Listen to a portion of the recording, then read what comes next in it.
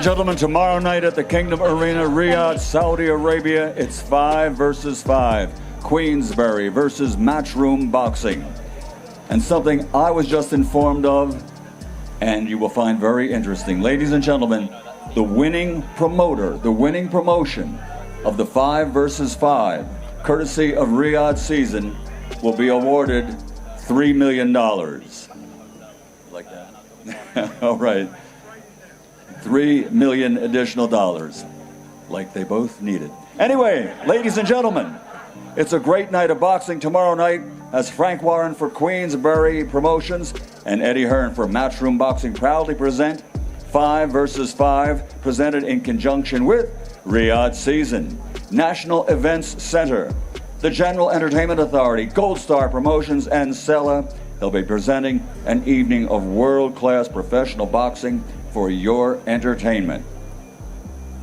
It's a special thanks, ladies and gentlemen, to the custodian of the two holy mosques, King Salman bin Abdulaziz Al Saud, His Royal Highness, the Crown Prince Mohammed bin Salman, and His Excellency, Chairman of the General Entertainment Authority, Turki Al Sheikh. So now, ladies and gentlemen, the official weigh-in continues with our final bout of the evening. It's 12 rounds of boxing between two of the very best in the world in the heavyweight division.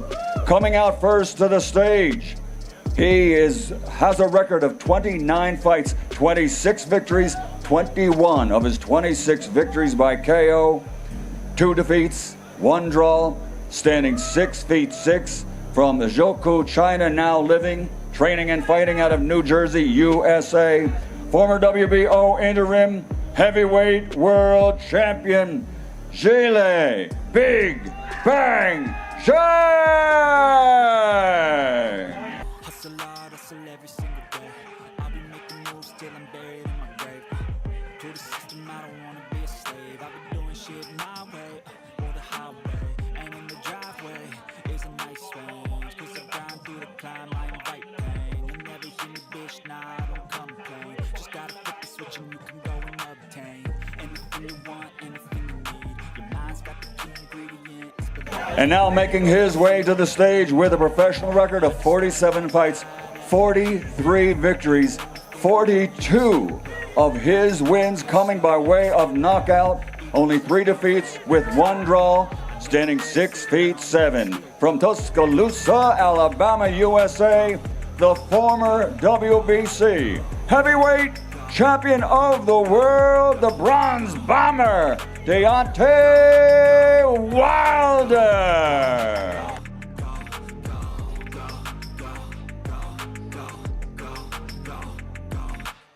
You got a mind, but even that could change. You could flip the gray matter like some batter in your brain.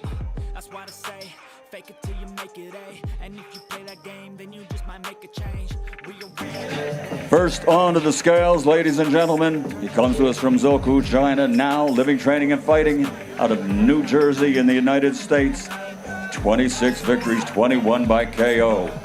One of the top heavyweights in the world, ZHILEI Big Bang Zhang. 282.8 pounds.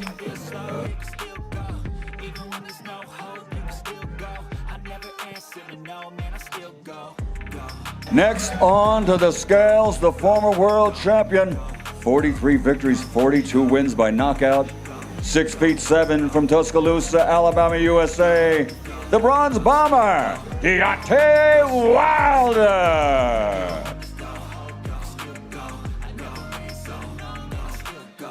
Hustle hard, hustle every single day. I'll be making moves till I'm buried in my grave.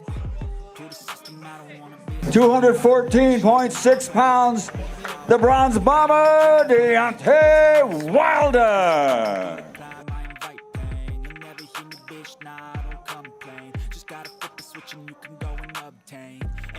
The final 2 fights, 4 of the best heavyweights in the world, 2 great matches.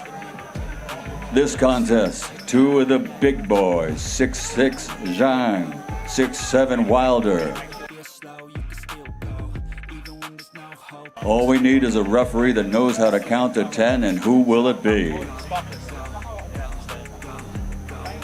This is a crossroad fight for me. Last time out, ZHILEI, Big Bang Zhang. The Bronze Bomber, Deontay Wilder. These guys' career is on the line. Queensberry versus Matchroom. 5 versus 5. It all goes down at the Kingdom Arena tomorrow night. Riyadh, Kingdom of Saudi Arabia. Rearrange all the bad to okay. Take the worst thoughts saying, turn them to a game. Take the best thoughts saying, put them on display. On repeat in your brain till you're feeling no more pain.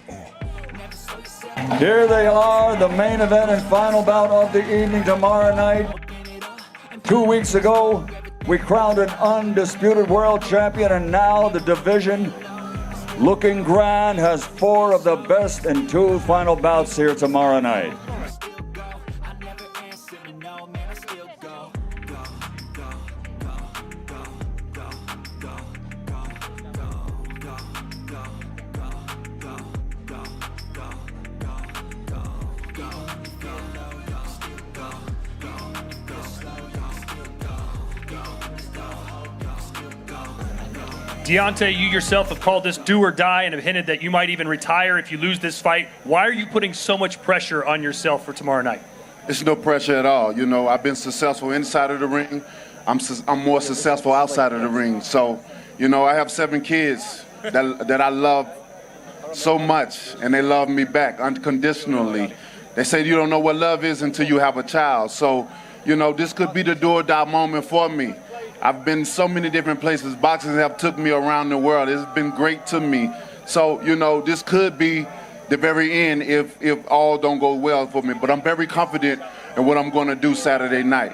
Yeah, Is back. in your last fight, I know you weren't happy with your performance. You just seemed like you weren't yourself. What Deontay Wilder will we be seeing tomorrow night here in Riyadh? That's the big question. And that's for everybody to witness come Saturday night. Can you give us a bomb squad? Bomb Squad! Yalla!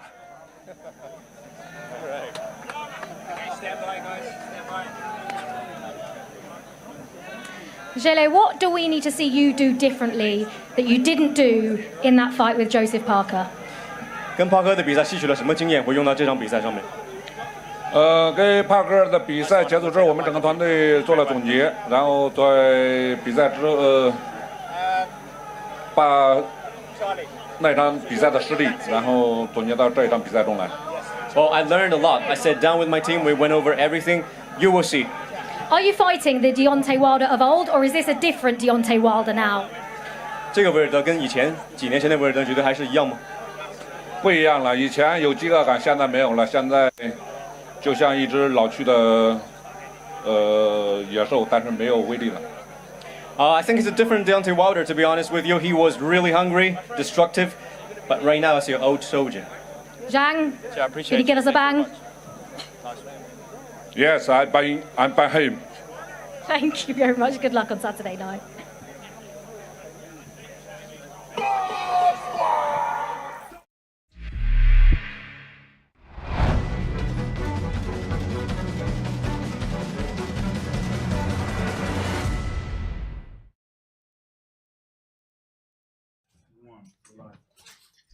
Welcome to the Watch Along. This is the 5 against 5 official Seconds Out Watch Along. I'm sure you were with us a few weeks ago for the official Watch Along for Usyk against Fury, the undisputed heavyweight title. Well, you didn't think it would get any better.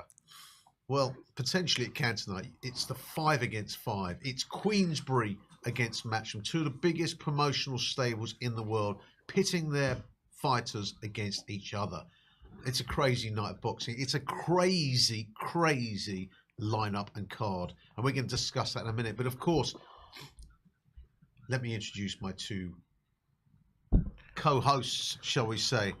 On my left is, of course, Kieran Duffy, former Scottish light middleweight champion.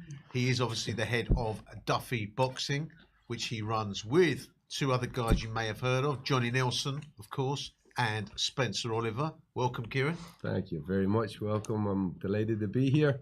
What a night of boxing, eh? What a night of boxing. Well, I'm delighted to be here as well, but it's only because I'm with my 2 main men here. And of course, let's without further ado, introduce our other co-host. He is the former trainer of Dillian White. He is the head of IQ Boxing. What can I tell you? He is, of course, Xavier Miller. Xavier, great again to be with you, mate. Yeah, thanks for having me again. And good to be here with my friend Kieran. And we're gonna have a good night of boxing. Amazing card, throwback to like a Don King, like 90 sort of card here. Exactly. I mean, it's going to be back to back. Great fights. He's a throwback. But I've got to correct you one minute. You said it's great to be here with your friend Kieran here. What about me? Of course. This is my long-term friend. Long-time friend. We've developed, all three of us. Of course we have. I think I've developed quite a bromance with you boys, haven't I? It's been great. I mean, the last one was amazing, honestly. Yeah, it was my first time. I enjoyed it. And I tell you what, listen, when the guy behind the camera said to me, I'm going to be doing it with you guys, I said, great. I really enjoyed your company last time. But of course, the main thing is you guys out there have got to enjoy our company, right? I hope you did last time. I'm sure you will again tonight. I want interaction. Now, I know it's the 5 against 5, and looking at some of the messages we had the last time, there are many of you who probably wouldn't be able to count above 2 versus 2. But it is 5 against 5, and I tell you what, I definitely want your interaction. Give me some text messages. Give me some stuff coming up on the YouTube channel, because this is going to be fun. Of course, we're doing it in association with DAZN, who you know. If you want to watch your boxing, Seconds Out. Is it SecondsOut/DAZN? Sorry, DAZN.com/SecondsOut.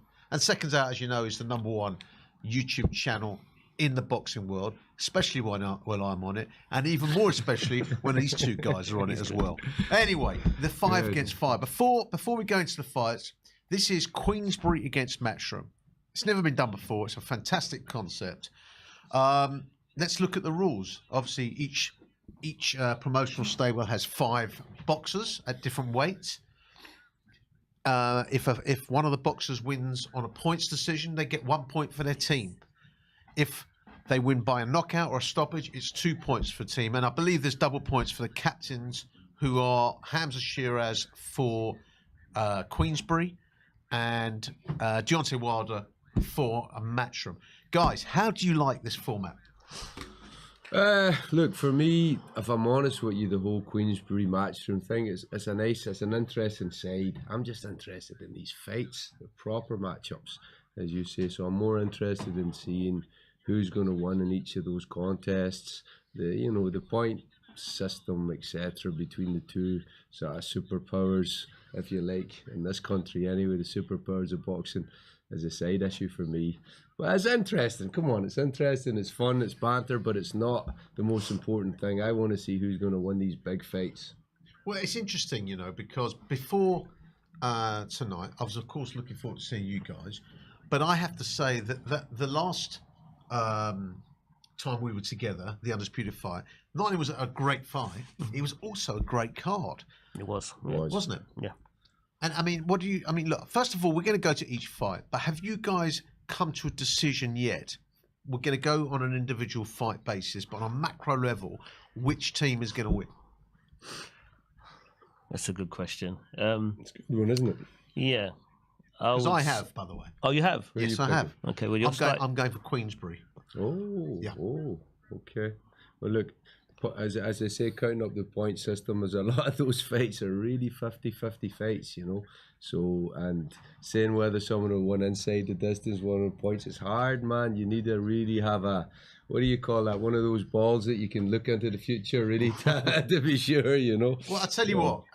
Let's have a look at the fights, because while we're here, which we are here, and let's have a look at the card, and then we can sort of, each one of us can come up with our own predictions. We're going to go in order. In order, we've got obviously Willie Hutchinson against Craig Richards. I love this fight, actually. Of all of the bouts, it's interesting that this one is the first one, because I like this one. I think Willie Hutchinson is great, and I think Craig Richards is underrated. He did very well against Dimitri Bivol. Let's not forget. Who wins this, guys? I'm going to go for Richards, and it's because of it's his CV. I mean, he's been up there a couple of times. He had a good fight with Bivol. Boatsi fight was great. I was there. Was there at ringside, saw that fight. He hurt Boatsi a couple of times in that fight as well. I just think that he's taken risks starting very early in his career.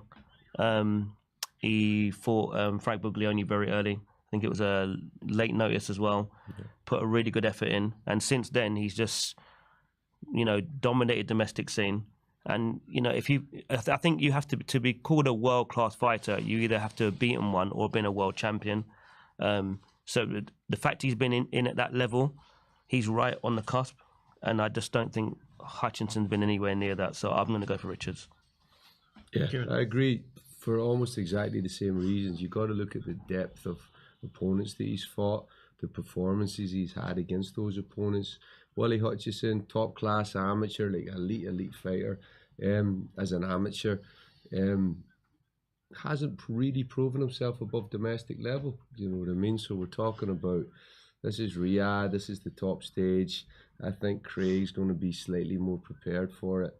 So I mean, that's who I go for. A lot of people have said that obviously in the past, if Craig Richards believed in himself more, well, I don't know how we can tell whether he does believe in himself more, but I mean, I'm going with Willie Hutchinson on this. Just, I like him. I think he's on an upward trajectory. But what a matchup! It is a very, very good matchup. It's the type of look. I see what you're saying, Hutchinson. This is the type of fight where someone can make a statement, change their lives. He can come in. He can shock everybody. Because I think the basic consensus is that most people think Craig Richards is going to come through this. I think he's favourite. I don't know what the bookies say, but that's what I would imagine. The gym talk says that anyway. So I think it's a big opportunity for Willie Hutchinson. Let's see if he can do it. And hats off to him. How does he do it, guys? How does he do it?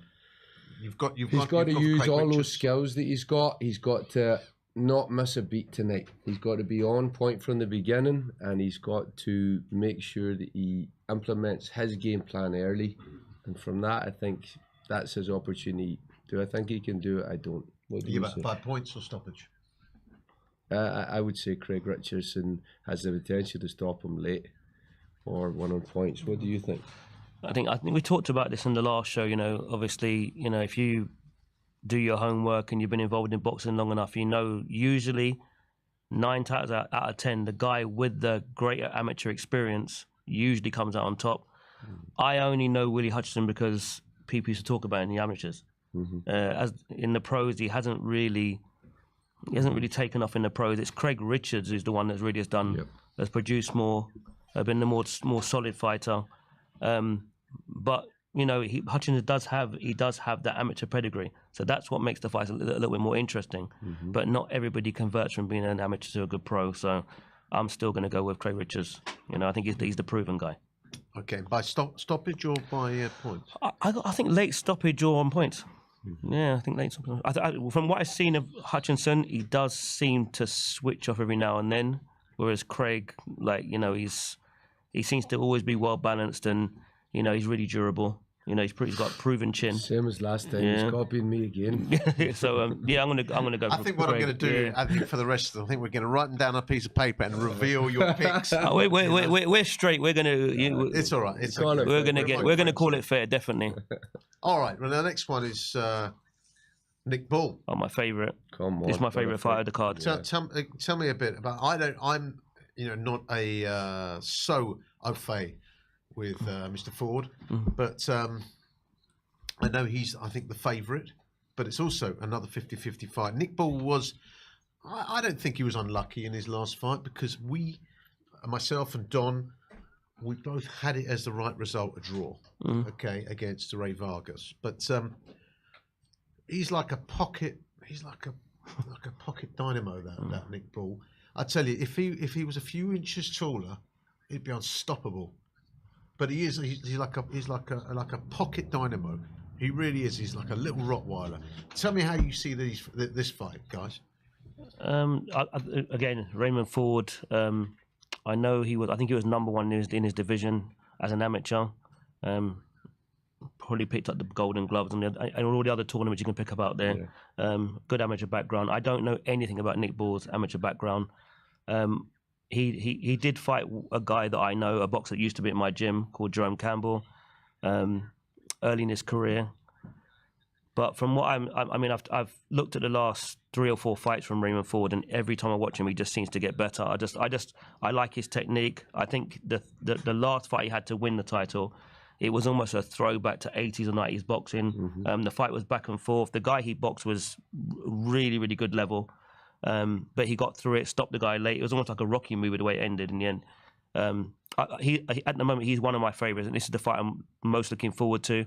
I agree with you. I thought that the Nick Ball fight was a draw, but at the same time, I do think maybe 2 or 3 points should have been deducted. By the way, Xavier, because a lot of people think that Nick Ball was robbed. I don't think so. I don't think he was robbed. What I do think, though, is that at least he should have lost at least 2 or 3 points. Some of those tactics he was using in that fight, to me, is unacceptable. Obviously, as Hatton said, it's not a tickling competition, but there has to be boundaries. And I think always pushing your forearm up in someone's head or face or open palm, you can do that every now and then. But when you're doing it round after round after round and not getting a warning for it, no points deducted, I think it's wrong. It's like, where is the rules then? As far as the bout's concerned, they wouldn't have liked it if it was the other way around. And that's the part of the fight that I didn't like. I really liked the way he came back into the fight, because he had quite a slow start, Nick Ball, and once he got going, he had his opponent in a bit of trouble. So he finished the fight well.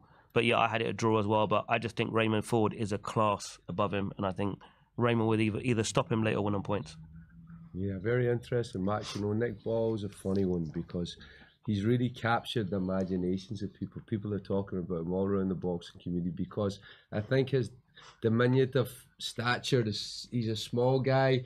He boxed against they look like 2 completely different weight divisions when he fought for the title last time.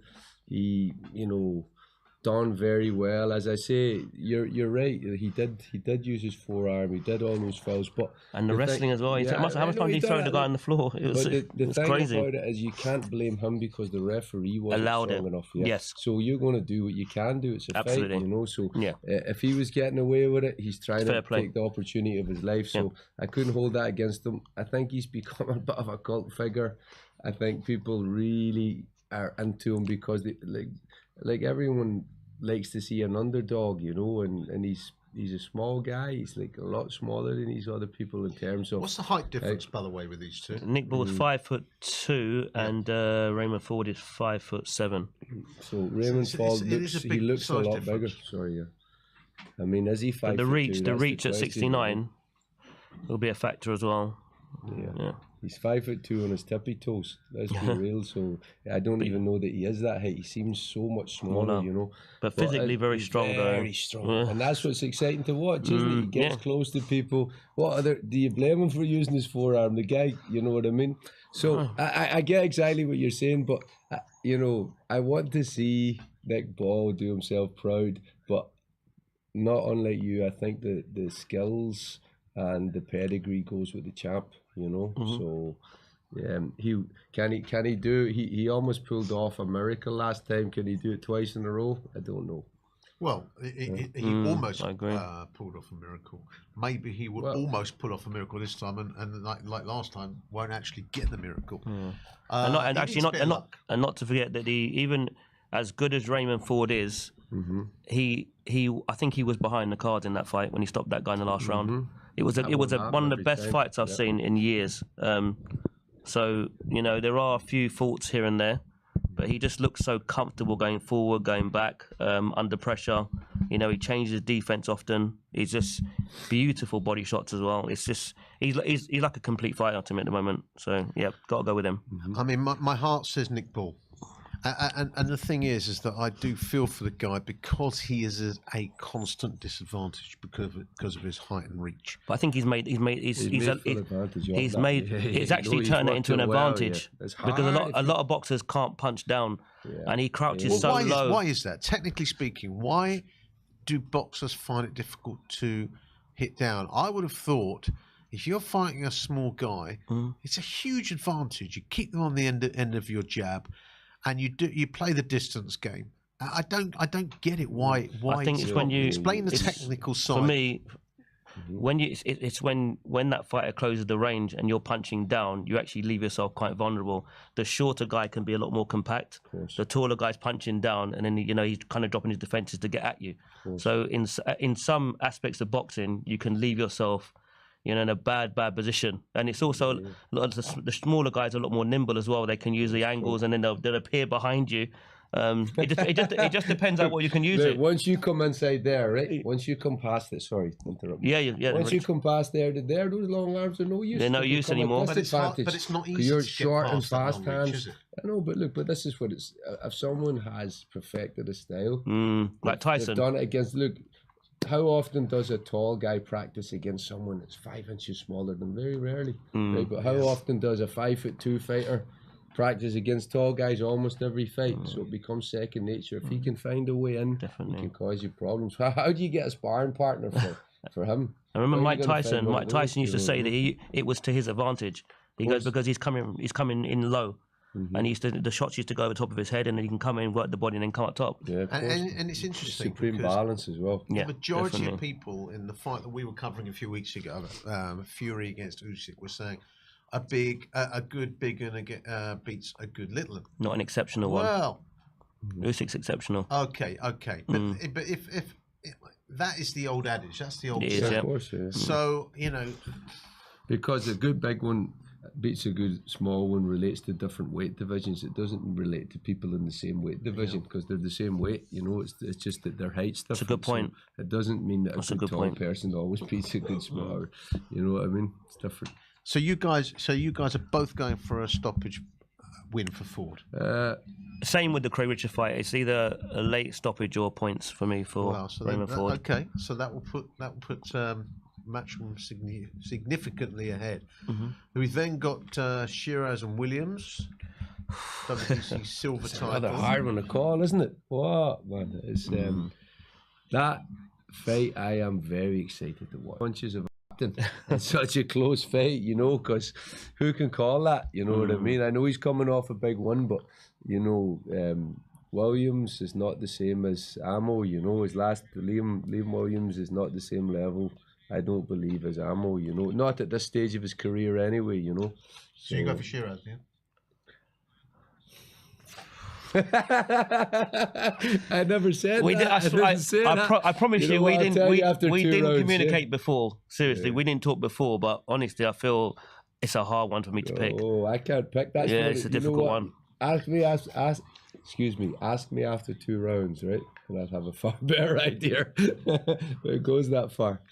Well, in between, you've got obviously the Dimitri Bivol, who is defending his light heavyweight title as WBA and LBO. But that isn't part of the fight. Lost a bit of shine that fight anyway, because obviously the better be fight was supposed to be that we wanted. Yeah. So we can bypass that for the moment, because of course after that you've got one that you both have a particular interest in, which is Daniel Dubois against Filip Hrgović. Yep. It was potentially going to be for the IBF heavyweight title, but that is not happening now. It's for the IBF interim title, and obviously you've got to come out of the emotional, because you've both got interests favouring Dubois. You've now got to just become rational. Give me your rational thinking rather than your emotional thinking, because we've got to be impartial, which is difficult. I mean, look, don't ask me to be impartial for this one, right? This is my team. Don Charles is my man. Tony Pill, Ian Dewberry. I was in the corner last time, so I'm still involved with them. It's just I opened my own gym and I've got my own thing, so I'm not getting to be there as often. I still popped in to watch the sparring when I could, and Daniel looks amazing, strong, aggressive, consistently aggressive. What kind of sparring partners? Man, they can't look. I don't like talking about sparring, but he's bringing Americans in, and he's trying to get 10 rounds out of 3 people, and it rarely happens, So this guy is putting people over. That's why I travel halfway across London to watch it, because it's not every time. I know that his heart was questioned by Hrgović, but I look at Hrgović versus Zhang and the way that he walked away a number of times, he seemed disinterested in a hard fight. I wonder whose heart can be tested, because someone that shows such emotionalism in the ring is vulnerable to breaking, you know. So, although bear in mind against Zhang, like I said, I had heard that Hrgović had lost his father a day before. That would have had an effect, of course, a major effect. No doubt. That can go right. So I didn't really know that. But look, I can only take it on the fights I've seen. Who's his significant victory against? It's against Zhang. What performance did he have? It was very close. Very. And he's a high-level fighter. He lost. puts his punches together lovely. He throws a very good right hand, which, look, as a punch that could potentially cause problems for Daniel Dubois. Am I sure he's going to win it? No. But what way do I lean? For sure I lean with Daniel Dubois. Because I've watched him, I've been around him, I know his intensity. Stoppage? Stoppage. Come on. Stoppage. Yeah, again, you know, it's the relationship with Don Charles and Ian and Tony Pill. You know, I've been in the corner with those guys in fights before. You know, I'm still always down the gym. It's like one family. You know, we no matter which of our fighters is going out, we're all one team. You know, it's a difficult one. It's a very, very hard fight, but with Hrgović, the couple of times I've watched him, I haven't been impressed. I thought he lost the Zhang fight, in my opinion, and he didn't look particularly good in the Dempsey fight either. I thought Dempsey was giving him a good run for his money until Dempsey kind of got tired and got stopped late. The key there was that, you know, is it because he struggled against two southpaws? Daniel's orthodox. Maybe he might find that style a little more easier to deal with. But I'm still going for Daniel Dubois. I think it's his time. I think because of his last performance, he just looks so confident under Don. Not just his boxing, you know, he's coming out as a character, as a person. And he's really starting to believe in himself. And I think this is the reason why they took this fight. And I do think that I think Hrgović, I think he's left it a bit late. You know, Daniel is 26. He's already been involved in big fights, so this is not going to affect him in that way. He's been under the bright lights before, never shied away from taking on big challenges, so that's not going to be an issue. I just think if Daniel can make a really good start, like he did against Big Babe Miller, I think he could really possibly stop Hrgović or beat him on points. But it's a 50-50 fight, definitely. Look, I understand. That's for sure. It's a 50-50. I lean towards Daniel. I think he's got the power, and I think he's completely unfazed about this. He's not mentally. He's ready for it. So come on. I'm biased, just like you. I'm biased, but I think inside the distance. Okay. Well, we've got. Listen, the first bout, the two boxers are in the ring, Craig Richards and Willie Hutchinson. But before we start talking about that, we've got one more bout to review. ZHILEI Zhang against Deontay Wilder. I'll be honest with you, I go with Zhang every day of the week. What about you guys? I think that Deontay Wilder lands a big right hand and knocks him out. Okay. I want Deontay Wilder to do that because I just think he's good for boxing. He's good. I think the heavyweight division with all these characters right now, you know, we're not going to have them around for much longer. They're all coming towards that age now where another 3-4 fights, they're probably all going to be retired. I think the longer he could be around, the better. I think, I don't know, it's a difficult one, but I think if Wilder if he can land, I think he has got what it takes to go and put Zhang out. We've seen Zhang hurt before.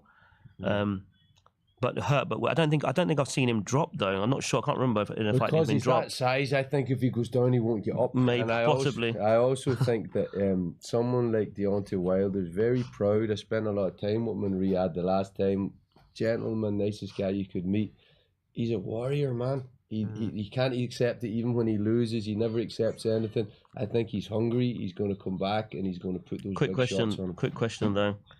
The two fights he had with Luis Ortiz, he was losing every round until he found that right hand. But that's the thing. He needs to find that right hand again today. He needs to find it. He's not going to pick up many rounds. Isn't that the first? Isn't that the guys? I don't last know how thing he you won lose is your power, right?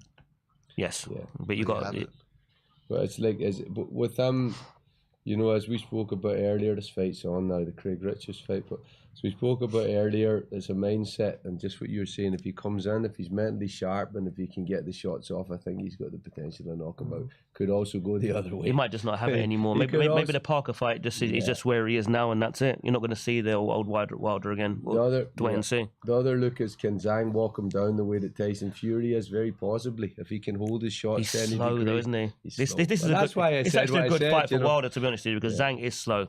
I just think I think anyone he lands flush on, he's got a more than 50-50 chance of putting him away. To sleep. Yeah. And I think that big old head is Zhang, man. That's a big old target. It's a big target. You know what I mean? And how do you bob and weave when you weigh 285 pounds? You know. So let's see if he. You should be worried about the counter punching ability of Zhang, though. Yeah, he Zhang's a southpaw. That makes a little bit of a difference, doesn't it? It does, and they're both Olympians as well. That's right.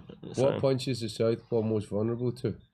Yeah, straight right hand. Yep. And Zhang will be looking to try and counter that. Is an orthodox fighter who's facing a southpaw most vulnerable. Anyone that's facing Deontay Wilder, the what? Sorry.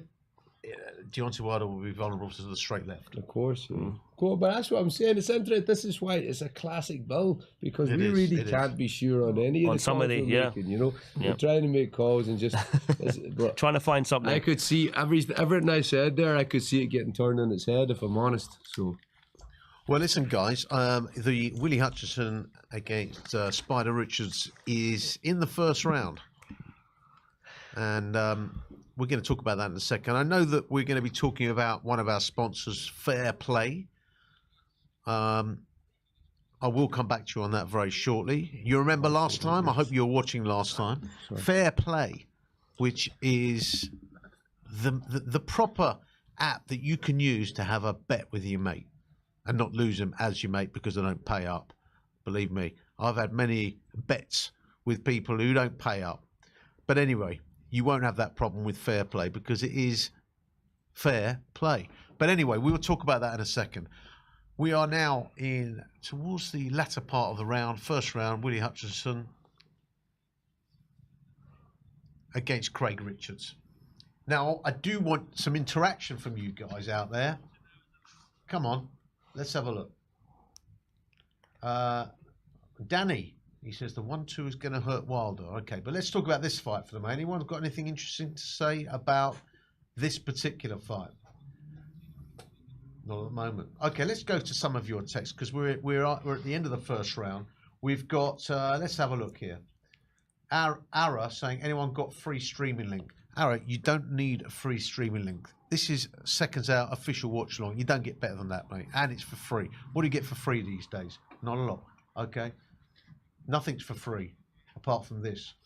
All right. Danny, Dubois to hurt Hrgovic with a body shot. Okay, possible. Zhang is a monster. Wilder might get it, though. Does that mean Wilder might get it, or does it mean he might get the win? You need to be more specific, Big Spartan. All right. Like I said, not a lot of people on here, when they do write, I understand what they're talking about. I'd be grateful if you can be a little bit more detailed so we can analyse it. John Presley, Hrgovic dropped Zhang. Did he? They might be right. Round one. Did he? Might be. Other way around. I know Hrgovic definitely dropped. Yeah. Okay, so if you're related to Elvis, then Hrgovic dropped Zhang. All I can say is, ha ha ha. Okay. Danny, the 1-2 is going to hurt Wilder. Okay. Scratcher, Bray, Speak Man. I honestly, some of you guys, you said these are going to be some great fights. My money is on Queensberry. Yeah, well, I agree with you. I said that earlier. Jack Anthony, I'm literally watching it for free on my TV. Okay, well, it's not for free. Not when you get that fine through the door. But you won't get a fine watching it on Seconds Out in terms of the watch along with my two bros here, Kieran and Xavier. And believe me, it ain't gone much better than that. I can tell you. Right, how are we doing here? Interesting fight. It's a battle for range. Who can control the range? Who can make their jab most effective? Sorry, I'm watching and talking at the same time. They're both trying to hold ring centre, aren't they? Yeah, it's a battle for jabs, really. Hutchinson keeps switching. He's trying to find something, trying to give Craig a different look. But Craig Richards looks very calm. He seems to be dealing with both stances quite well, actually. Yep. And his jab looks good. Is Willie Hutchinson a renowned switch hitter? Because he was in the southpaw stance before.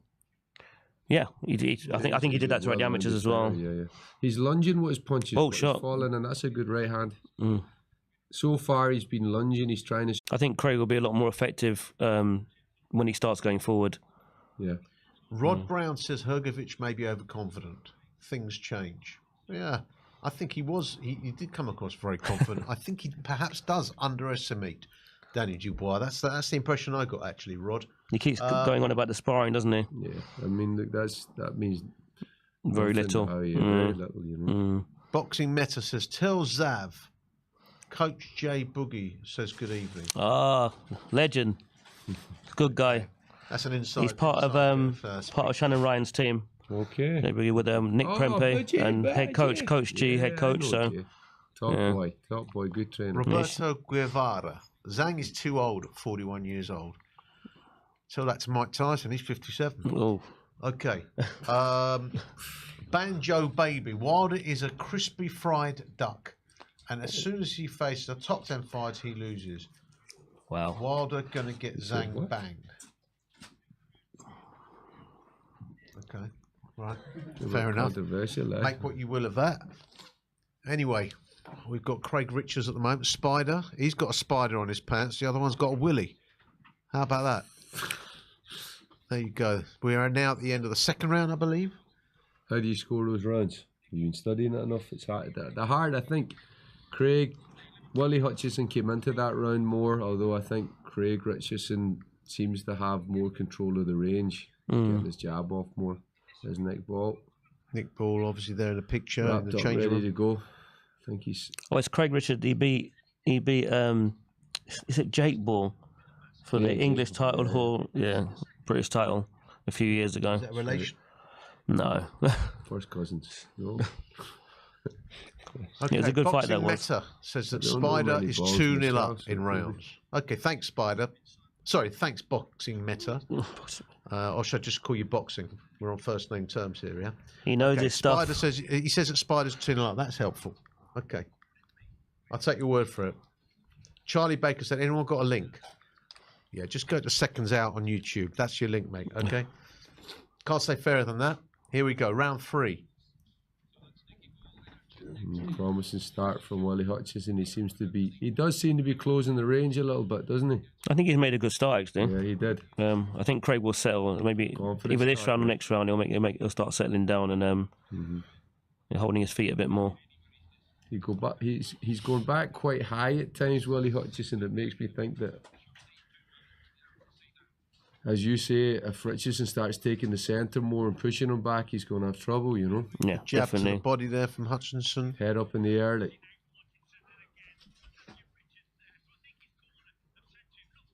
Who's Willie Hutchinson's coach? Good question. I'm not sure. Coach. It's a shame we're going for Craig Richards, isn't it? He's doing quite well. I think he's based in Belfast, actually. Who I noticed he's got the same corner team as Anto Kakashi had. So Kakashi had in his title fight 3 weeks ago. David MC says, who's fighting after this fight? Well, that'll be Nick. That's the Nick Ball fight after this one. Great fight. It should be a great fight. I think Craig Richards needs to put more pressure on here. He's allowing Hutchison to kind of do what he wants. Yeah. But Hutchison does look open for a right hand. I know what you mean. He's pulling straight back. Yeah, his head's up. And his chin's coming up. Yep. So if Craig can time him. Good jab there from Richards. I think if Craig goes straight to him, because you can only, if you go back high, touches his chest and brings his shots over there, then I don't think he'll look as good on the back foot. You know? By the way, if any of you guys want to order us some food, I've not eaten my dinner yet, but if any of you guys want to donate a nice takeaway, I'm up for it. I'm a bit parched, I must be honest. I think Craig could do with a few more feints here as well. Try and get a reaction out of Willie Hutchison. Richards. it's a strange performance from Craig because he doesn't seem to be really initiating much. He's reactive with his punches, and he's allowing Hutchison to try and stamp himself in the fight, you know. And he's allowing him to lead, yeah. You know what I mean? He's Yeah. letting him take the centre. He's letting him be the aggressor. Look at that Good right again. hand. Going back in a straight line, Craig Richardson getting caught high on the ropes. Yeah, it's a good One- start. One thing I don't like about Hutchison's style is he's very upright. Seems a little bit stiff upstairs, doesn't he? Yeah, that's just the point we're making. But he's having success here because he's forcing himself. He's winning this round. What do you think? I think he's taking Yeah, this round. Hutchison definitely winning this round.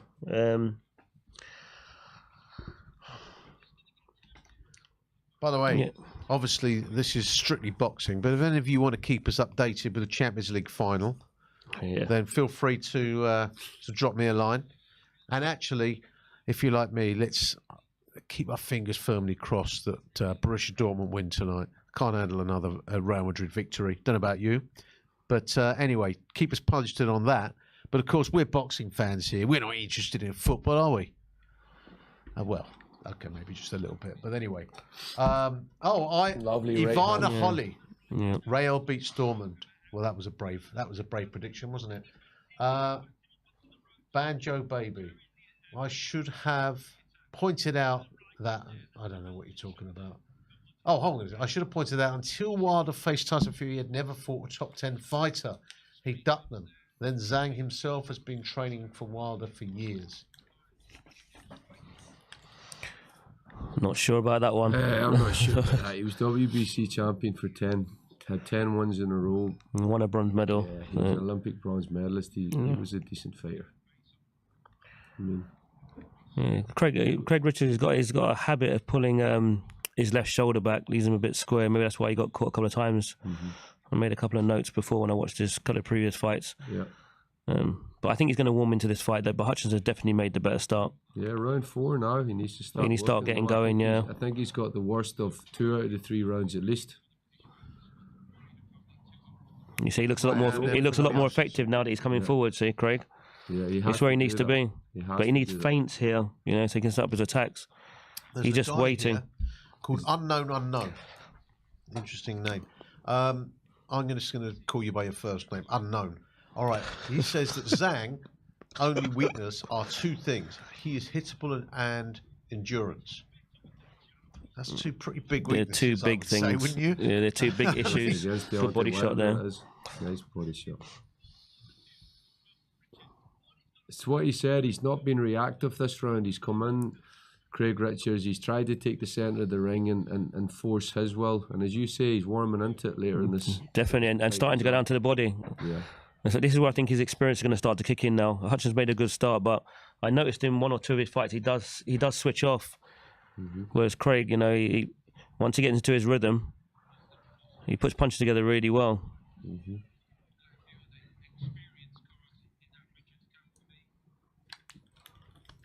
And he's definitely had a better round here, Craig. Now he seems to be settling. Yeah. I'd like to see him start putting a bit more pressure on. And Hutchison should really go back to what he was doing early in the fight. You know, keeping Craig on the back foot. Yeah. Good shot from Hutchison, though. See, again, see Craig's his left shoulder keeps coming back. It leaves him a bit square.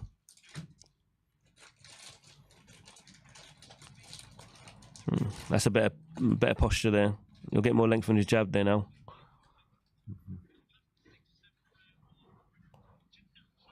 To go back down to the body as well, Richards. He was doing that early in the round, and now he's kind of got away from it again.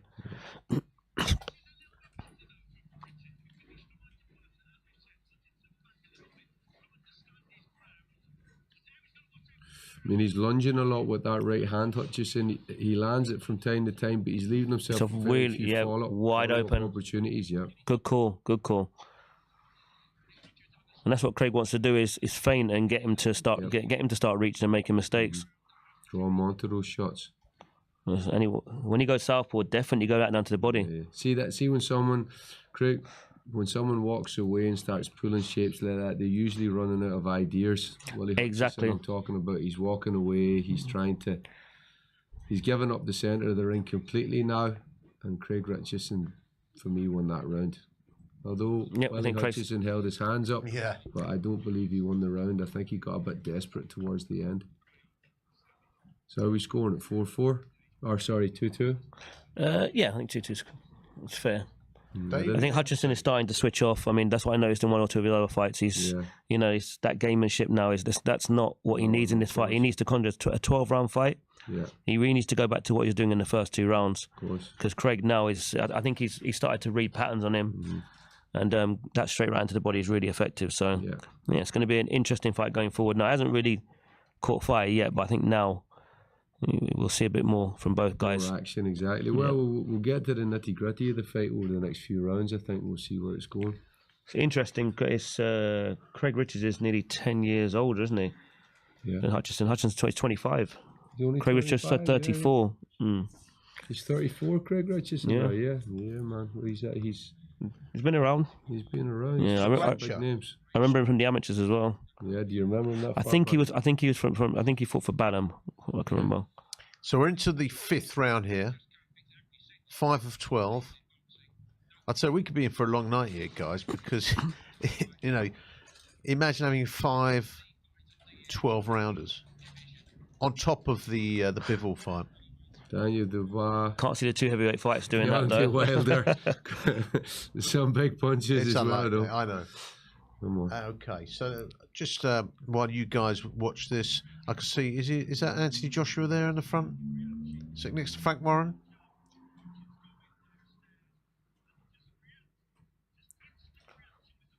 Yep, professional. Yep. Center. Yep. He's running out of ideas, Willie Hutchison. He's relying on that big right hand. He's falling with it. And for me... He's definitely got good boxing skills. Yeah, he's got fast hands. You can see why he was such a successful amateur, because he's physically so gifted, you know. But he hasn't given up. Look, he's not out of the fight. This is still a close, hard-fought fight. Every round's relatively close. I don't like that switch hitting. I feel like it's not getting him a lot, you know. Yeah, there's no method to what he's doing. Do you know what I really. mean? There's no method. He's not setting the shots up. He's just relying on that's. Although he's having success, now he's landed some big shots on Craig Richardson. It's a good burst there. It's a good burst there. Very explosive. He says, "Seconds out, thank you." But you see Craig seems unfazed though. He doesn't seem just calm. Those shots, yeah. Yeah, he was he's moving calm. back when he was hit, so the power was slightly out of him. It's a very interesting bout, this one, because you've got 2 guys. Of course, like all of these bouts, they're very evenly matched. There's not much to split these guys at the minute, is there? Yeah, I think this is a big round for Hutchison now, actually. He really came into it. He hurt Craig with a couple of those shots, and Craig's, you know, slowed down. He certainly slowed down his own work rate. So let's see how this round ends. But as you said earlier, he didn't panic. Yeah, he didn't panic. He didn't seem hurt, but they were effective shots, you know. And scoring shots at the end of the day, yep. And definitely. Those jabs, you know, I call my own mistake. The switch hitting's actually worked for him now, because he's shown an unorthodox stance and he's letting his physical attributes of speed. I'm watching the body work of Craig Richards though. I do think another 3 or 4 rounds, I think he might have slowed Willie Hutchison down. And it's interesting, even though he had success, he didn't build on it. He took a while. Right. He stepped off to recover, as you should do. Stealing the round there. I still think Hutchison won the round. Take the round. Yeah, definitely. So going 1 up. I've got a shout out here because is it David MC? Okay, let's have a look. David, you said you've got your son to pick 3 to win. He went with Bull. Well, I think you mean Dubois. You put dubious. That's interesting. But you said Bull, Dubois, and Wilder. So I've done a £5 treble. We get £85 back if all 3 win. Beers are on you tonight, David. But anyway, he wanted to know what you think of that, guys. It's good advice from Shane McGuigan. He's basically saying fire that into the chest area, straighten them up a little bit because his head's up in the air, and that's exactly what I was saying earlier. He needs to stab, make him taller, you know. Yep. Guys, quick response to what David MC said. What did he say? Sorry, I was watching the fight. He said he's got his son to pick 3. He went for Bull, Dubois, and Wilder. Good picks. Good picks, definitely. I would agree with his son, potentially, anyway. I'd hope to. I've got to be honest with you, Dave. They both went against Bull. They did. We're with you with Dubois, though. We'd like to see them. We'd like to see those wins, potentially. It'd be very interesting, be good for boxing. So we're into round 6 here, Hutchinson and Richards. Hutchinson currently southpaw stance again. What I would like to see from Richards, though, is that when he does get caught with a shot, I'd rather he tightens up a bit. He he gets hit and then he goes back to take the power off the shot, but then he drops his defences. He's going back with a low left. It's the classic. There you go again. That's another right hand from Willie Hutchison. I'd like him to be close enough to catch and counter, yeah. See, Hutchins, he's loading up. I'd rather Craig settle down and try and catch and counter some of those shots instead of trying to move back in a straight line.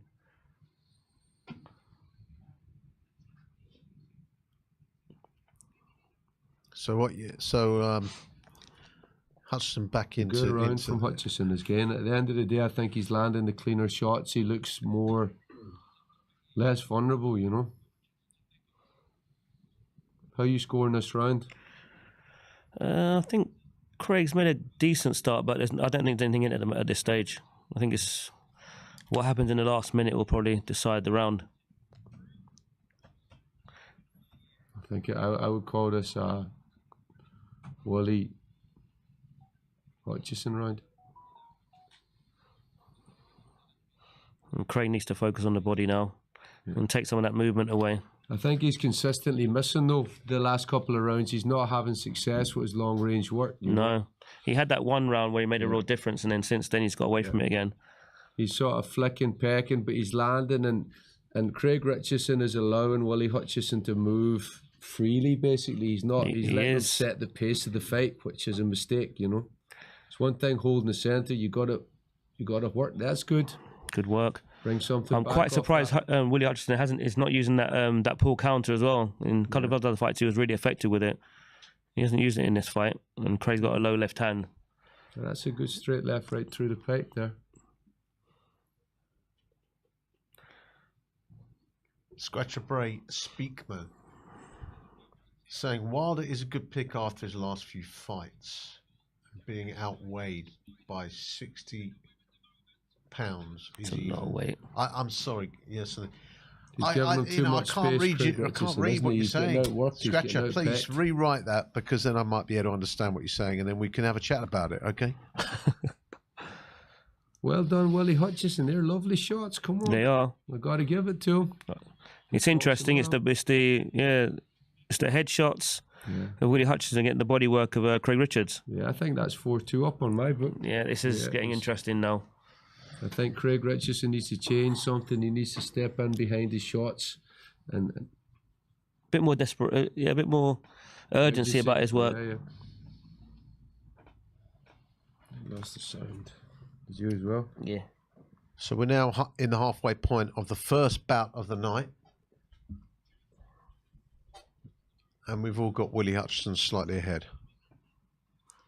I would say 2 rounds ahead. 4 rounds to 2. Yeah, Craig Richardson, he needs to switch the tempo here. Hutchison's way too comfortable. It's comfortable. He can pick his shots. He can move around the ring. He's not really cutting off the ring. Yeah. He needs to make some technical changes here, or else this fight's going to start getting away from him. Yeah. Keep your messages coming, guys, and girls, of course. We want to be sexist, but yeah, or even non-binary people. You can also send your messages in as well. All right. Just keep them coming. Keep them coming. We want to read them out if they are legible. But yeah, keep them coming and we can chat. This book's going to be interesting. Yeah, of course. Definitely. The Honies.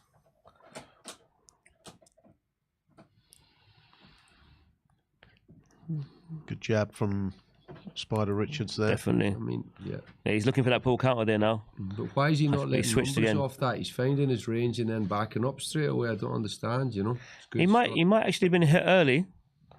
Yeah. And maybe he felt the power. You know, so he's just going about his work a bit more cautious. Maybe he feels that maybe Hutchinson's not weakened enough yet. I'd like to see what's been said in the corner. Because he's not followed instructions he was given about stabbing him and bringing the shots. You know, Shane McGuigan said, touch his chest, make him taller, hit the centre of mass, you know, and he's not doing that. Good shots, Willie. Looks confident, looks very confident. Yeah, but he's hitting the gloves there, though. No? They're hitting the head. I think Craig also needs to turn that straight right hand into a right hook now. Try something a bit different because he's missing that straight right hand. Well, that's exactly the point. What's he doing that's so different? It's very basic, you know. Look, it's still a relatively close fight, but I just feel like still got Hutchison the cleaner shots are coming from Hutchison, the faster, crisper punches. And the work rate as well. It's hard not to be impressed by what Hutchinson is doing here. Yeah. Because Craig Richards is a very good fighter. Yeah, very good. And he seems to be putting him out of his comfort zone a bit.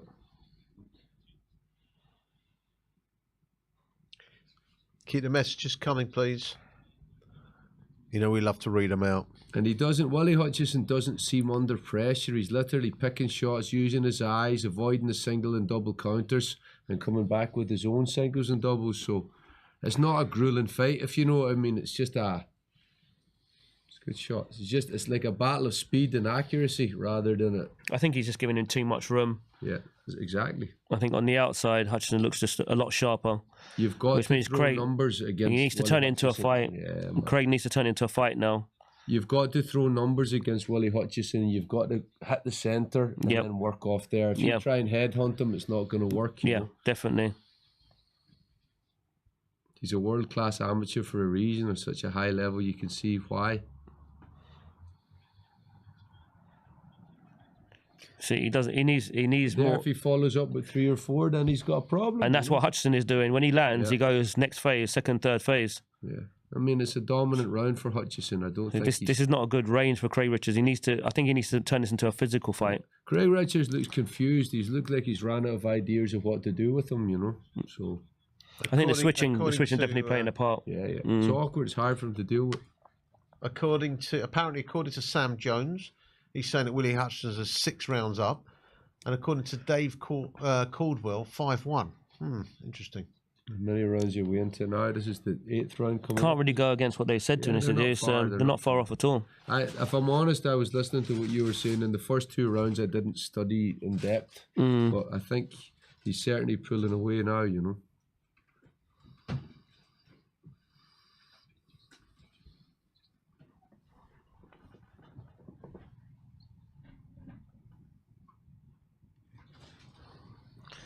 Confident. So they're just interviewing. Well, not anymore now. But they were previewing the up and coming fight between Ball and Ford, and we're just heading into round 8. Be interested to see if Willie Hutchison can hold it together here because he's made a good start. In the stretch, 8, 9, 10. It's not what I was expecting. To be honest with you, not at this stage in the fight anyway. I thought the first 2-3 rounds Craig would struggle until he settles down and he start taking over, but that hasn't happened. There is only one man on this panel who said that Willie Hutchison was going to win this fight. And I don't know, I can't quite remember who it is. But That's true. It's early days. Props to you. You did call it. Yep. But this is the kind of fight Craig needs to bring now.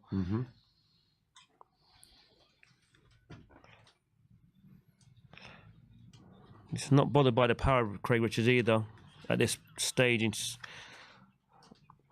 I remember speaking to Jordan Thompson about this fight, and I think he mentioned to me that he'd sparred Craig Richards, and he had Craig Richards down as favourite for this fight. Yeah, definitely. So did I. I mean, look, Craig Richards has got the better pedigree of the two, but look, as in the pros, in the pros, he's got a chance of their life. You're in Riyadh. Strange. It's like the FA Cup final. Who's going to win? Who knows till the day? Like, you know.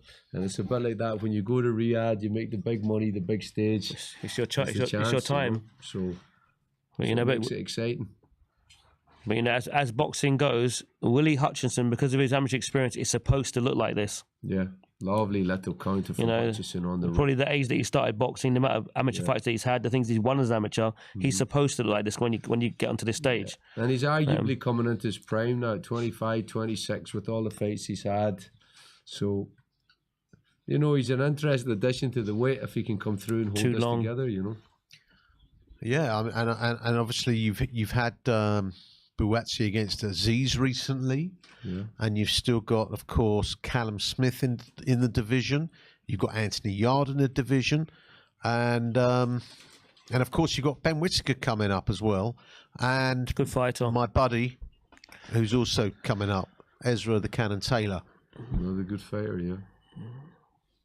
So there's a lot of good light heavyweights coming through. Aren't Depth there? in the division, domestically or in the UK, I should say. I mean, Willie Hutchison is moving around. He's making this look easy because Craig's only thrown single shots. You know, so he's just avoiding single shots and countering back. If you told me that it was going to be a battle of single shots, then I would have picked Hutchison at the start, you know, but I'm surprised, you know. According to Pupman McGee, he thinks Richards is still getting a KO punch. It could happen. Could happen. Anything can happen, yeah. His timing just looks off to me. I've seen so many of Craig's fights. Yeah. Look, it's and hard. he doesn't miss as regularly as he's missing today. See, and he's overshooting a lot, leaving himself vulnerable. He's been doing that from early in the fight, so he hasn't got it together yet. And I think you made a good point. He is struggling with the switch hitting. He's really struggling. To find his range. Yeah, and which is, you know, surprising with a fighter his experience. The other thing is, it's no joke traveling. You're going out to a ridiculously warm climate. You're away from home. And if you're not used to traveling consistently for big fights, maybe can have an effect. You never know what happens. But you're right. He doesn't look. His timing just looks really off. I mean, even when he's throwing the hooks, they're going behind Willie Hutchison's head. The thing you do have if you're an amateur of... See, look, he's just thrown a straight right hand there, and he's so close, it should have been a hook, and it's gone right behind Willie Hutchison. But what I'm getting at is, why is he not throwing 6 or 7 shots there? Putting combinations together when he gets in range. Chest, man. Yeah. Let you shot. You're the hungry guy. You're the one that's down. You need to put numbers together, man. You can't just go in there and try and outpeck a world-class amateur boxer, you know. Definitely. Outpeck. You got to want it. Who wants it the most? That's what it comes down to. Just seen Joshua there. Round 9, guys. Just started. Great guy. Just at the Ben Davison's gym Wednesday or Thursday, with my welterweight, and Joshua was there training. Yep, he's good. You know, told he's in the gym every day. You know, just working. So loves the life. Yeah. I've known Joshua for a long, long time. He's always been a really good guy. Yeah, Anthony Joshua, yeah. I don't understand the hate against him because he always speaks very well. Yep. Very respectful. I mean, come on, man. The guy can, and look what he's done, look what he's won. He's gold medal, 2-time heavyweight champion. That's right. I mean, I'm not sure what more anyone wants from him, from a champion, really. Listen, he's done very well. Listen, don't get me wrong. He's had, as I said to you last time, he's had a fair bit of luck because he did. I mean, look, when he was in the Olympics. No, when he was in the Olympics 2012, there was 2 fights he lost there. With all due respect, he was in London. And he lost 2 of the fights. He certainly shouldn't have won the final. He got the decision because he was in London. No, do you not think so, Kieran? No, I've got. I think Joshua's actually. I mean, he started boxing quite late anyway. I think he's done very well. Kind of overachieved, actually. I think it's just been. I think he's done well. Look, amateur really boxing, great. There's been all sorts of robberies, good decisions, bad decisions. A roll of dice. It's well known that the home fighters, wherever they go, tend to. The home nation will pick up medals. So the point you make is valid, you know. But I don't think you can call luck on someone that's had this many world title fights. No, when I say luck, excuse me, if it sounds disrespectful, but when I say luck, take for example who he fought for a world title in his 16th fight. I know, but I bet you would have. Sorry to interrupt. I bet you would have been loved Dillian White to have had that fight, to get a Charles Martin to fight Charles Martin for the world title, wouldn't you? But didn't Charles Martin fight recently against the upcomer who's signed to Top Rank? Yeah. Can't remember his name.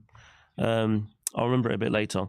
But he gave him a run for his money, and he hurt him a few times. Look. And he hurt Luis Ortiz as well, Charles Martin. Yeah. So I was there. That some victories they really, really age well, and that one's aged quite well. And also, not even to do with that. What it comes down to is he was never considered the heavyweight champion of the world after he won that fight. He won a belt, right? When he beat Joshua and Tyson, or when he beat Klitschko, and when Tyson Fury kind of disappeared off the scene, then he started to become known as the true heavyweight champ. He won some big fights, always done well against, you know, he always showed up basically, you know, so I give him credit, you know, he always gave good performances for the most part. And he fought Usyk, who's proven himself to be.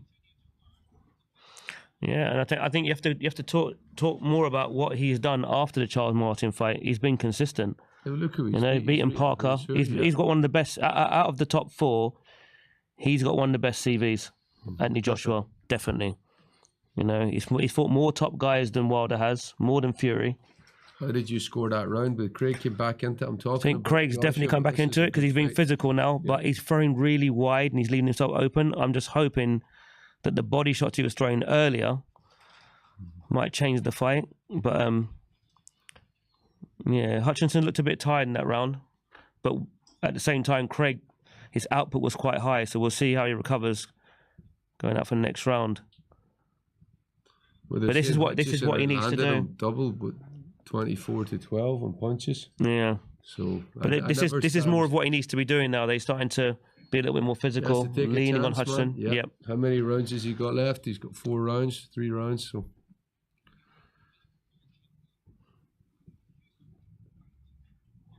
It's ridiculous, £85, isn't it? Is it 85, 70 pounds? Sorry, it's ridiculous weight, man. God's sake.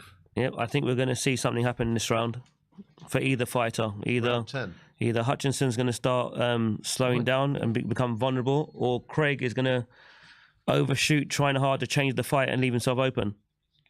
I think something's going to happen. There's something special about round 10 anyway.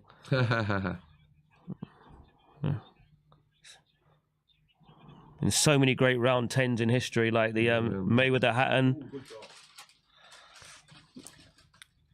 See, this is. You're right. Something's happening. Diego Corrales, Castillo, round 10. There's been so many great round 10s. I don't know what it is about round 10. God, they're swinging. They're swinging. Good hooks both ways. Really going toe to toe. This is going to be crazy. It is. This is championship rounds now, isn't it? It's going to get interesting. That shot hurt. Like I said earlier, who wants it most? Let's have it. Come on. Going toe to toe, both of them.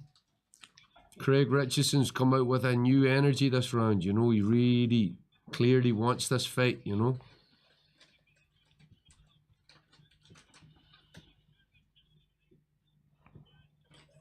I don't think I've ever seen Craig Richards this tired before. Why is he falling with those shots? You know, he really doesn't seem...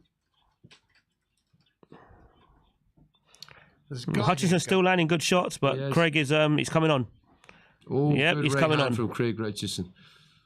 Definitely, Hutchinson doesn't look as solid this round as he has in the earlier rounds. Well, Xavier said he switches off from time to time. He does, yeah. Putman McGee, he says that Parker stands out better than AJ record-wise. Who's that?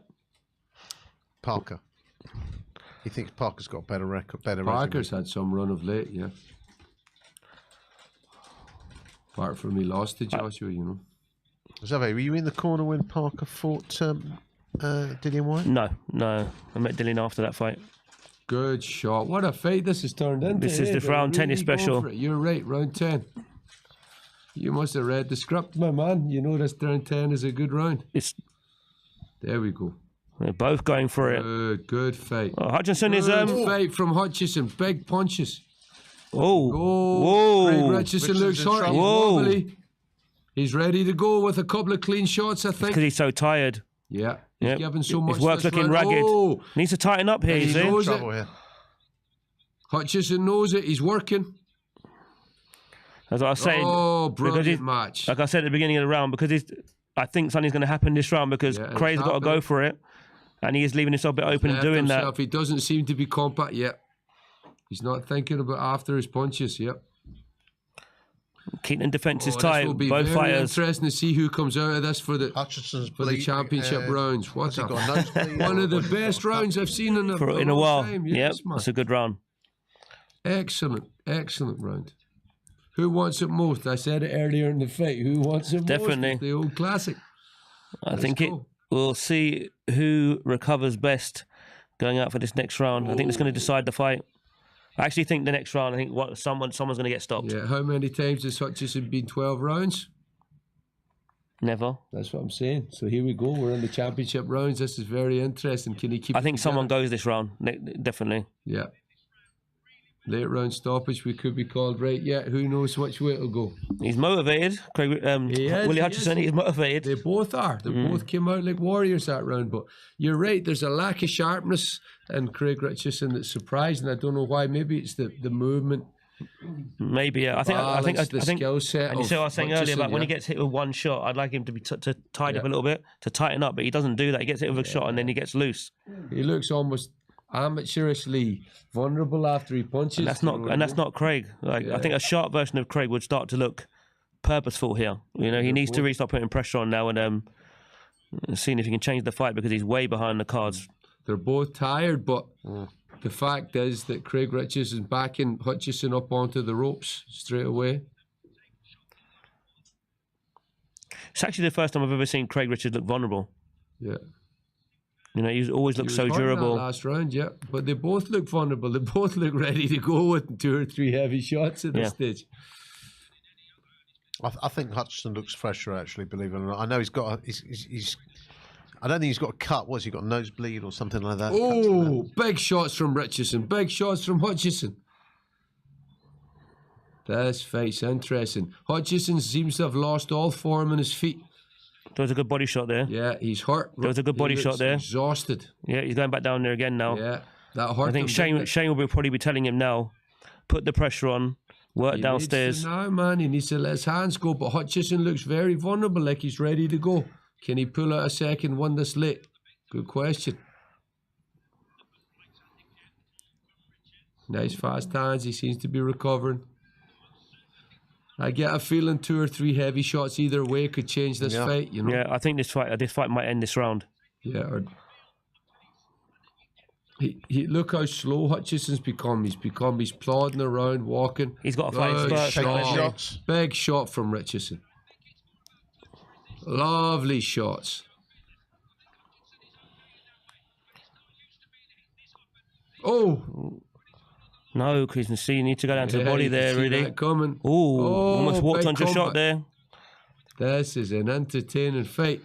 It's almost fought in. Got checked there on the way in, Craig Richards. They look like they're fighting in altitude because none of them seem to be breathing. They've lost the sharpness this late in the fight. Don't switch off. The defense.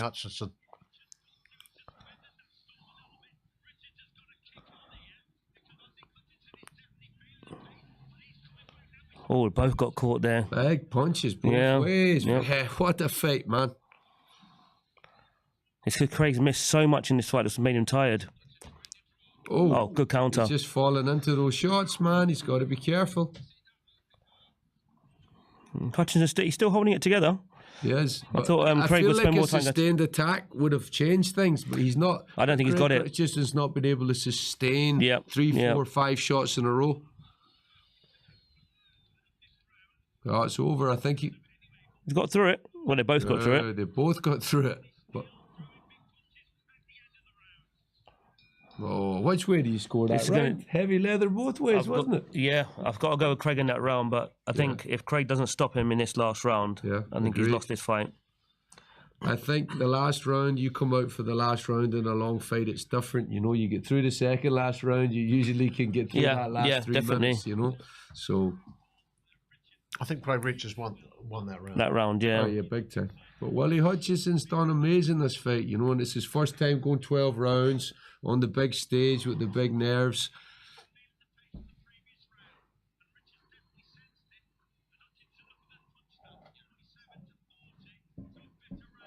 Big punches going both ways. Yeah, definitely. MMM Cheese said Richards, not Richardson. All right, well, we're getting I do apologise, that's me. Yeah. We're getting excited here. It's a big fight, big night. Is Eddie Harris? This is gonna be a great last round. It is. Come on, excited about this last 3 minutes. Let's go. We're quite hungry here in the studio, so any food donations out there will be welcome. The guy behind the camera is stuffing his face. He hasn't offered us one thing yet. But anyway, listen, we'll get there. We'll get there.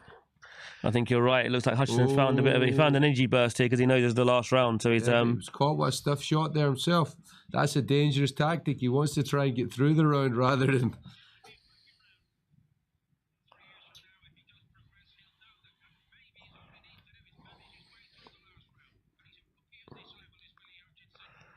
Pace is slowed right down now after a great 11th round. He can't do this. He needs to take him out. Yeah, he's not even doing enough to make Hutchinson tired. The pace isn't high. He's trying to land the perfect punch. I don't think that's going to work, you know. But he looks tired himself, very fatigued himself, you know.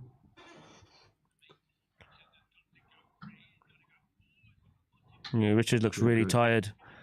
They both do. He needs a knockout here, but I don't think he's got enough in the tank to do it. Round bounce on his feet, or not Craig? Sorry, Willie. Willie Hutchinson, yeah. Yeah, nice. He's boxing. He's been here. Just looks so tired, Craig Richards. He does, man. But he put everything into the last 2 rounds. So I'm not surprised he hasn't got much left here. Well, he definitely couldn't afford to give away this round, and Willie Hutchinson's definitely landing the more clean, effective punches.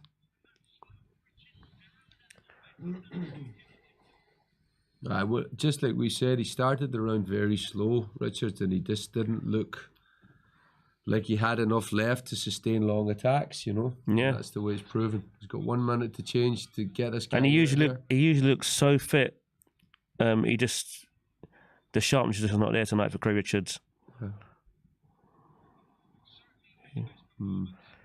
Maybe something went wrong in training. You never know, but you're right. But then he has been confused by the switch hitting stance and by the. It's taken him a long time to get hold of Willie Hutchinson for sure. Yeah. Definitely. It's just that stamina has never been an issue with Craig Richards. So definitely something hasn't gone right in training. Yeah, that's what it no doubt. Yeah. Because he's been in there with likes of Buatsi as a spiteful puncher. Yeah. You know, he can hold those shots and then come back with his own shot. So, yeah, definitely something missing. Willie Hutchinson's done brilliantly here, but I got to give him his credit. Buatsi and them will be terrified watching it. I think the top line guys will fancy a chance at Willie Hutchinson, you know.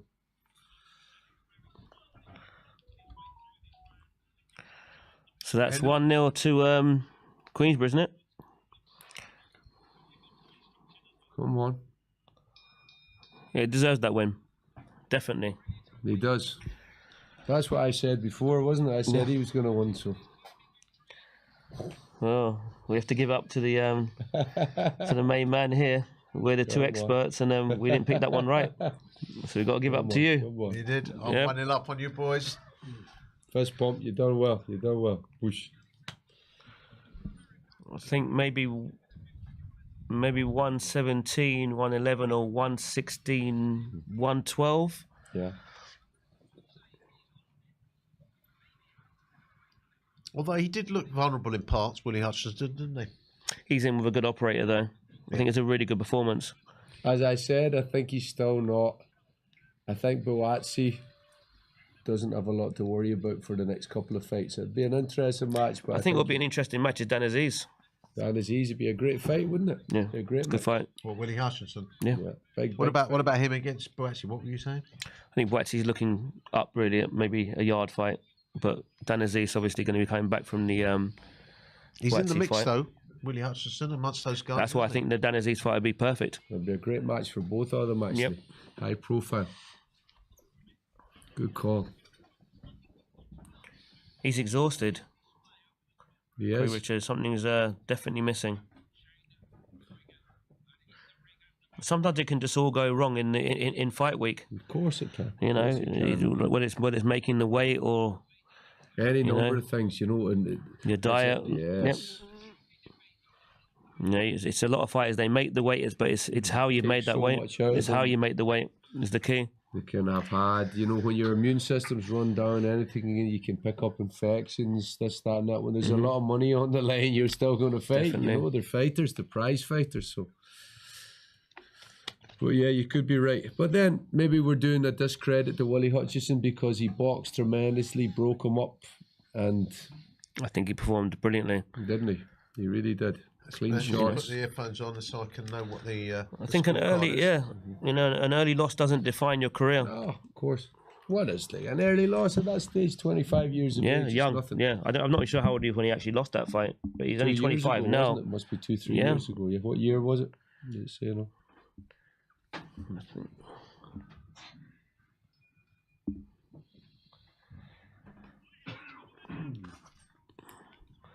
Here comes the scorecard. Well done to the Scotsman. Yep, that's what I had. Right. 17-11. Yep. I had it. Ooh. Wow.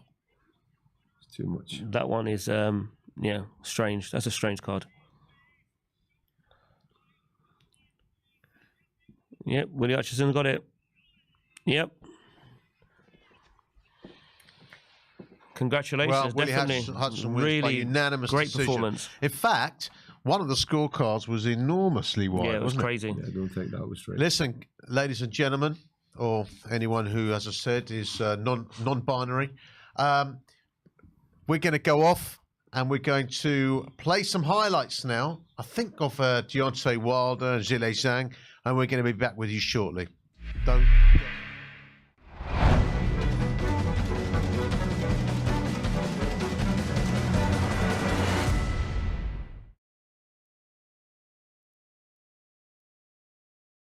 I'll be going for Zhang. I think Zhang's just better. Like, he's just a lot better boxer, better puncher, I would say as well. I think Zhang would stop him early. Wilder from a few years ago, maybe a different story, but the Wilder that boxed Zhang and Wilder that boxed Parker against the Zhang that boxed Parker, I think there's only one winner in that Zhang. I think Zhang's really good. Really dangerous. He can box. He's huge. You know, he's tough. You know, he does seem to be let down a little bit by, you know, a lack of whatever it may be, stamina, fitness. But he's very good. You know, I would avoid him at all costs if I was a heavyweight at the top level. I'm not interested in that right hook at all. I think it's a good fight. Probably be a close fight, but I think with Wilder, what probably hurt him a lot in his last fight was that he has been so inactive. So hopefully now when he's had a fight, 12 rounds with Parker, that he come back and look better. And if he does, I think he can knock Zhang out. But Zhang is also dangerous, and if he lands on Wilder and can take it to Wilder, then Zhang can win. But if I would have to pick someone, I'd probably go with Wilder. Obviously spoke to him in the build-up last time we were doing the press stuff in Saudi, and he looks great, ready to go. Get into him this week, you know, make sure he's up for it, which he will be. His career's on the line, like ZHILEI ZHANG at the high level of the sport, and I think you're going to see a brutal performance from him. I would still say Wilder's a favourite, and he can't. If his last fight, it was horrendous, wasn't he? I mean, he looked a shot fighter. He looked as though the fights against Tyson took a bang out of him. And even when they landed in Joe, there didn't seem to be that same element of nastiness in it. You know, I'd still say he's slightly favourite because he can punch, but can he still punch at the same level as he used to? I don't know. And Zhang's good for 4 rounds, into 5 rounds. I mean, but again, Wilder's not a very good boxer. He's a puncher. That's what he is. Somebody's getting knocked out. That's for sure. Because see, if they don't get knocked out, the two of them will be on. The two of them will be blowing out their arse, crawling it. After it could end up a right horrible looking fight after 6 rounds. Because neither know how to get on their toes, box and create openings. They're just punchers. Well, Zhang does to an extent, but like I say, his engine's horrendous. I personally think it is. You got 2 people that's gonna knock each other out, and then you got 2 people that just lost to the same guy because they didn't do nothing. Like, I don't want to say they didn't do anything, but they didn't do enough to secure. Like, Zhang dropped Parker, but he didn't do enough to secure the fight. Like, he just, after he knocked him down, it's kind of like he gave up. I don't know. It was crazy. It was crazy watching it because I'm screaming at him like, "Damn, you got to at least punch back. You just sitting there now being a punching bag. I don't understand this." So, and then kind of for the Wilder too. Wilder, a couple rounds he showed that he could punch, but it was like it was like he was going through something mentally in the ring. Like he wouldn't punch, and I can't even really say he got beat up because it really wasn't like he got hit a lot. He was like Parker was fighting his arms most of the fight. He was just moving out the way, running. So I don't know. It was a little weird. Honestly, I think Deontay Wilder should win it. You know, the thing is with Wilder, he's got to have self-belief to throw that punch with power that knocks people unconscious, and he just looks like he's kind of lost a bit of a. He's not backing himself as much as he used to, as much as he was, certainly in the Fury fights. And Zhang can plod forward, and he can walk you down, and he can make you look bad, and he can tie you up, and it could make it a very ugly fight, and he could really exhaust Deontay Wilder. But if Wilder's on his toes and he's not trying to outpoint Zhang, I think he can land punches and really hurt him. It wouldn't surprise me if it's a decision, but it wouldn't surprise me if Wilder wins because he's put Zhang on the floor a couple of times. I could see him, hitting them and giving them some tough rounds. I think Deontay Wilder should try to jump on him. We know Zhang is getting up there in age, and he paces himself very well. So I think if Deontay Wilder just kind of uses his energy and jumps on him early and makes it a rough dog fight, as we know he is a dog. I think that it would be a good night for Deontay. It might be a masterstroke that Eddie's made him captain, because obviously if you check the rules out, you get double the points, and it may really spur Deontay Wilder on to perform, look good, get the knockout, get double points. Yeah, I'm excited to see, because I don't particularly know how much Zhang's got left. That was a performance against Parker where he should have won. I mean, he didn't put his foot on the gas. It was ridiculous. So we'll have to wait and see. Deontay Wilder struggles with himself when he tries to box, right? Do you. Just go and do you. And I believe that if Deontay Wilder does himself, then he's going to chop ZHILEI Zhang down. But if he doesn't, then ZHILEI Zhang, who can literally punch hard, will knock him spark out. Such an incredible style matchup. I can't really figure it out. Probably the two biggest punchers in the division.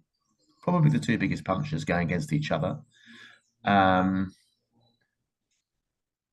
Yeah, I mean, you'd fancy old Wilder to KO Zhang in the second half of the fight as Zhang gets slower and slower, which was, when Joe was going to fight Zhang, that was our plan. We thought we'd get to him late. You saw Zhang Parker. Zhang, I think, connected with the no punches in the last round.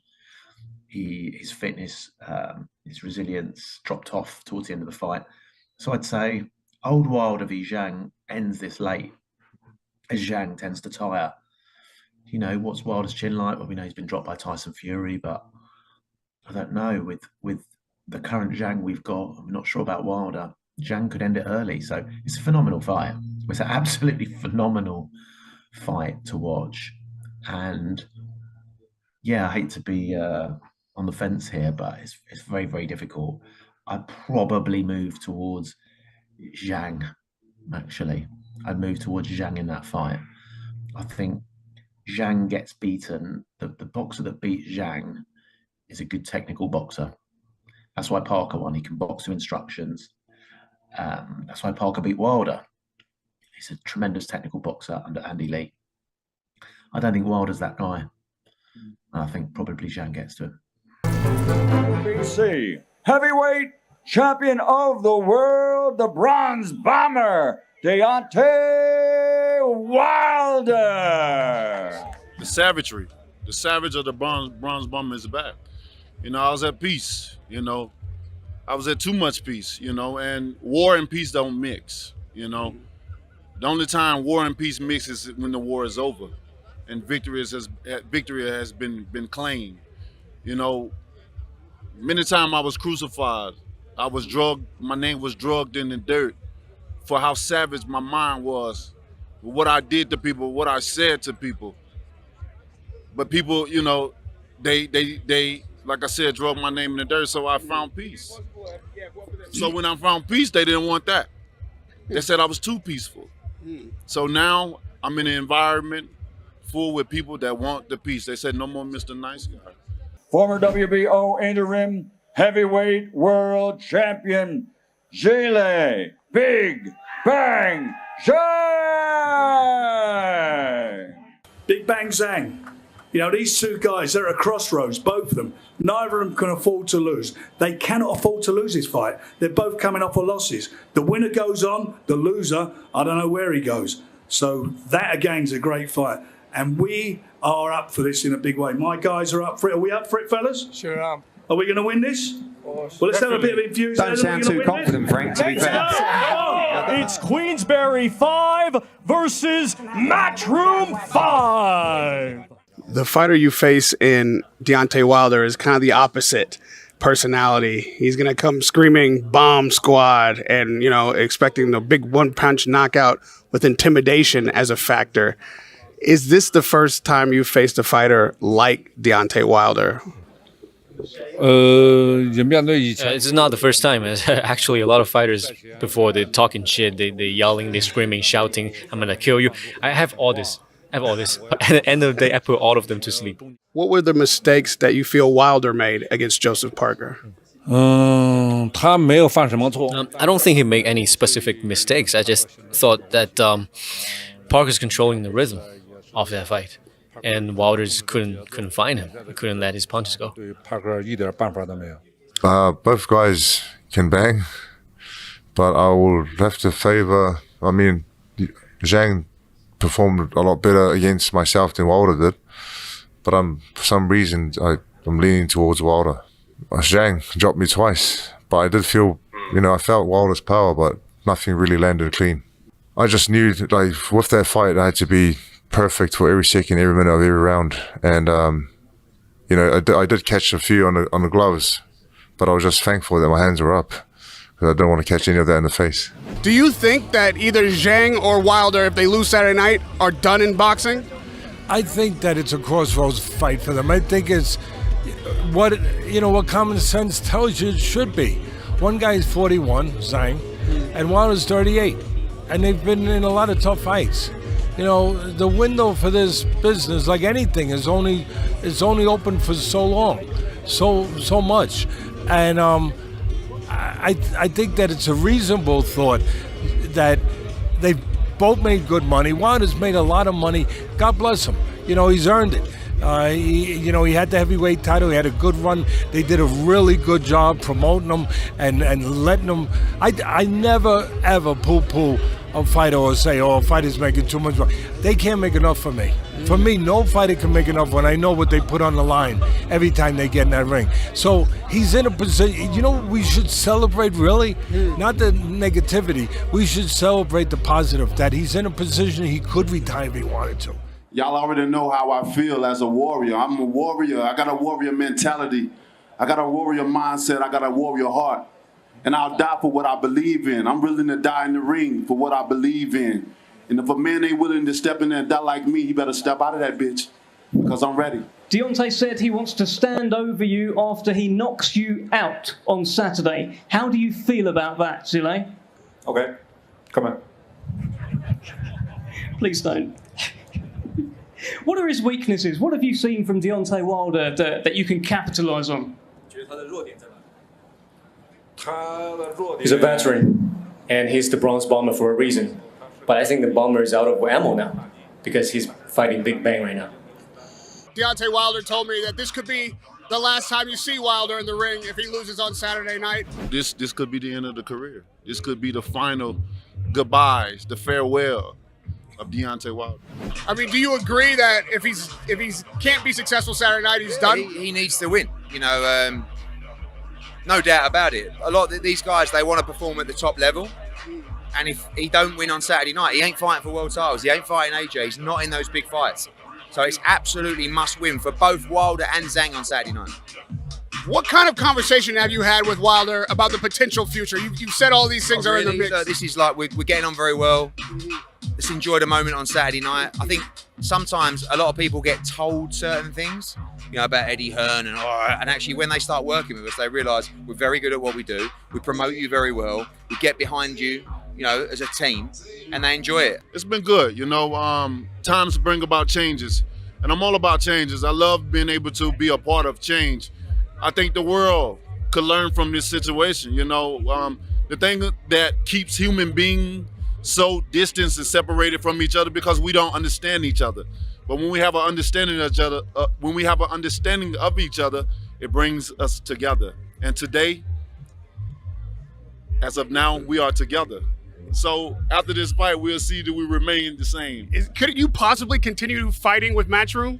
I can see that possibly happening. You know, but in my opinion, Eddie always wanted to promote me, so he getting a little taste of what it's like to promote the Bronze Bomber. Deontay, we haven't always got on, but I admire you, I respect you, and as they say, setbacks pave the ways for comebacks.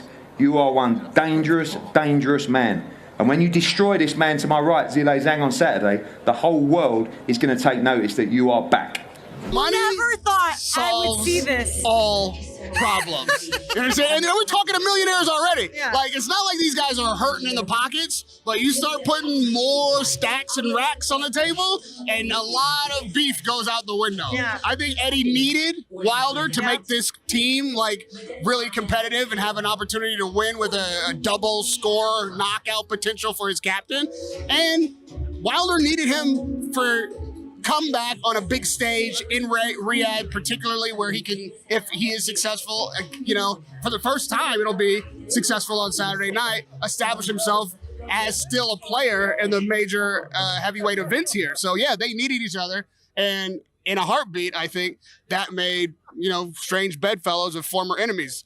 That's what this whole card's about, right? Because yeah, they're rivals, but Eddie and Frank had to work together to make this happen, and they've been working together for the past several promotions. Whereas, you know, before, all we had to do to get a couple of extra views is mention one guy's name to the other, and they started going off. So, you know, I think money, as they would both admit, is the huge greaser of the wheels. But then also, everybody in the fight game, really, I would say, is a class warrior at heart, and they want the best fights. They want to be in the best fights. They want to put on the best fights. And if it means dealing with somebody that you maybe previously didn't like, but you have a common goal of elevating both of your careers and giving the fight fans something that they want and deserve, they'll do it. ZHILEI ZHANG, how he didn't beat Joseph Parker, and I love Joseph Parker, probably the nicest guy in boxing. Joseph Parker came back because ZHILEI ZHANG fell asleep. He had him beaten. And he was terrible in the second half of that. All credit to Joe and Andy Lee. And then Joe beat Deontay Wilder more convincingly. Deontay looked terrible that night. Has the trilogy with Tyson Fury taken too much out of him? But the concussive power, the biggest single puncher since Ernie Shaver, since Lennox Lewis, he can really bang. But so can Big Bang Zhang. Great fight. Whoever lands first, you can say, but it's a great fight. Wilder still got that. You're not quite. They're both sort of past their prime, in my opinion, but they're both good one-shot punches. So let's see. Queensberry versus Matchroom. 5 versus 5.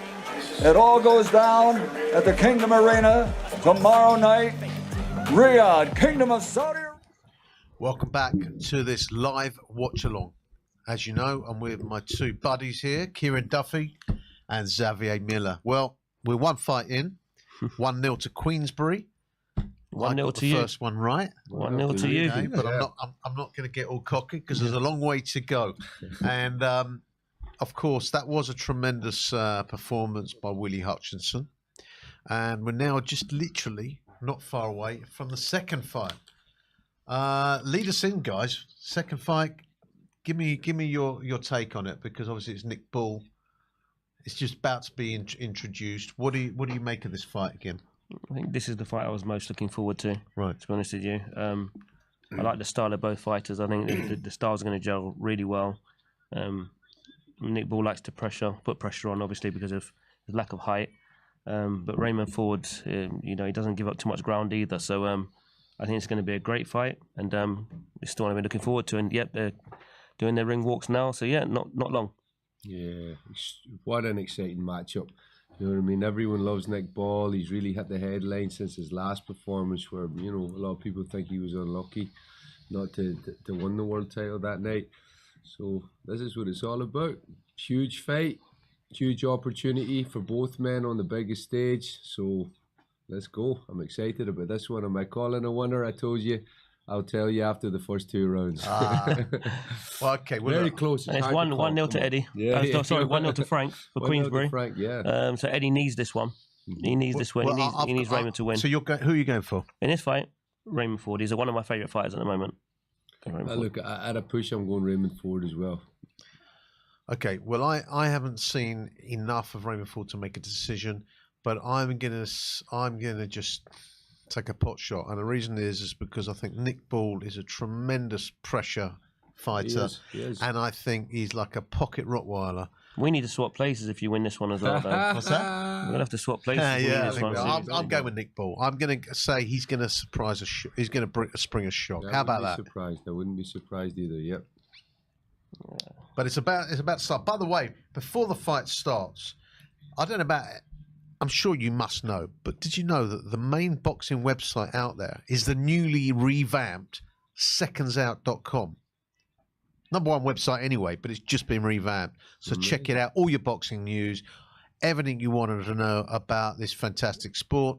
And of course, SecondsOut.com is where you go. But also, okay, if you want to make a bet with your mate before we start this fight, I've already had bets on this with these guys. You've got to download Fair Play.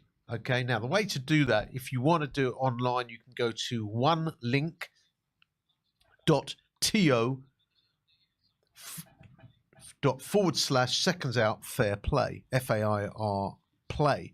Now, download the app, because I'll tell you what, this is a great app because it allows you to have a bet with your mate or anyone you want who's in your contacts. By the way, I've got loads of people in my contacts. They're not all my mates, but I will have a bet with them on any of these fights. And I tell you what, you will get paid out because this app, Fair Play, will make sure that you do. Now, that's the app, guys. Fair Play. Okay, I'm going to have a bet on this fight, I think, with my buddies here. So I'm going to log in. Okay. Going to log into the app and I'm going to have a bet. All right. So, who should I have a bet with? Shall I start off with you, Zav? Yeah. Okay, let's say. So I'm going to tap and create a bet. I'm going to have a bet with Xavier Miller. A bet name. Should we call it Nick Ball? There you go. That's what we're going to call the bet.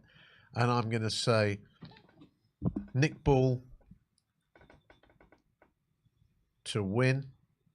I don't know if he's going to win on points or what. And I'm going to go next. And it will probably ask me how much. Okay. This is in boxing. Let's go next. Okay, I'm on the next bit. How much should we put on this? I've been lucky because I've got £5 free in the tank, okay? I'm a bit tight, so, you know, it's not my money I'm betting with, but never mind. I don't like to give it away. I like to win. So how about we put a £5 on this one? Is that okay? You should have some money in the tank there as well, no? Yeah, definitely. Okay. £5 on Nick Ball. Create the bet. It's done it. Now, why don't you guys, you know, put your money where your mouth is. You're at home with your mates watching this watch along, and let's face it, this is the watch along. So create a bet, Fair Play, download the app, have a bet with your mate. You will get paid out. Okay, that can't be bad. Back to the boxing because this is about to start. Obviously, Ray Ford against Nick Ball. What is his nickname again, Nick Ball? Because I saw it on the back of his robe. I just missed it. You put me on the spot. I just missed it. Either. I mean, I love a good nickname. I'm a bit of a darts fan myself, actually, and I've got, you know what my nickname is? There's something called the Sky Sports Darts Nickname Generator, and mine's KO. Can you believe it? Mine's Keith KO Fraser. Okay. Do you guys have a nickname that maybe in your boxing careers, whatever? Did you have a nickname? No silly names for me. What's your nickname? You can just not famous enough for a nickname. Right, I'll tell you what we're going to do then. because it'll be a darts nickname, but we're going to come up with some boxing nicknames. And I think it's Nick the Butcher Bull. I think it is. There you go. Butcher Bull. So Savage v Butcher. Okay, but let's have a quick look. Sky Sport. I know it's Sky Sports, but anyway, let's have a look at the nickname generator, and we're going to see what nicknames come up for our two pundits here, Xavier Miller and Kieran Duffy. All right. Right, let's start with you, Xavier. While they're introducing the boxers in the ring, I want to know what your nickname would be. And also, guys, if you guys out there, I want to know what your favourite boxer's nickname is, ever. So if you've got a great nickname, so if there's a boxer who you love the nickname of, let me know. I'm interested to know, because you can't beat a good nickname. Actually, I do have one. Yeah. Professor. You're the Professor? It's because of the X-Men, because my name's Xavier. Oh, I think it's Charles Xavier. the Professor. Okay, that's pretty good. Well, man, the knowledge, I like it, the Professor. Okay, well, I've got to tell you what your darts nickname is. It's the Mastiff. Oh. Mastiff. That's your darts nickname. Okay. So now we want Not a dog. Kieran's. Not a fan of dogs either. Damn it. Better not call me a dog. This machine, what? better be a better animal than that. Come on. Right. Let's do it. Kieran Duffy. Nickname? Hey! Let's come up with the same nickname. No, we can't have that. We can. That's ridiculous. Look, I'm The fight's about to start now. The fight's about to start. Okay, we'll be back with nicknames after. I've got tell some. me what your favourite boxing nickname is. Why not? Let's extend the chat for some light-hearted stuff. But we're about to start this potentially great bout here.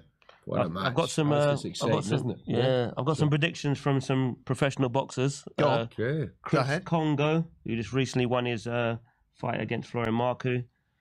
He's going for Raymond Ford in this one. I've got Ernest Warchek, one of the professionals at my gym. He's going for Nick Bull. Okay. I've got Emmanuel Zion, my welterweight at my gym. He's going for Nick Bull.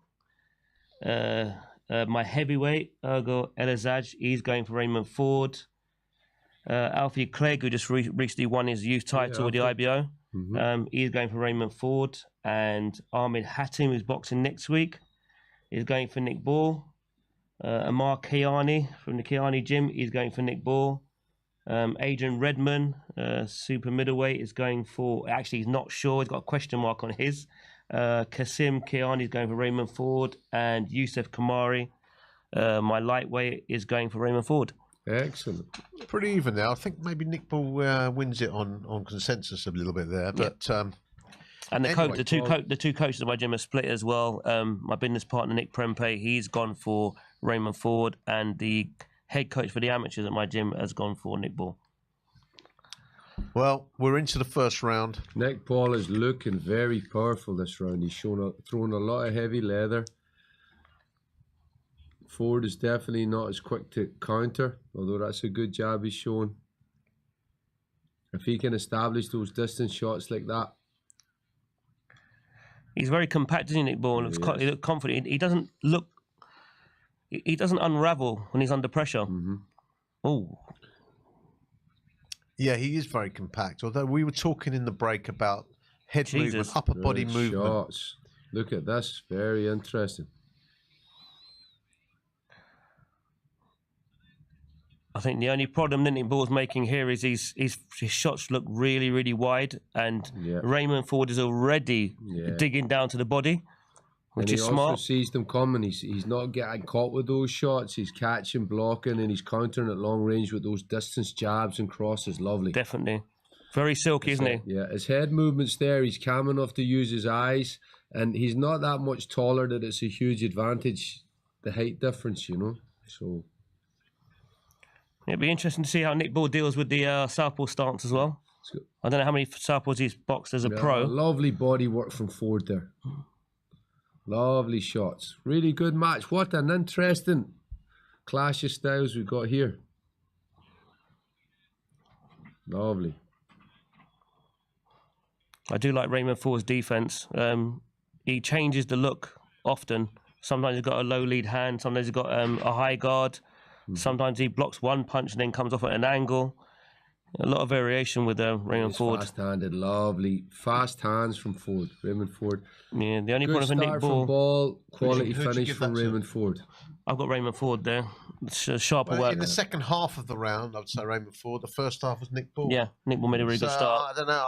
I like going for a 10-all round when I Really? decide. Yeah. Usually, it's what the judges last remember. Yeah. And if You you have to finish, pick if you a finish winner, right? strong, yeah, usually that's what the judges go for.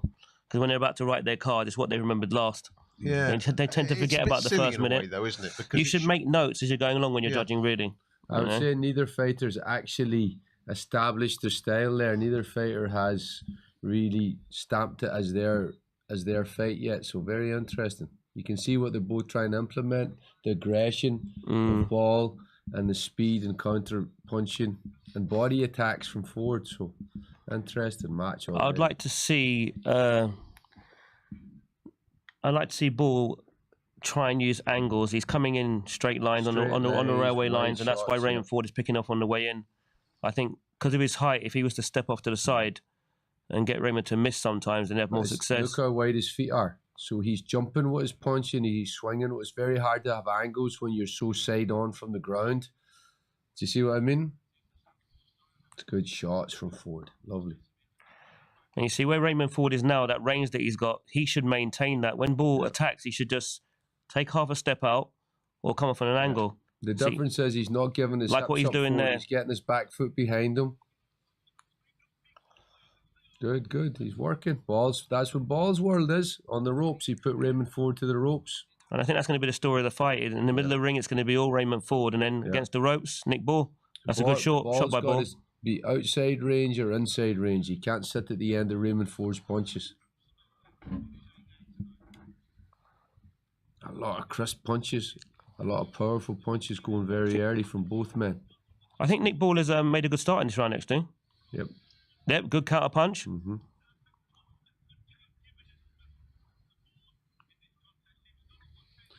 It's not the place for him. He's got to back this guy up. He's got to get him across the ropes. He's got to work him from there. I don't know if you. I think he's doing that in spurts, doing that quite well. When Good body shot. Still Raymond Ford's round for me. He's picking, he's landing the best punches. I think Nick Ball's he's just punching too wide. Yeah. But the crisp, the most accurate and classy work so far is coming from the champ. He's got power, Nick Ball. Definitely. Yeah, he's got that power. Because he's moving Raymond when he ferociousness. lands as well. Yeah. But see, this is what's so important about being a complete fighter. See, Raymond Ford's able to sit in the pocket with him as well. You know, so he's doing good work outside, and look inside, he's a bit more spiteful to the body. But Nick Ball does punch in bunches. That's what I do like, yeah. Undoubtedly, this is good high-level boxing, you know.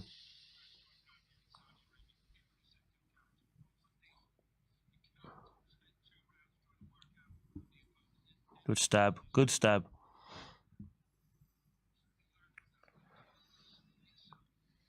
I like the way Nick Ball looks under pressure. Tight guard. They're close rounds. There's no way. I just think that the work rate from the champ, it's cleaner, isn't it? The cleaner, the distance shots, the variety of punches is sneaking these first two rounds, you know. It's interesting in this fight that Nick Ball doesn't seem able to bully Raymond Ford like he did with his last opponent. But you look at his feet, he doesn't slip into range, he runs into range, he dives with his punches, so he tries to time him and dives forward, Yes, you know what I mean? Definitely. But it's effective because it's that unusual style. Most people aren't used to that, you know? Bear in mind, Xavier, that of course Nick Ball's best work came in the second half of this last fight. Yep. I mean, that round could probably go either way. For me, the champ just I could give that to Nick Ball. I think he was. I'd give it to Nick Ball. Yeah, I think he was explosive on the ropes there. I think he did good work. Have you seen Ford, the way he jabs? It's very different. As opposed to going straight, he almost flicks it out. Yep. I would give that to the champ, so I'll go against you on that one. I would say it's 2-0 up to the champ. I've got him one round up. I thought there was an even round the first one.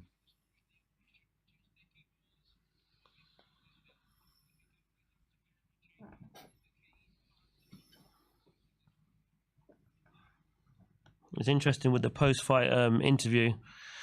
for Raymond Ford, he was saying that it was very difficult for him to make the weight, and it'll be his last fight at the weight, and he's going to go That's up. a problem when you're running against a bull. In his last fight, Raymond Ford was saying that he was struggling to make the weight. So both were struggling.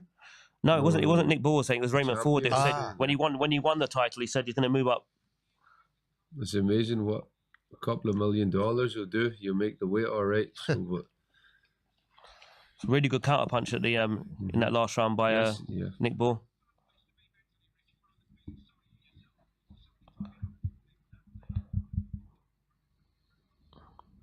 I think Ball definitely earned his place back out here on this level. Definitely with that draw, you know. Yeah.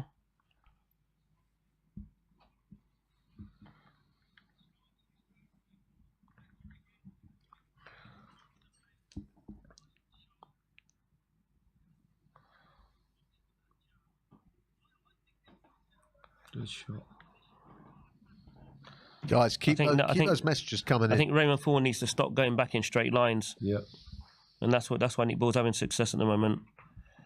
I mean, when he's boxing on the outside, he looks really good. But as soon as Nick Ball attacks, he doesn't move off to his left or his right. He's right there. Yeah. But it's the ferocity, it's the speed of Nick Ball's attacks because he comes in and he jumps in, do you know what I mean? So it's very hard to angle off. It's not easy to deal with, It's easier to say than do, yeah. Yep.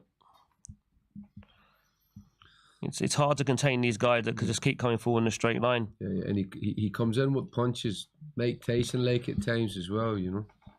By the way, a question asked, which one is Eddie's? Eddie's Raymond Ford. Raymond Ford, and Nick Ball is Frank Morris' man. Good work from Nick Ball.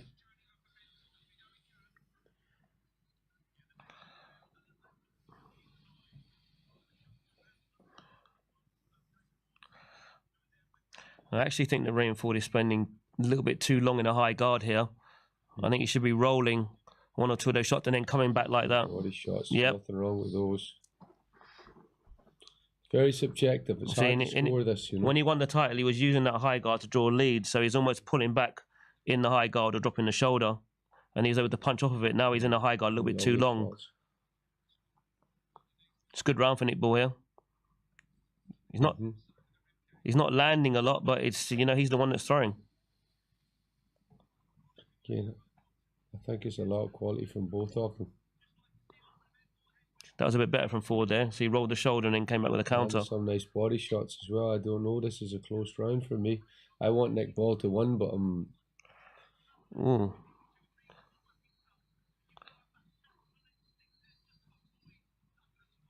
It's good work from Raymond Ford, but I've got Nick Ball this round. That's what Raymond Ford should be doing, you see. But you see, still go back in a straight line. It's hard to ignore those flurries. I've got Nick Ball in that round. Yep. So he's got a bit of momentum now. He's won the last two rounds. I don't think he won the second. I think it's a close. I wouldn't say that. How did you score the first? First round, I think could have been a 10-10, or the cleaner work was done by the champ in the second half of the round. So I think maybe 2-0. That round's close round again. Could have went either way. So close fight. We're not looking at no points in a draw at the end of this again. Do you know what I mean? But you can see why a fighter like Ball can end up in a draw, because he works in bursts and then gets outworked himself. So it's what you like. He does explosive eye-catching bursts, but then gets outworked from range and picked and popped. So it's I agree with you 100%. I mean, I'm more of a fan of the more clean, effective work. Yeah. But it's very hard to ignore the flurries of Nick Ball right now. Yeah. But how many shots? I'd like to see the punch stats when it's slowed down on that, because how many shots did he actually land? You know? Yeah. I think that's what Raymond Ford might be doing. Catching and slipping and landing more clean shots. Definitely. I mean, if he's waiting for Nick Ball to get tired, then I don't see that happening, because he fights in spurts. Yeah, but I don't think he's doing that, because I think he's obviously tight at the weight. He's trying to outskill Nick Ball, you know. But you're right, he's going back in lines. Yeah, I'd like to see him go off in angles, and especially... I don't know why that... that was better. That was a lot better. Nick Ball needs to consistently come forward, you know, because he's having success with it. There you go. That's what he should be doing. Not just sitting on the ropes and letting Ball just But Nick fire. Ball is really open to uppercuts. If you can time that with someone with the speed of Nick, when he dives in, when he stretches. like there. So if he throws a short jab, the champ steps back, then he'll catch him with an uppercut when he throws 100%. those diving shots. He needs to draw him into it, see, just like that, and bring one up the middle. The only problem is it's the most dangerous punch to throw in boxing. Of course, isn't it? especially against Outside. a puncher. Yeah. But it's there, isn't it? Because he's fallen over. See, I don't understand the tactics here of Raymond Ford, like sitting on the ropes. Tactics. Sit high and get beat up. He doesn't need to. He's giving his hips up and he's allowing himself to get dominated on the ropes. Good body shot. He needs to watch the catch and counters because that's what Nick Ball's looking for when he's close. Yeah. Boxing Meta said, I'd argue that Ford is winning currently. What do you think?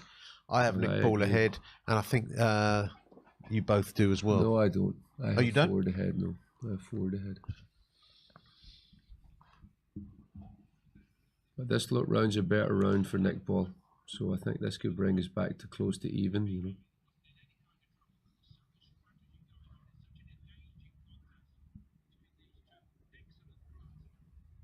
It was interesting when Nick Ball this round. Yeah, definitely. Because Nick Ball he was better in the second half, wasn't he? When he had that draw. Mm-hmm. And I think Nick Ball can sustain this much easier than the other guy can counter and work him from range. You know, going down the stretch. But you can't ignore these attacks from Nick that's Ball. good. You can't. He's, as you say, what's the thinking behind? Why is he not getting his hips up and smothering Nick Ball and trying to? I mean, even there, look, he ring? had time. He had time to circle there, and he didn't do it. Because he's not going to knock Nick Ball out. I don't think he's got that type of power. But He can definitely catch him coming in. Yeah, he's got enough on his shots here to hurt Nick Ball. He times it perfectly. Yeah. But I think this catching all these punches, I think it's draining. He's lost this round. He's lost this round because of those tactics. Look. He might be looking for one shot. Yeah. If that's the thinking behind it, but he's getting that worked at the moment. Oh, he's getting. This is a big round for me. This is a big round, a big turning round for Nick Ball. You know, clearly. So we're all going Nick Ball on that round. I've got Nick Ball that round, yeah. Pretty much even in this fight now. Yep. So it's either 2-2 or 2-2 or 3-1, but 3-1, yeah. 2-2, yeah. Or it could be one even. Yeah, that's what I'm saying. But I don't think there's a lot separating either of them. But that round separated them clearly. That's the first clear round. I thought, Definitely. What's Hamza Shearer saying? It's going to be a good fight. This is the next one I'm excited about. What a night of boxing, guys. Definitely. This is brilliant. It's going to be a good one. I love it. Pumpman McGee says, I think it's close, but Ford is troubling Ball. And then he says, you see, he wants to come forward, and Ford's making him back off a lot. Don't know if I agree with that. When Nick Ball comes forward, he's putting those flurries of punches together, and I think he's having a lot of success when he does I think he is, yeah. Boxing Meta, close fight. I think I Nick agree. Ball's 2 or 3 rounds up. I don't. Yeah, I think it's a close fight. I think it's a 50-50 fight. It's hard to split them in the first round. He's not circling. I'm surprised with the skill set that he has. Yeah, he's not using his legs more. He's not changing angles. He must be struggling to do so. I think the ferocity, the ferocity of the attacks. Wow. Dave MC says, definitely going to be Ball win by KO. Not sure about that, but... That's a big call. It's a big That is a big call. It hasn't shown that at this stage yet. He hasn't hurt or phased him like that.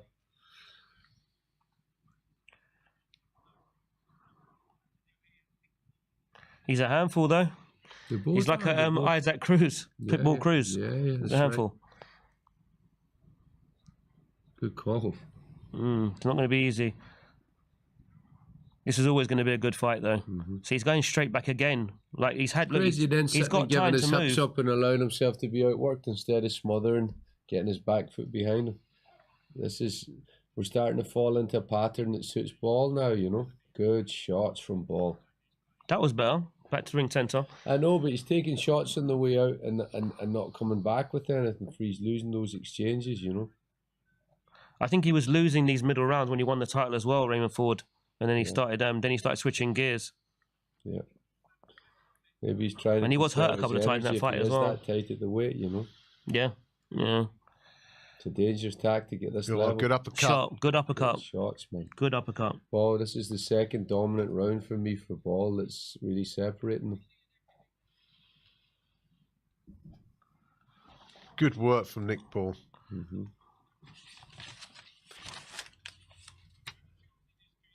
Lovely work. It's a good start. Nick Paul's Really got good. to leave his head up a Tremendous. little Using bit the higher uppercut now. really well, isn't he? Nick Paul using the uppercut. If the champ's still got his power, Nick Paul's lifting his head above. He's leaving himself vulnerable at times there, so it'll be interesting to see if he can detonate something on him. But it's a big round for Ball.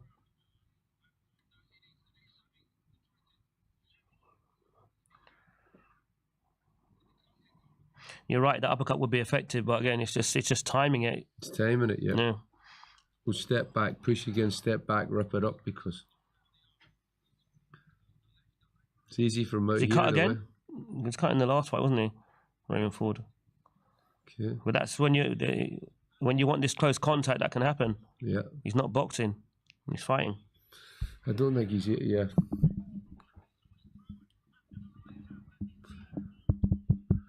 If someone's very tight, the weight, their legs leave them, don't they? So Well, it's funny enough. He was saying that when he won the title, he said he didn't feel his legs for the first 6-7 rounds. You're fighting Nick Ball, you need to have legs, man. Definitely.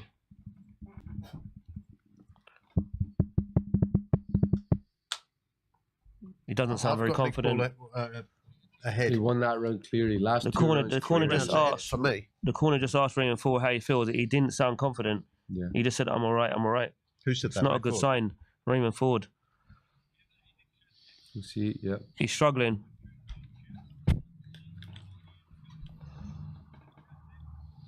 He's punching in bunches, isn't he? Don't you? You guys obviously. I always bow to you guys' knowledge.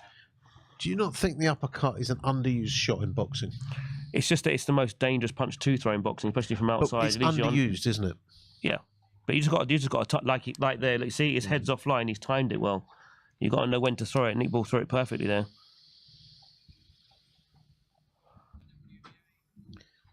Now into round 6. Yeah, they've got him 3 rounds ahead as well. Carl Frampton is also said he's 3 rounds I've got ahead. that scorecard too, to be honest with you. It's only one of the rounds I thought maybe it could have gone to Raymond Ford, but at the moment... sorry, the last 2 clear. Yeah. Last 2 rounds are big rounds for... And that's the problem, I think, in the... you were saying in the Fury fight, you were saying that that Tyson was winning his rounds clearly, more decisively. Yeah. Big rounds now for Ball, those last 2 rounds. The first 3 for me could have went either way, you know.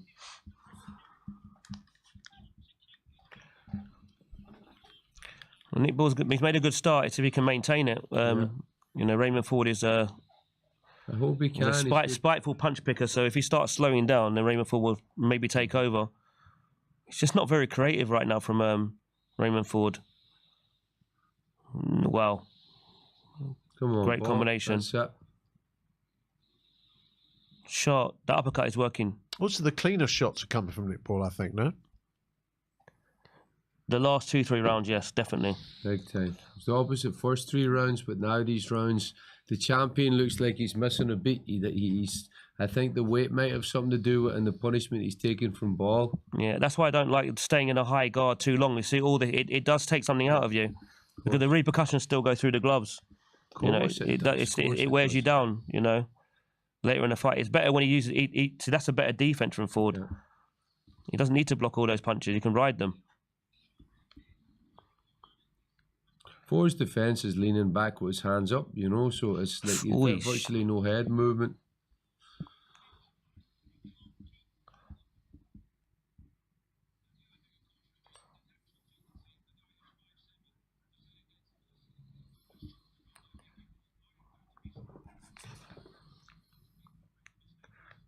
I think so many fighters, honestly, stay at a weight they shouldn't be at too long. Yes. You know, they know how their body feels. They know they've had problems cutting the weight, and you know, they always say one more fight, and that's the issue. You know, I had the same problem, I think, with Errol Spence. I think he just stayed at that weight just a bit too long. You know, I always thought Crawford was going to win anyway, but not in that fashion.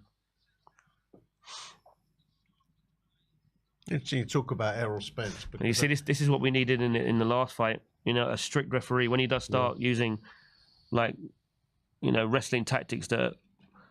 When he takes it a little bit too far, then just control the fight, you know. Just control it. Not saying stop it, but just control it. Good, nice. It's going straight back again. Yeah. And then Nick Ball's just going to corner you, and look, he's going to unload. Go to work. The pattern is the same. Hard. Yes. Yeah, and he's going to find something. Low, high, wrapping the shots round his gloves. And he's got and as quick you hands. say, touching Raymond's gloves, forcing him not to counter back from there. You know, he's taking away his hands with numbers of shots. So, very good round from Ball again. I think 3 it's clear rounds. So, well ahead. Yeah. I don't think argue at 5-1. That's fine. I had the first 3 rounds could have went either way. Yeah, I thought the first 3 were close, but I think 5-1 is not unreasonable. Yeah. Right. I had the first round even, and I've made it. I'm 5-0 up on with Ball. Really? 5-1. Yeah. Same as Sam. I would say 5-1 or 4-2. Slightly favoured Ford in the first round. Yeah. But since then, I think Ball is. I think it's because he's making the same fundamental mistake. He just. I thought that Ford landed cleaner shots in the second, but it was close. It could have gone either way. But he's clearly winning these rounds, you know. That's a bit more like the kind of work we expect from Raymond Ford. Shot. I'll be surprised if corner's not telling him just stop going back in straight right. You're boxing on railway lines. Every time Ball attacks, he goes straight back when he should be boxing in circles. Yeah, I think his legs are gone, but I don't think he can circle. That shot was effective high on the temple. Yeah.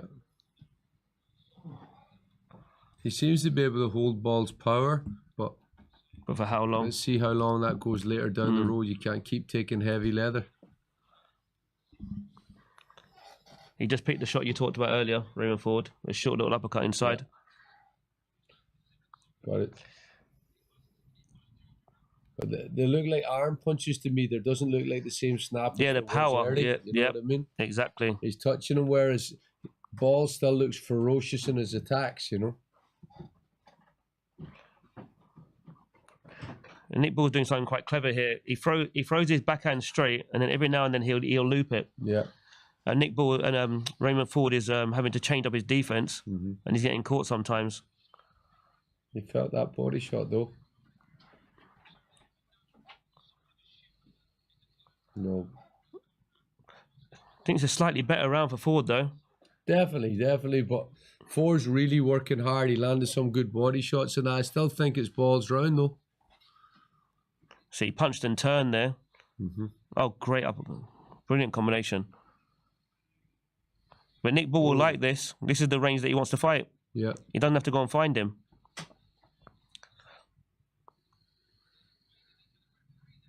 Oh. Strong. I think he's certainly starting to dismantle him here. It's actually a bit worrying now, the amount of punishment he's actually taking here. I think this is a better round for Ford. No? Definitely. Oh, great shot. That hurt. From Ford. That hurt. Big shot. Yeah. That hurt. Oh, and again, he's standing and accepting them. It hurt.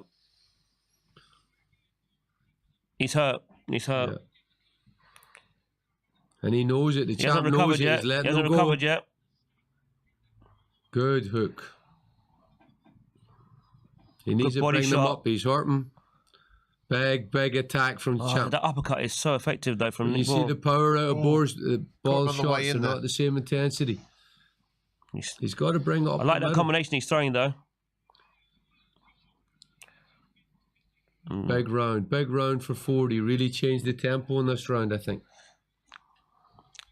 And again, it's we the talk. thing about a fighter like Ball is if you can push him back.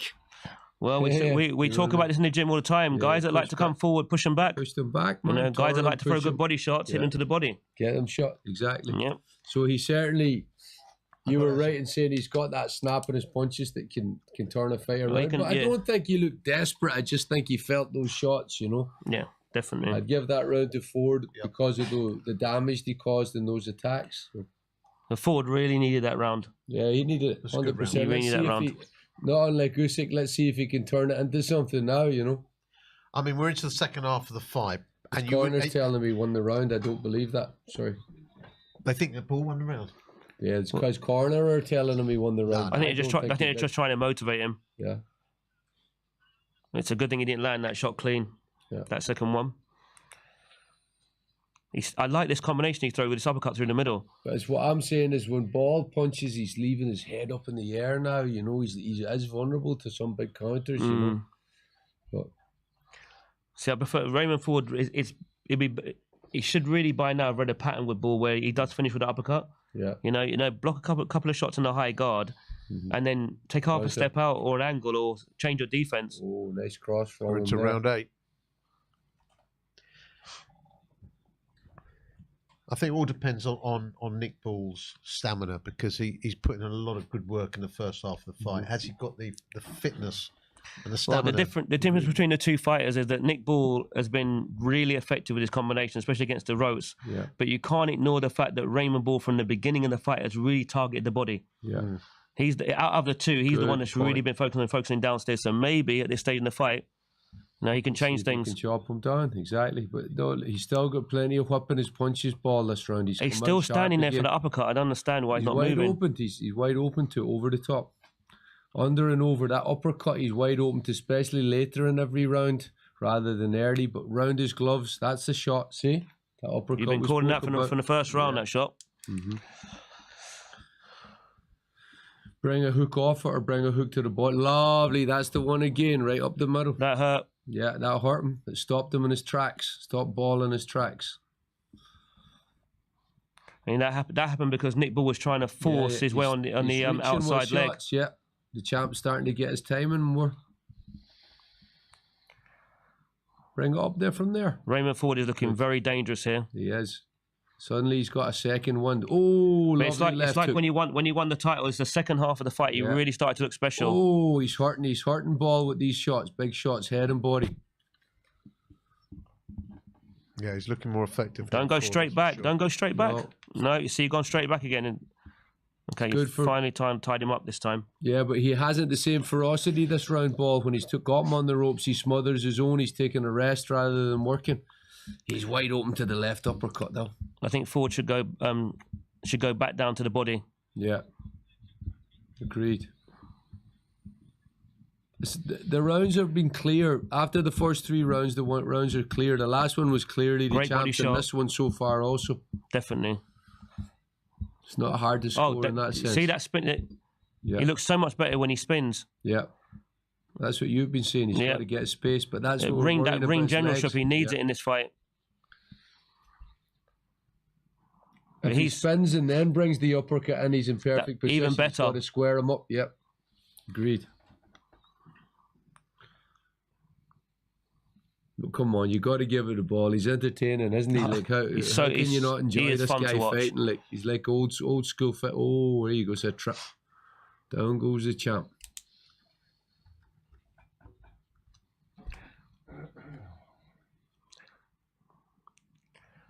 Yeah, he's starting to time the uppercut now. Yeah. I give that to the champ. What do you think? 100%. Yeah. Definitely. Yeah, I'm the same. I think there's a serious shift in this fight. So I think Raymond Ford is looking really spiteful. 3 rounds, the last 2 have gone to the champ.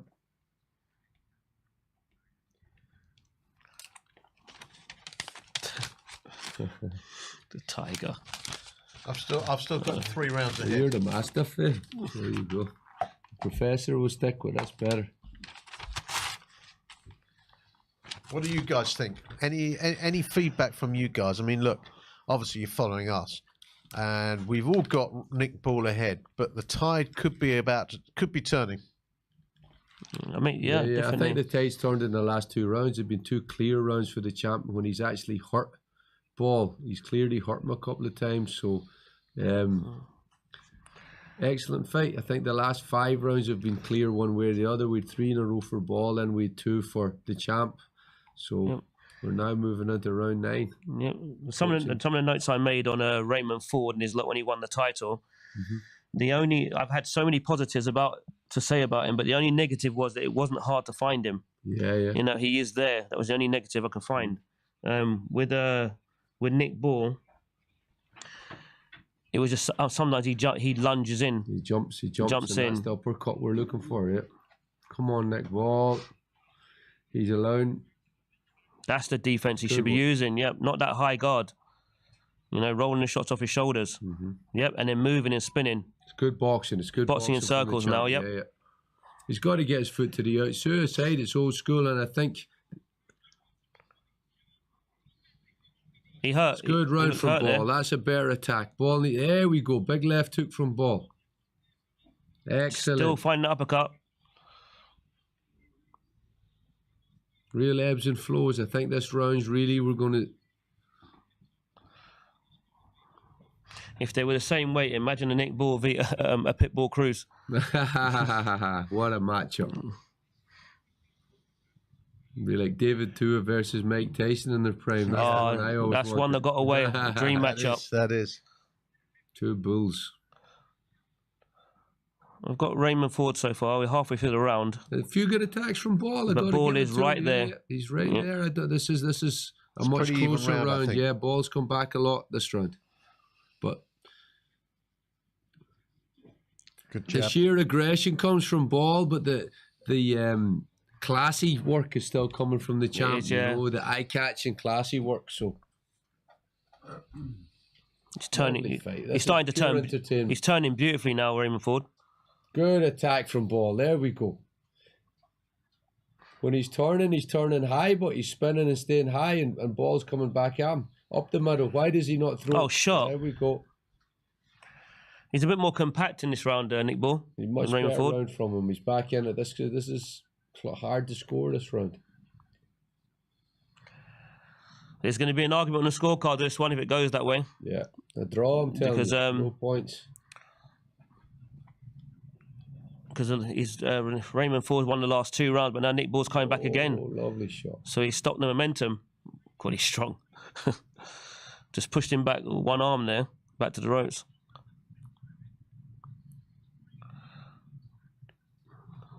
Walked into an uppercut there, Nick Ball. He felt it as well, didn't Yeah, he? he did. He did. He did. But the champ never done anything about it. I don't think he understood it. I've got Nick Ball this round. Yeah, we've got that to Nick Ball. Yeah, Look. far better round from him. Yep. I think he stopped the momentum. Round now. No? Yeah, it could go even, yeah. I'm going to go 10 all round on that one. Deontay Yeah. Wilder coming in. He looks like The arrival of Deontay, yep. Looking like, what's he looking like? Yeah. The pizza has arrived, guys. But of course, we wouldn't be so rude as to eat it while it's hot during the fight. So we have to wait till after the fight when it's cold. Anyway, it's a great fight. Great fight. It is a good fight, and What a fight! It's going to be hard to beat this what we fight. expected, man.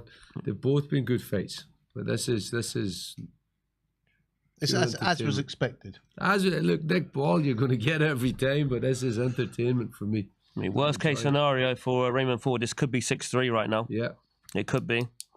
But some of the rounds you could see. Going I don't think he can either way, afford to drop another round. No. Raymond Ford. So we're into round 10. 3 rounds to go, potentially. Eddie Hearn must be really nervous. Yeah. But look, you can't help but hope Nick Ball can maintain this. You know, the last 4 rounds, it's interesting. If Raymond Ford does get away with this win, though, he will definitely move up in weight straight away because he doesn't look nowhere near as sharp as he has done previously. Yep. Yeah. He's definitely struggled to make the weight. Definitely. Mm-hmm.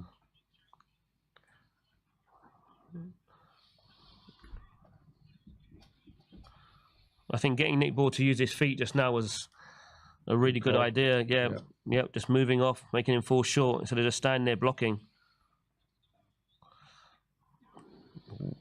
When Raymond Ford spins, he's got to work from there because he's spinning and standing, not doing leaving anything with himself it. tall. Yeah.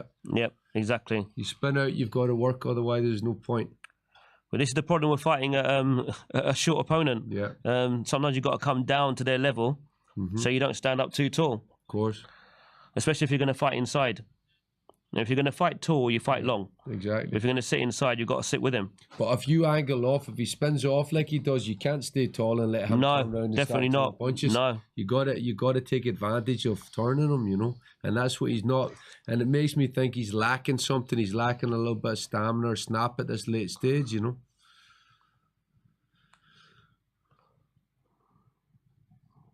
But would you say that? I mean, in the early rounds, Nick Ball looked, for me, he was a few rounds ahead early. So his best work has come early, Nick Ball. If Ray Ford's stamina's in question, what about the early rounds? Well, I didn't show it as clearly as you thought. The first 3 rounds I thought could have went 2-1 maybe 2-1 or 1-1-1. I found it hard to pick a clear winner. From what I'm seeing right now, I think Nick Ball is starting to fade. He hasn't got the same steam on his punches he did earlier in the fight. Yeah. And when Raymond Ford does land, it seems to be hurting him. Good shot from the champ. Right. And now he's starting to use the footwork, the angles. Yeah. Yep. Not backing up in a high guard. Yeah. But that's what I was saying to you, Zav, earlier on. I said to you, we need to see how Nick Ball is going to be in the later part of the fight because of the fact that he punches. He hits so many punches in those, and he puts a lot into them. Yeah, it's true. There's a good body shot. Lovely body. Good body shot. Why did he not bring a hook and a number? See, now he's starting to spin. He's not going straight back anymore. Yep. Wow, that looked illegal. I got Raymond Ford in that round. Close round, but I think it. Who you got that to? Close round. I think the champ. I think the champ came through in the last half minute to take the round. I think Raymond Ford needs to win these last 2 rounds to win this fight. Yeah. I think Nick Ball. I think he needs one more. He needs to win them big. I think if they're close, I think Nick Ball takes the title. Yep. I think if Nick Ball wins one more round, I think he might win this fight. Yep. I think Raymond Ford needs to win. I've already gotten 3. Was it 3 or 2 or 3 rounds ahead? So I wish that fight happened, Beterbiev, and I hope we haven't missed it. Beterbiev's not getting any younger, and I hope they can sort the politics out for it to happen, because I would hate to see one of them lose before they fight each other, because it's a fight for the ages. Definitely. Let's look at Keith Thurman. He just can't seem to get through a training camp anymore. Yeah. When you get to a certain age, the body starts to break down. So, yeah. I've got Nick Ball 2 rounds ahead, so I would say that Nick Ball needs one more round to win. Sure. Yeah, I think. I've got it so close that I think if Raymond Ford can win the next 2, I think he might win it by a round. But that call you had earlier for a draw is looking pretty realistic, isn't it? It's looking pretty good at the moment. I don't think they would do it to him twice. I had worked with a fighter called Casey Giddy. Casey had 2 draws in a row for the British title. He'll be heartbroken. He'll be heartbroken. Yeah, it's hard, man. Come on. Good body. See, don't go straight back. He's got to get him to the ropes, and function. But you see, I just don't understand why Raymond Ford wasn't doing this early in the fight, tying him up when he gets to the ropes. Maybe he didn't have the confidence in his feet or something. I don't know. Definitely something was missing. Beautiful defense. Beautiful defense.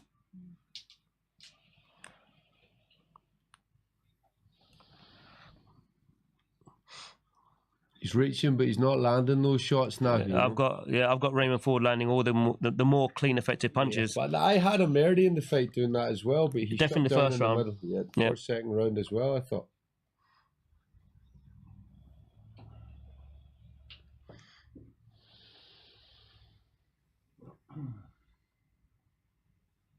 I mean, Nick Ball, his best work obviously comes when he's got him up against the ropes. Yep, and that's that. They've definitely worked on that.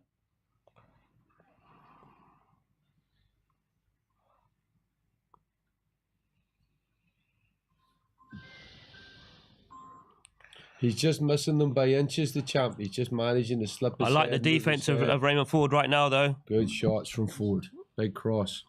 Big wide hook. It's interesting, though, that Nick Ball's landed so many good shots, but the one that's got hurt in this fight has been Nick Ball. Yeah. A couple of times. Unless the champ's been able to disguise it. Yeah, definitely. Which you never know what anyone's feeling. Yeah, some guys are really good at hiding it. Of course, the greats are. The World Championship. Oh, I think this is a round for the champion if it sustains it. Goes like this. This is the fight I thought I was going to see, to be honest with you. Yeah. With Raymond Ford, picking him off from the outside. One step ahead at this round, yeah. Yeah, and holding ring centre and just boxing in circles like what he's doing now. Yep. This could be as you rightly said, it could well be a draw. Or what? Nick Ball needs one round. Nice boxing display. This is what come on. I don't know what's taking. I don't know what's taking so long. Because I think the sheer intensity of ball, because he would turn and charge the whole time. You know. So, but it's. But early in the fight, Nick Ball actually wasn't doing anything clever to actually get him against the ropes. He was just coming forward. Yeah, but it's just Raymond Ball wasn't using angles. Big Daniel on the screen. Let's hope he gets through this one tonight. Yeah, and good luck to Don and the team. I must say, I was out there at his last fight. I wish I was back in the corner this time. Just that the excitement's nothing like it out there. Huge nights. So I don't know about you, I've got Nick Ball up by 1 round only now. I think this fight's going to be decided on this in this round. 2 rounds. I think of the champion. I think whoever wins this round wins this fight. Nick Ball needs a big round in this fight. Well, we've got 2 rounds left in the last fight. I think it's going to be a 115, 113. But whoever gets this round, yep, this is it. Nick Ball wins this round, he wins the fight for me. Yes. Yeah. And if Raymond Ball wins this round, he wins the fight. He's got to give it everything this round. It's just not good signs for Nick Ball because the last couple of rounds, Raymond Ball has looked spiteful and he's using his footwork. But he knows he's got 3 minutes to make that difference. Wow. Carl Frampton's got Nick Ball 5 rounds up. There's no way. There's no way. I think they may be friends or something. It can't be. Yeah, that's kind of biased scoring. That's not the kind of fight we're looking at right now. I've got him 1 round up, and this is the round reasonable. That decides. They're saying that commentary are saying Nick Ball needs a stoppage. To be honest, they both could. You know, if it's either going into this round, that's a great shot. But Nick Ball comes straight back. Oh, big shot from the champ as well. Big right hook. He needs a big round, Nick Ball. This is where Raymond Ball normally functions. What a fight, guy. Both of them have earned every penny of their money, man. What a body shot. Good body shot from What Nick a body shot. Over the top from Nick Ball. Through them. Come on. He's doing what he needs. I love that. Love the uppercut. The whole fight, the uppercut's been brilliant. Shot. That is his money shot. The uppercut. Snaps out of tremendous. A little bit. Snaps out of him. Let's see if he can regain it.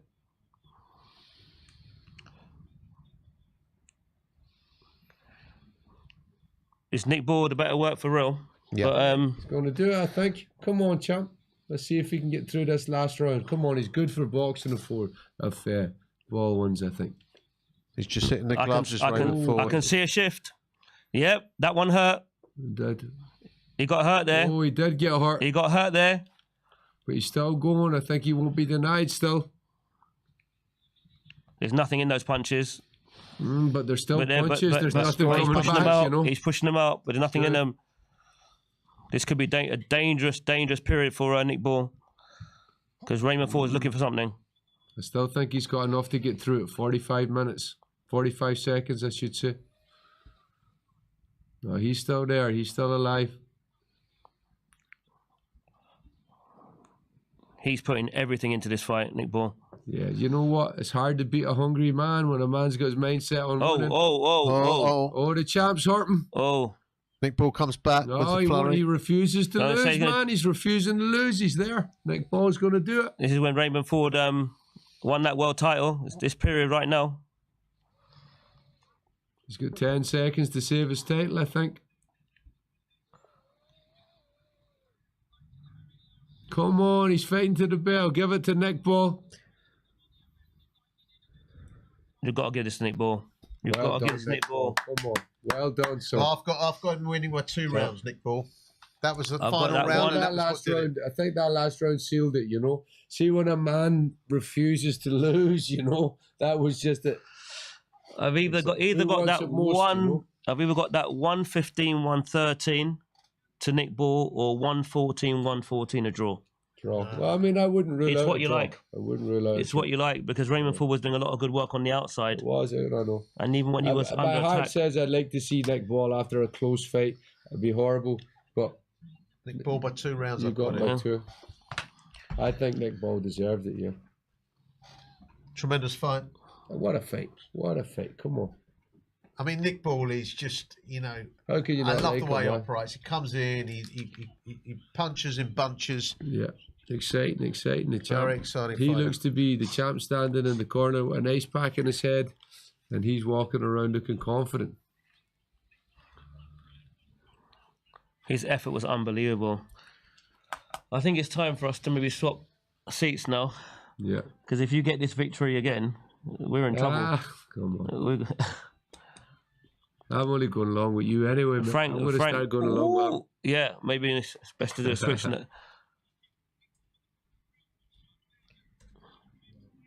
Good defense on Nick Ball there. He just didn't have the. Where's Nick Ball pop on his training? shots. Where's he based? He's Manchester, is it? See, Manchester or Liverpool, I can't remember.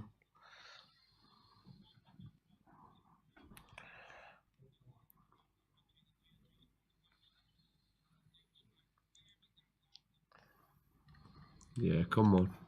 Nick Ball deserves it. I hope he gets a fair decision.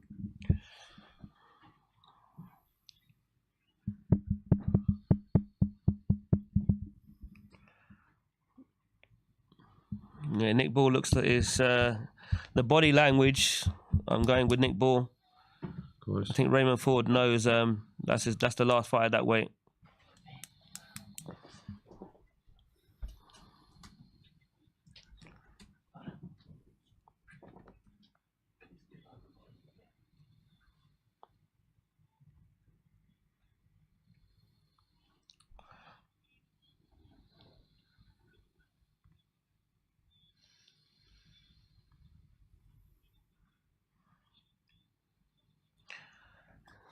I wouldn't be surprised with a draw. I'll be honest with you.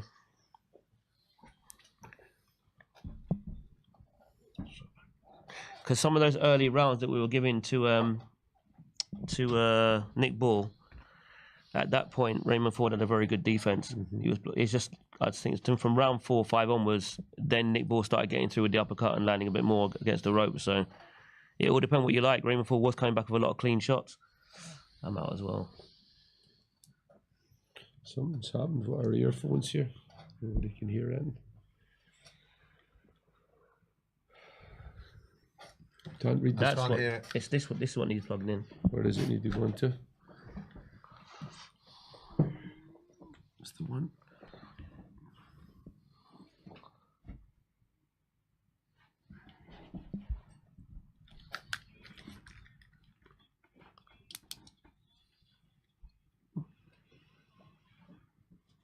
Yeah, you see. Split decision.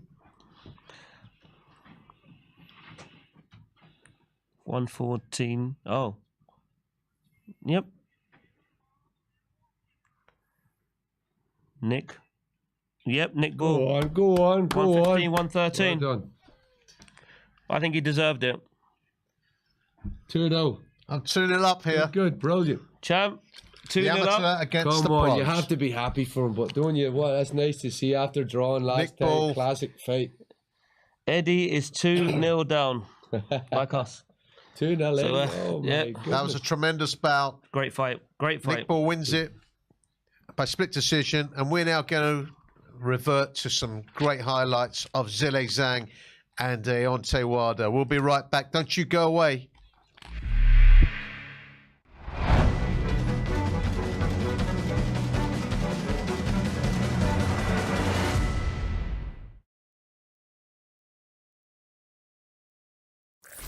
Gentlemen, tomorrow night at the Kingdom Arena, Riyadh, Saudi Arabia, it's 5 versus 5. Queensberry versus Matchroom Boxing. And something I was just informed of, and you will find very interesting. Ladies and gentlemen, the winning promoter, the winning promotion of the 5 versus 5, courtesy of Riyadh season, will be awarded $3 million. Like that? All right. $3 million additional dollars, like they both needed. Anyway, ladies and gentlemen, it's a great night of boxing tomorrow night as Frank Warren for Queensberry Promotions and Eddie Hearn for Matchroom Boxing proudly present 5 versus 5, presented in conjunction with Riyadh Season. National Events Center, the General Entertainment Authority, Gold Star Promotions, and Sella. They'll be presenting an evening of world-class professional boxing for your entertainment. It's a special thanks, ladies and gentlemen, to the custodian of the two holy mosques, King Salman bin Abdulaziz Al Saud, His Royal Highness, the Crown Prince Mohammed bin Salman, and His Excellency, Chairman of the General Entertainment Authority, Turki Al Sheikh. So now, ladies and gentlemen, the official weigh-in continues with our final bout of the evening. It's 12 rounds of boxing between two of the very best in the world in the heavyweight division. Coming out first to the stage, he has a record of 29 fights, 26 victories, 21 of his 26 victories by KO, 2 defeats, 1 draw, standing 6 feet 6, from Zhou, China, now living, training and fighting out of New Jersey, USA, former WBO interim heavyweight world champion, ZHILEI Big Bang Zhang! Hustle hard, hustle every single day. I'll be making moves till I'm buried in my grave. To the system, I don't wanna be a slave. I've been doing shit my way, or the highway. And in the driveway is a nice range. Cause I grind through the climb, I invite pain. You'll never hear me, bitch, nah, I don't complain. Just gotta flip the switch and you can go and obtain anything you want, anything you need. Your mind's got the key ingredient. And now making his way to the stage with a professional record of 47 fights, 43 victories, 42 of his wins coming by way of knockout, only 3 defeats with 1 draw, standing 6 feet 7. From Tuscaloosa, Alabama, USA, the former WBC heavyweight champion of the world, the Bronze Bomber, Deontay Wilder.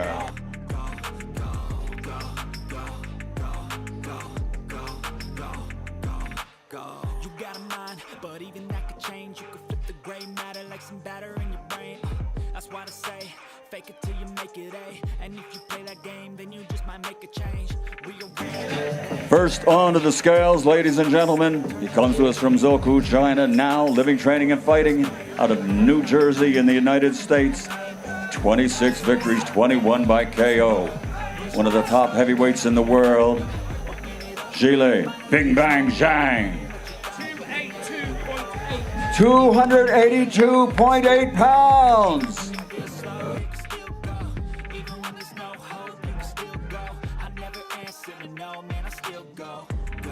Next on to the scales, the former world champion. 43 victories, 42 wins by knockout.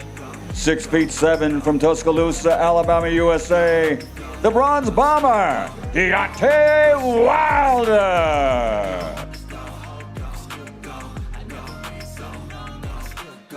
Hustle hard, hustle every single day. I'll be making moves till I'm buried in my grave. To the system, I don't wanna be 214.6 pounds, the Bronze Bomber, Deontay Wilder.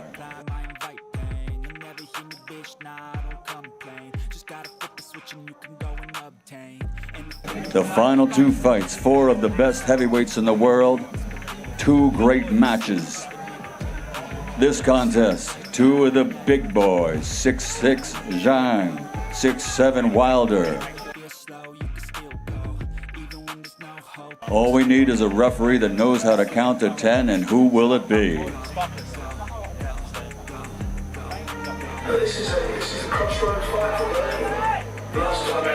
ZHILEI Big Bang Zhang, the Bronze Bomber, Deontay Wilder.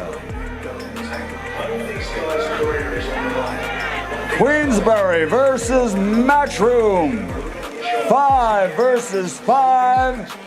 It all goes down at the Kingdom Arena tomorrow night. Riyadh, Kingdom of Saudi Arabia.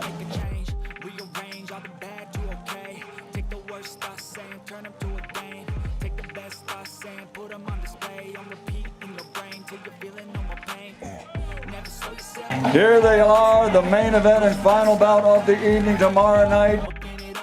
2 weeks ago, We crowned an undisputed world champion, and now the division, looking grand, has 4 of the best in 2 final bouts here tomorrow night.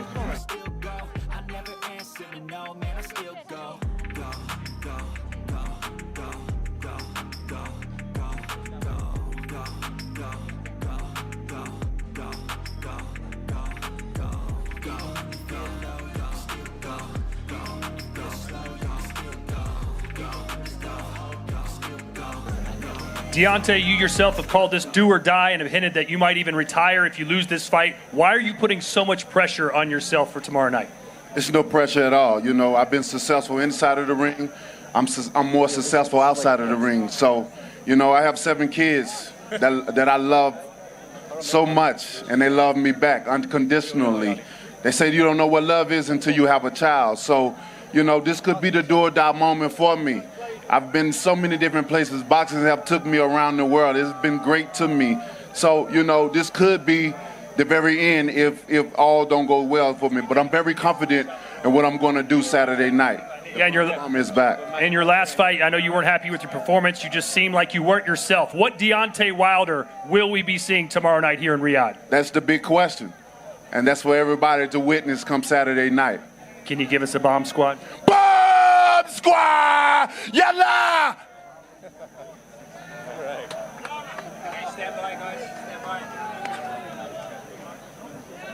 ZHILEI, what do we need to see you do differently that you didn't do in that fight with Joseph Parker? 跟帕克的比赛吸取了什么经验，会用到这场比赛上面？跟帕克的比赛结束之后，我们整个团队做了总结，然后在比赛之后，把那场比赛的失利，然后总结到这一场比赛中来。Well, I learned a lot. I sat down with my team. We went over everything. You will see. Are you fighting the Deontay Wilder of old, or is this a different Deontay Wilder now? 这个威尔德跟以前几年前的威尔德觉得还是一样吗？不一样了，以前有饥饿感，现在没有了。现在就像一只老去的野兽，但是没有威力了。I think it's a different Deontay Wilder, to be honest with you. He was really hungry, destructive, but right now it's your old soldier. Zhang, Yeah, I appreciate can you give us a bang? Yes, I'm by him. Thank you very much. Good luck on Saturday night.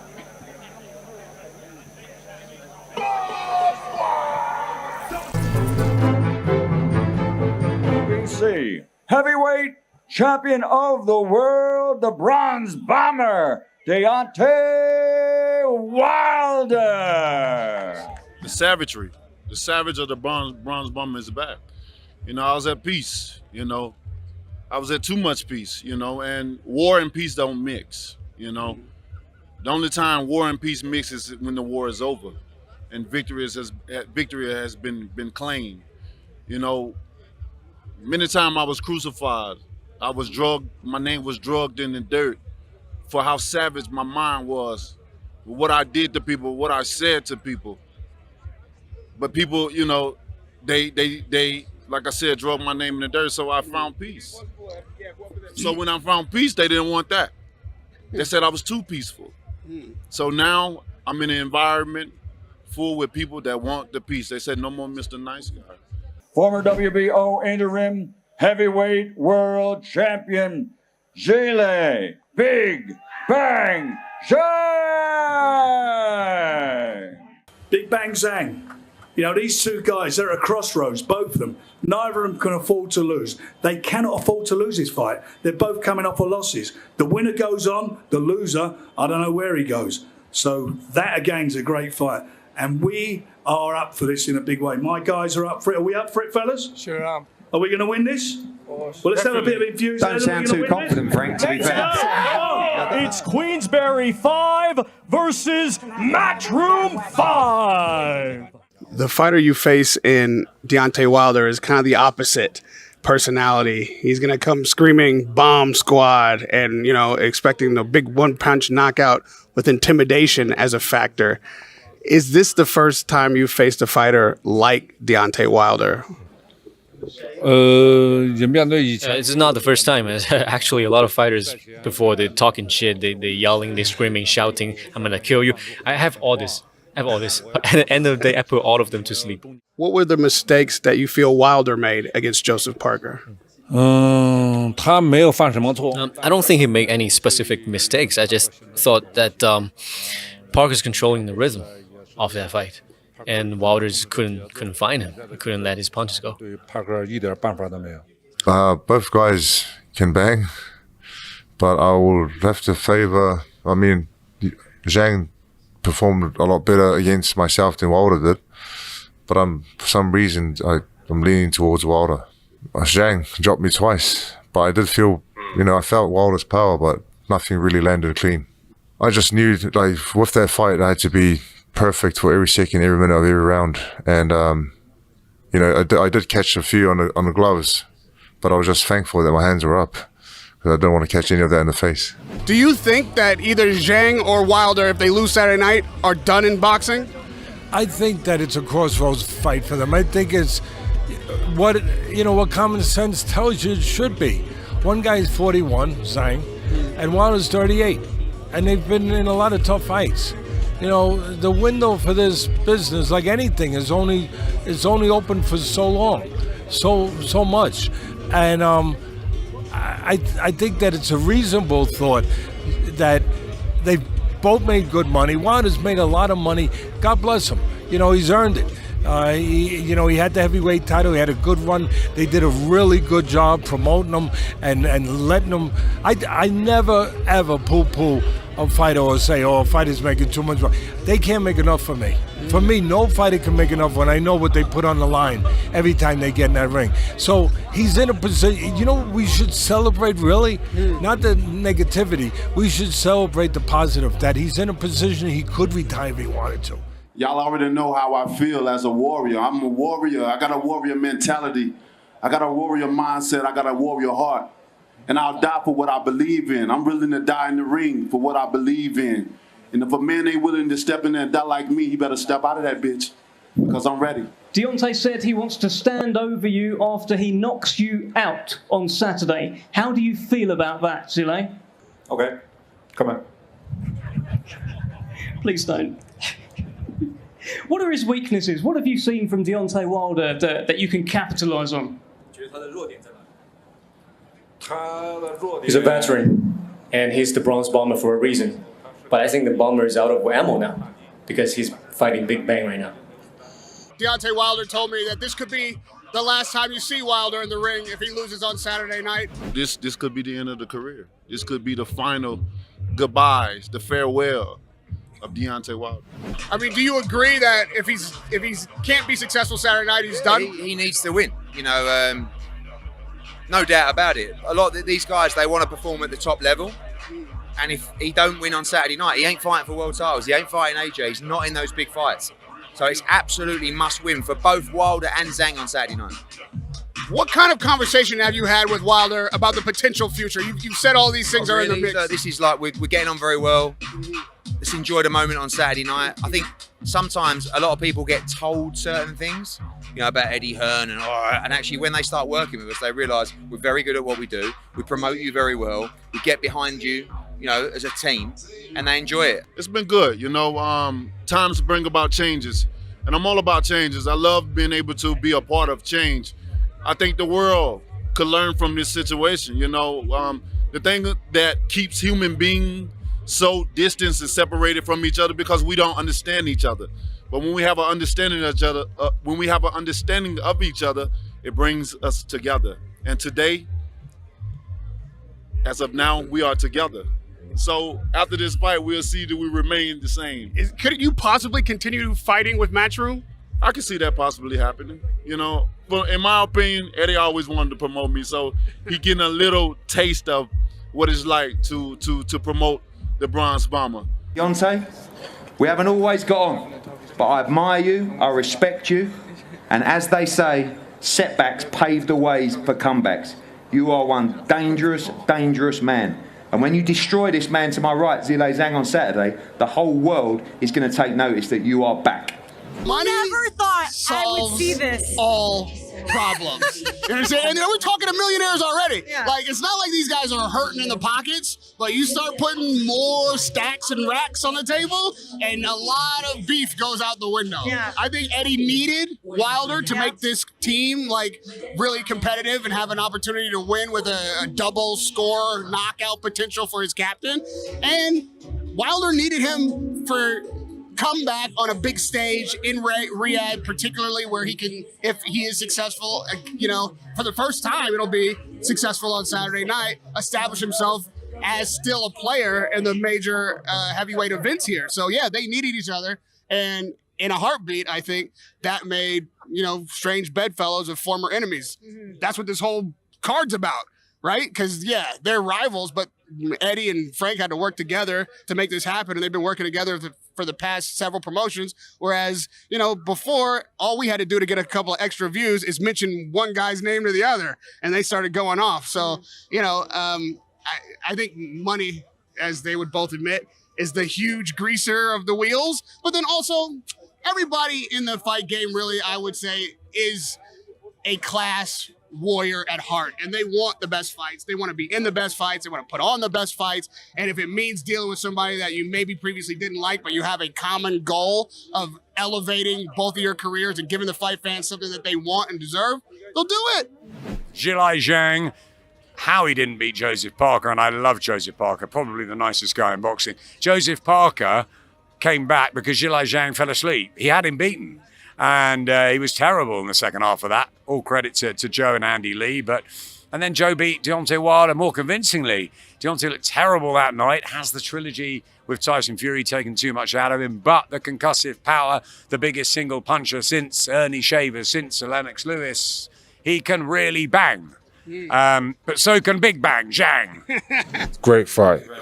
Whoever lands first, you could say, but it's a great fight. Wilder still got that.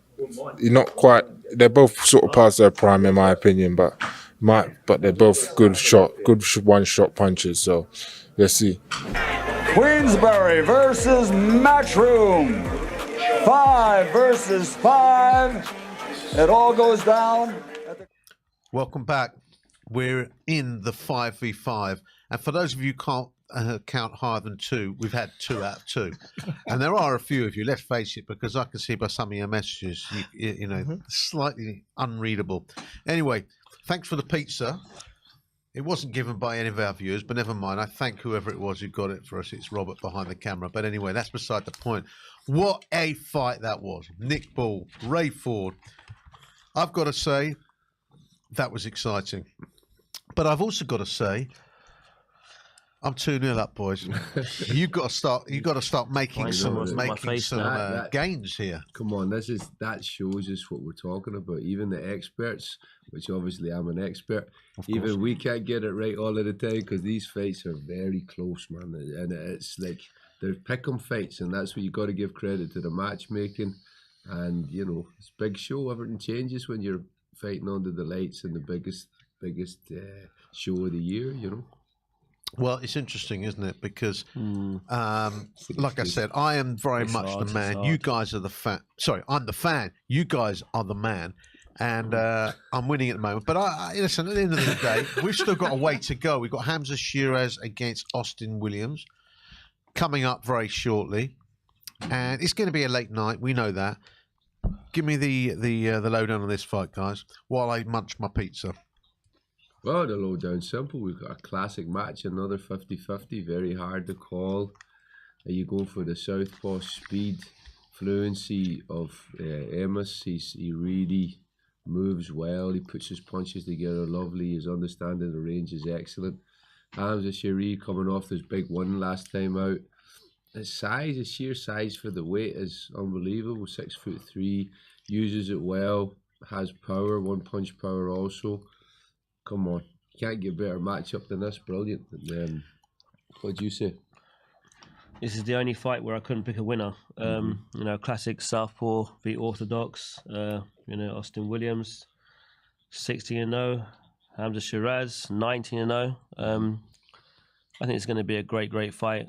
I did make some notes on the two fighters. With Shiraz, you know, his height and his power. It's an advantage. His timing's really good. He's another one that's not hard to find. Yep. When I was watching his fights, it's not hard to hit him. I thought Bradley Skeet was doing really well against him. And to me, he can be outboxed. With Williams, he's calculated, good jab, coming from that southpaw stance. He fights in spurts. He changes levels really well. And I don't just mean working to the head and body. His body position, he drops down low and then picks himself back up again. So sometimes it's hard to read to find a target on him. The cons is that he can be a bit negative. He goes for a walk, which all good pros do. But if you put pressure on him, I like to see what he does when he wants to go for a walk. What Hamza does he shut him down and start putting pressure on him, make him uncomfortable, be a bit physical. It'd be interesting to see how he looks if that happens, because I haven't seen that yet. He hasn't had someone good enough to push him. He doesn't, and from what I've seen, he doesn't like to fight on the inside. Whereas Hamza, even though he's a taller boxer, he does like to fight on the inside. So I think it's a case of can Hamza can he make Williams uncomfortable? If he can do that, he wins. If he allows Williams to box, then he might get outpointed here. That's why I couldn't pick a winner. And to be honest, I haven't watched enough of both guys. I don't know enough about them. Whereas with the other fights, I had a good idea of where I was going to go. So I'm on the fence with this one. And it's not because I'm down 2-0. I genuinely couldn't pick a winner of these two. All the other fights I picked a winner, but just not this one. You've got to excuse me. I was just munching my pizza. Listen, that's why I it's took like my time. being at home with your mates, because we're here having a chat about the boxing. This is a watch along. I tell you, I love it. I'm listening to these guys. They know their onions. There's more onions in there than there is on my pizza, I can tell you. But in all seriousness, I've got to tell you, these two guys, I love listening to them. They have such depth of knowledge. It just fascinates me as the fan. I love to listen to them. Having said that, we're now coming on to this fight. I don't know enough about each of the boxers to be able to say. Yeah. I did say from the start of the evening, I fancy Queensberry to win this event clearly. I'm sticking with that, but I'm gonna do a Xavier. I'm gonna sit on the fence here. I like Hamza Shiraz, but I don't have the analysis of the two boxers like these two guys. Well, Hamza's coming in as the team captain, remember, so this is a very significant fight. It is, if he can knock this guy out, and they're 4 points up, that's them 6 points going into the last 4 fights. So no, actually, let me correct you. Sorry to interrupt you there, Kieran. If Hamza Shiraz wins this by a knockout, remember a knockout is worth 2 points, but because he's a captain, I think they're worth double. 4 points. So they would be 6-0 up. Yes, so 8 points he gets then. No, if he wins, this is significant. 2 points for a knockout. Yeah. Win, and if as a captain he'd be double, so that would be 4 points for him. Yeah. On top of the two they got already, that would be 6. That would be 6 points, 6 yeah. up. Yeah. So Hamza Shiraz, I don't know if he's thinking I need a knockout here, but I tell you what, that's the least of his worries, to be honest with you. I think he wants to win the fight. Huge hard fight. He'll do it anyway, whatever way necessary. And I think the old Queensberry versus Matchroom's long out the window. He's not interested in that, At this stage, they're selfish. Any fighter's selfish this close to a huge fight, and they're thinking about themselves, Definitely. I've got those predictions as well that we had earlier. Chris Congo's going for Shiraz. Ernest Warcheck's gone for Shiraz. Emmanuel Zion's gone for Williams. My heavyweight's gone for Williams. Alfie Clegg's gone for Williams. That's interesting. Ahmed Hatim has gone for Shiraz. And Amar Kiani's gone for Shiraz. Adrian Redmond's gone for Williams. And Kasim Kiani's gone for Williams. Youssef Kamari has gone for Williams. I think the coaches, I can remember, I've got Junior Saba prediction here as well. Nick Prempe has gone for Williams, my business partner. Junior Saba has gone for Williams. And lastly, Coach Fisher has gone for Shiraz. What's Reza Ali? Reza Ali's saying Shiraz as well. He feels you've dominated him. So that sounded pretty even to me. I was reading them off, but what did you guys get from that? I thought it was. It's pretty even, isn't it? Yeah. So yeah, another interesting 50-50 fight, isn't it? So hard to decide. How it's so hard to. What do you guys think about this fight? Come on. I mean, we'd like your opinions. Really.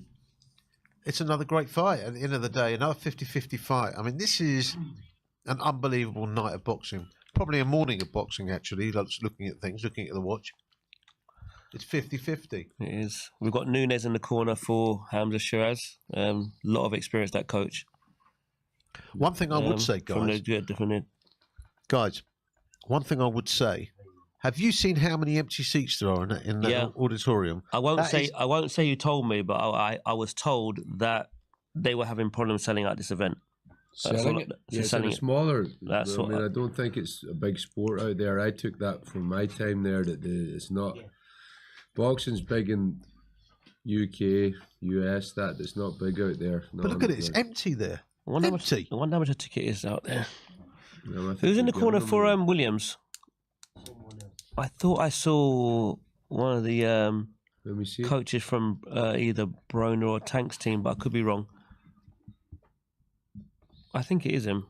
I can't remember his name. So one claims to be 6 foot and the other says 6'3". There looks more than 3 inches between them. Am I not wrong? Let's see. Am I not right? South will be orthodox. We're going to get underway now. First round. Just before they start, this is a huge card, and the place is half empty. Well, is it half empty? Well, look how many empty seats there are. Well, there were when I saw before. It could possibly be because of the main event. Yeah, I think it's a long night for anybody. 6-12 rounders, So I think they'll come in for the Wilder, for the Daniel fight. I think one of the big attractions is going to be Bivol as well. So I think these are unknown to the casual fan outside of the UK. So Shiraz is fine. Williams very easy here.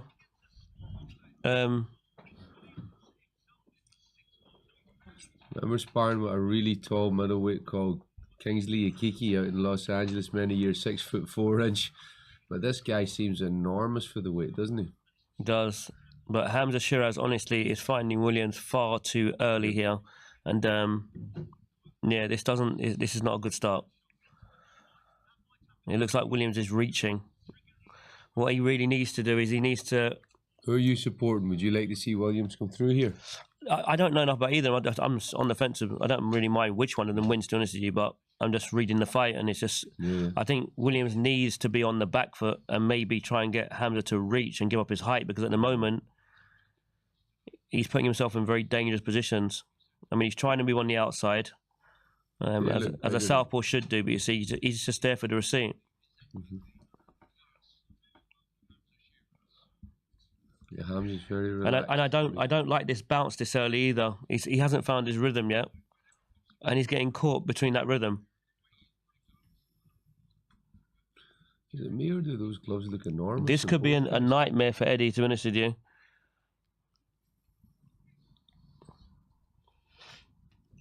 Hamza's experience, if he doesn't stretch, if he uses his reach, he's got... Look at the size difference. My goodness, man. Can they be the same weight division? Yeah. What are we looking at here? What the hell, man? And you see, what my coach used to say to me was, if you've got a tall fighter, the best thing to do is get them to come forward, because it puts pressure on the opponent. Attack and then take half a step out. So it's like you're a constant threat in front of your opponent. When you're a taller fighter, keep giving up your height, you're inviting the shorter person onto you. And he always said, if you can hold ring center or just get them to a box on the back foot, you'll have more Look at success. the length of Hamza's hands, or arms, sorry. It's not just tall, he's got a huge reach there. He does. He's clever enough to get his left foot out front to stop himself stretching or leaning, So he's his reach is 78, it's a long reach. That's a heavyweight reach. That's heavyweight numbers, terms. He's got his hands in front of them, so you're not going to catch him with straight shots easily. No. So good stance, he's working well. He reminds me of the Fondora, who beat Tazoo the other day. Yeah, he seems to only now be using his height and reach. It's a lot more effective. It's credit to his coaches then if he's getting them, not falling in, extending on his shots. He's not putting effort with those shots, and he's not pulling them back or showing them. He's touching out, leaning, relying on his... Definitely. On his range. I think that was Hamza's round. Can I ask you He guys? settled so well, Hamza. In terms of your foot placement, Yep. do you like to coach or tell a boxer to change the distance between his feet depending on the opponent? Do you mean whether he should spread his legs or not? Yeah, how far apart his legs should you be. got to adapt to always. This is Turkey. To the style you're in front of, innit? I think I would say it depends who you're fighting. Of course, depends what stance you're using. But I mean, there's fundamental balance and size. The main thing is not to fall in with your feet, not to Exactly. Not to be front foot heavy. Yeah. Like obviously, as you know, one of my favourite boxers is Bomber Graham. He was very slippery, but his feet were not very far apart from each other. I don't like a wide stance personally. Yeah. I don't teach my fighters to have a wide stance unless you get someone who's really, really tall and it's natural for them to sit that way. But I like small movements. Oh, he's small hurt him. steps. He's hurt him. Williams caught him lovely there. Sorry, it didn't mean. Sorry, to. apologies. No. Lovely counter shot against Hamza Shiri. Shook him a little bit.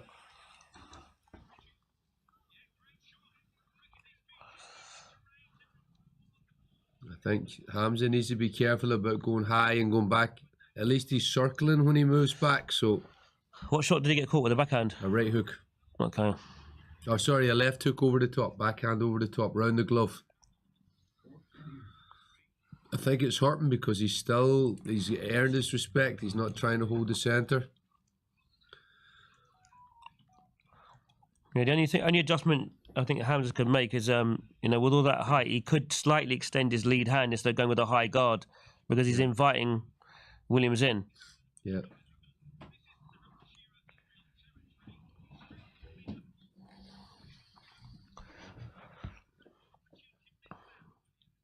See, Williams seems to be doing a lot better now because he's stopped bouncing up and down. Yeah. You see, he's found the rhythm now. Energy, yeah. Yeah. It's almost like it was a nervous start, wasn't it? Hamza's not really throwing anything back. He needs to. There's a good shot. He needs to do something to stop Williams driving forward. You know, he's got to let him feel some leather. Well, Williams definitely has the power to hurt him. Yeah. I mean, I don't believe it really registered with him. I don't think he was ready to go or anything, but it changed the pace of the fight immediately, you know. Well, it's he's got 11 knockouts out of his 16 wins, Williams.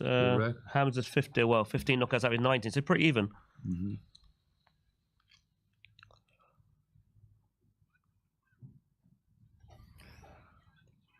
And you see, this is where a tall fighter doesn't need to be. You know, under pressure going back. Yeah. You see, when he was holding ring center, he was a lot more effective. Yeah, he's come back into it a lot this round, though. He's landing a lot of effective shots. So I'd say that first shot changed things, but he's worked his way back into the round. He didn't panic. Definitely. Hamza, and now he's having more success really late in the round.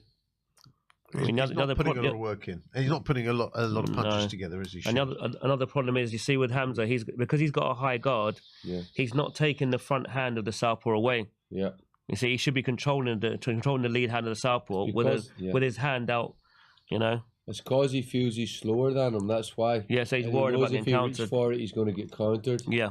So, which might actually be the case, I think. The natural speed goes with Williams. I mean, he's not really using the advantage that he's had. He's so tall, but yet he's fighting with a high guard. So you're inviting the shorter person to come in, whereas he should be extending his lead hand and trying to control him from long range. Should you, obviously with that sort of that lead that he's got, that distance, you would expect him to have a longer guard, no? The shot, lovely shot. And you can also the jab. It wouldn't take the jab so long to get to the target if it's coming from out in front. Whereas from here, from the high guard, it will take longer. It was a good shot. Right, it definitely hurt. It bent his knees. Yeah, it's a great shot. He done well to recover from that shot. He did, and that's what I'm saying. He worked his way back in well. He whispered something in his ear of his trainer at the end of that round, which is strange, you know. Second? He didn't say. He whispered something in the ear of his trainer at the end of the round. Who did? Hamza. Makes me wonder if he's carrying an injury, if for something he didn't want the microphones to pick up. That was a strange thing to do, you know. See, this is clever to me from Williams.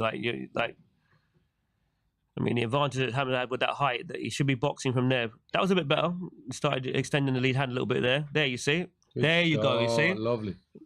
See, there you go. Take the southpaw's lead hand away. And you've got to use feelers against the southpaw. See, that's a better defense from him. Now he can control the range, take half a step out. It's not a good. I mean, there's crazy attacks from Williams to be shooting, throwing wide shots from that far out. It is. This is good work from Hamza. Now he looks dominant.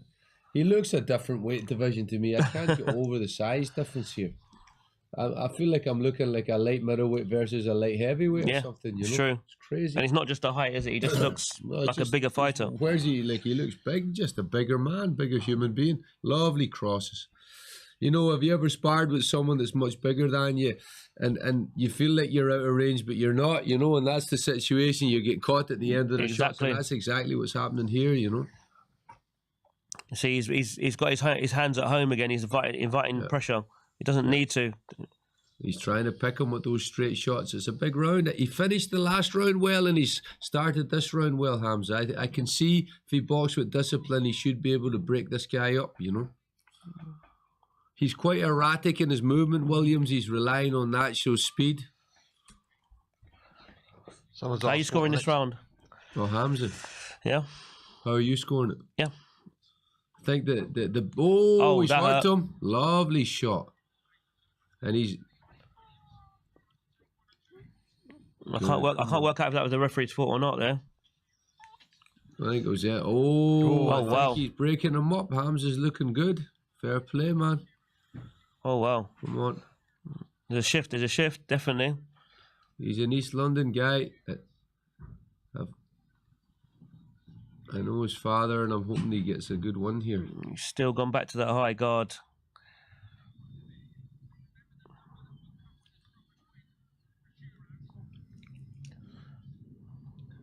We've just been reminded about the 4 points if he gets a stoppage win here. Yes. Big. If he knocks him out, then... Yeah, and the timing's better from Shirad more than anything else. He's got better timing. He's thinking, he's trying to set his shots up to me. Good shot. That was a setup, lovely. This is starting to remind me of Fondora and... what's the kid's name? Good shot. Good quality shot, yeah. Yeah. That was a good round. It's got to the point Williams is scared to throw leather now because he's waiting to get countered, you know. So, big round. Lubin. That was a good round. He's standing, listen to this. Sorry. That's the fight I was talking about. Sorry, the Lubin fight, with Fondora. It was the height of Fondora gave Lubin a lot of trouble. Trainer's giving him very good advice. He's saying, stop standing at the end of Hamza Sharif's punches. You've either got to be in range or out of range. You can't sit at the end of his shots, you know. It is Kevin Cunningham, Broner and Tank's coach, isn't it? What he's saying is exactly right. But look, do you see what I mean about Williams being very wild and erratic? He's expecting his natural talents. Yeah, that's no good. He shouldn't be leaving himself in positions like he shouldn't. That. He's got to be contact and respect the guy he's in with, the size advantages, etc. See, when he had success, he was working his way in close, wasn't he? And now he's trying to reach from outside. But Hamza's not letting him in. Hamza's got power in those shots, and he's keeping them at the end of them.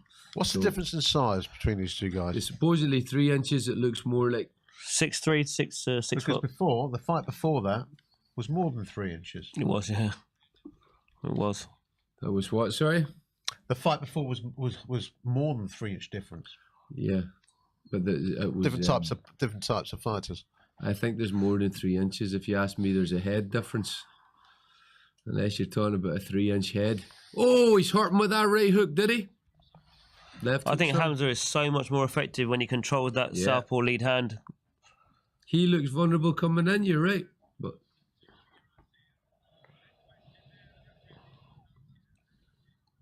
just warning Williams about his head.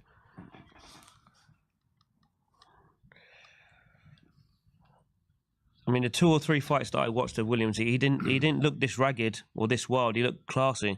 Yeah, but I think that's testament to the size of Shirad. He's not able. He's confused by his sheer size.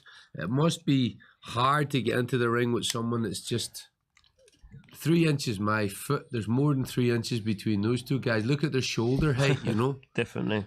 Unless he's a full head bigger than him, you know. I'm saying unless there's a 3-inch head, you're talking about a big difference in size, you know. It's hard to punch up. I think Hamza Shearer looks very relaxed here. I think he's the one that's picking the better quality punches. Williams still looks wild to me. But what William is doing is he's closing the gap this round. He's not sitting at the end of his shots. That's what his cornerman told him to do. Yeah. Don't go there. So I'll give him that, and he's made it a far closer round by that, and he's not been caught as much, you know. So I'm just wondering who's it taking more out of. Yeah, I like him at that range, the more that mid range, of course, where he that's can where he function. needs to be. Yeah, he can't be at the end of Hamza's shots, but very wild. That's what I mean. He's totally. I know that Williams is the one that's hurt Shiraz, but I can't understand why Shiraz doesn't push him down there, lean on top of him, and use his size more Yes, effectively. definitely. So he's just standing accepting as well. It's crazy to me.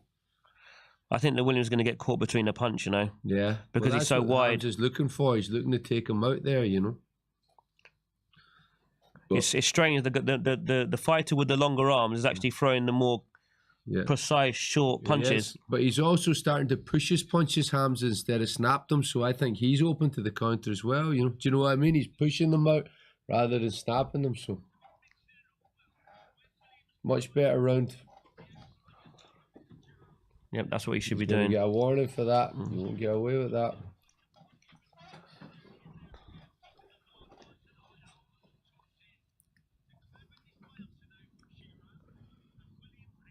Closer round. He wasn't landing a lot, Williams, but I like that he's made an adjustment. He made a adjustment he had to do. Yeah. But I still like the work from Hamza.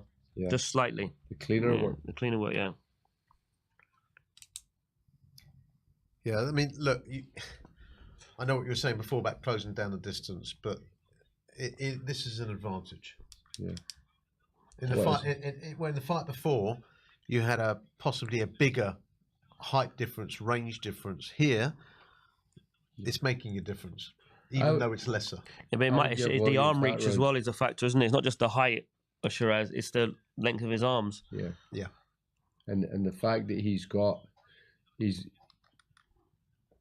Sorry, I'm listening to them the same time as I'm talking to you, but it's the fact that he also has real sting behind his shots, you know. So he has the ability to hurt Williams big time when he lands, especially those clean uppercuts and quack. And he's got power at the end of his shots as well. Not a lot of fighters have power at the end of their punches, and he has enough to drop people from there, you know. I don't like his style standing and giving his hips up though. And again, if you've got those long arms, nice counter. If you've got those long arms, you can theoretically put more power in your punches because you've got that extra distance to follow through, right? Well, I mean, I don't know about that potentially, but I would think you get more power on hooks than you will on straight shots always, you know, because you usually can rotate your body much more, you know. But you can get power on the end a lot. I think most knockouts happen in mid-range, you know. Not in long or not up close or long range. But yeah, so that's that level change that I talked about earlier. Yeah, he's doing in some of his fights. But Hamza he looks disjointed though. Hamza shouldn't let him walk in. He needs to throw more shots. He's just letting him fall into range. He needs to get those shots off because every time he throws, he has a lot of effect with them, doesn't he? Definitely. Keep it there, Hamza. Come on. See again, he doesn't need the high guard there. Look, he's inviting pressure. That's what I'm saying. He should be extending that lead hand and getting to work. Because not every shot needs to land. Bam, bam, bam. Touch his hands. Yep. Control that lead hand. Maneuver him and then fire. And shoot back. Nice. What a difference since he started doing it this round. I gave Williams the last round on work rate. You did. And I think this round is a good round for Hamza, you know. Good hand placement from Hamza there. Yeah. And catching that hook from Williams. Williams has had his most success with the straight or wide cross left hand, you know. Southpaw left. So you've got a slight mark on the right eye there, Williams.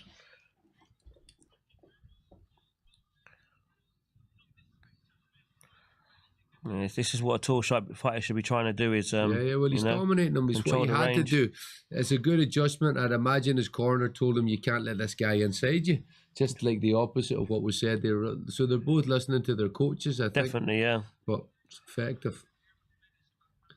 Big round for Hamza this round. I feel like he's switched the tempo. He needs to keep this up to win the fight, you know. I thought that shot affected Williams just now. That right hand from Hamza, but seemed to have recovered. He stumbled. Yeah. He's got his feet back.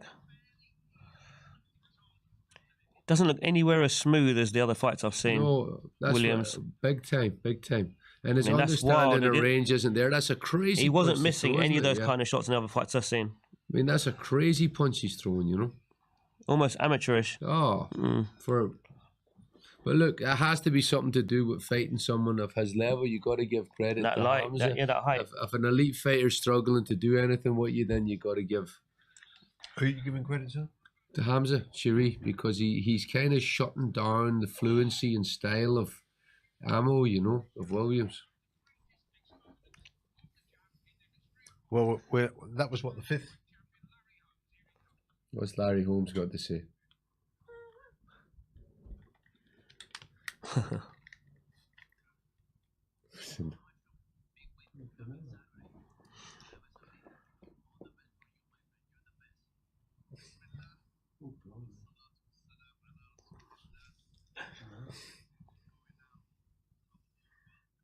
This is good. Got some messages here, isn't it, from all-time greats? Yeah. Nazim Hamid obviously going for Queensberry. Larry Holmes going for Queensberry.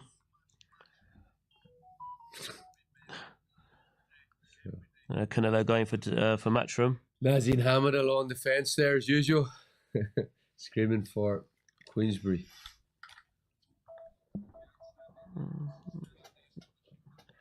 Williams looks a bit more composed this round, coming out a bit. Yeah, a little bit more settled. He's trying to take. He's obviously you can already see what his coach told him. Go to this guy. Don't stand off him. Because if he stands off him, he's in trouble. But he looked very easy to hit in this fight, Williams. Yeah, but I mean, it's for me, I'm surprised that Hamza's not throwing more of those effective shots. Why is he letting them in at all? He should be getting numbers off there like that. Definitely, like that. Whenever he stops punching, he's in trouble. Whenever he keeps as soon as he goes to that high guard, he gets himself in trouble.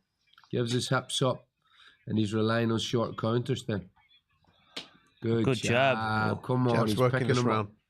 I think that eye's starting to swell. I think so. It has That's what I said. The right eye is slightly marked.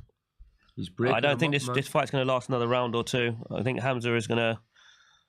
I think he's going to find a shot to hurt Williams. I think they both need to weigh in again because I just can't believe they're the same weight division. These guys, it's ridiculous. It's crazy. We've got a giant versus it looks like a featherweight versus a light heavyweight. It's almost like a value of David Hay, isn't it? What? It's ridiculous, man. Crazy. What are we watching here? It's this boxing.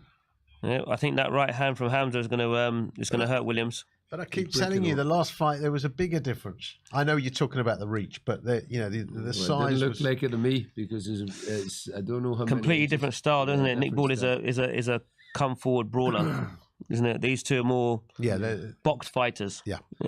I'll tell you what, if Ball went on the shoulders of Ford, they still wouldn't be as tall as Hamza Shiri in this fight. That's simple as that. Yeah, there's a massive shift here. Big time. Shiraz is looking very comfortable. Yeah, that right hand is finding a home now. Man, it's got to hurt. He's punching very, very accurate. It's very accurate from range, you know. Definitely. I think the problem with Williams here is he can't get set to produce the power he produced earlier. Yeah. Well, that's exactly, and that's to Hamza's credit. He can't find his way past his jab, which is what you would expect from an elite 6'3" middleweight or 6'4". I mean, you know, to be that tall at this weight, it's crazy. So there's two things that you need to be fast enough for your height. So if you can be very tall, but if you don't have speed and timing, it's almost useless because people can get inside it. But he's got the speed and the timing to complement his height, which makes him a nightmare for people, you know. Good. It's like the difference between a Hitman Hearns or something had that speed, and then you can pick other fighters. Take Rocky Fielding when he fought against Canelo. He was taller than him, bigger than him, but he didn't have that speed to hold him back. Do you know what I mean? He couldn't get his shots off quick enough. So, How tall was Tommy Hearns? 6'1", 6'1.5", 6'2" at the most. That was a welterweight. As a welterweight, right up at middleweight. But he had a similar type lean physique to Hamza, but I mean, I'm not comparing Hamza to Tommy Hearn. I'm just saying he's got that. He's got the speed that's needed to complement his height. You know, Definitely. I've got Shiraz. I think it's 5 rounds to 1. Yeah, it's his fight to lose, to be honest. Definitely. I can see this fight ending in a knockout though for Hamza. I think Williams is going to get more and more desperate. He needs to do something to change the fight, and I think as he gets more aggressive and gets more open, I think he's going to get tagged. I think it'll be a stoppage. And get stopped or knocked out, yeah. It's not for the lack of trying. He's trying to make up that height. It's a very difficult fight for him. He's trying.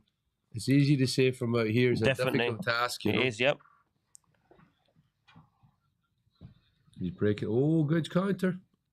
Then he goes on to that high guard. It doesn't suit him. Yep, instead of using his legs. Walk forward if you're doing that. Walk forward and smother his work and spin off from there, you know.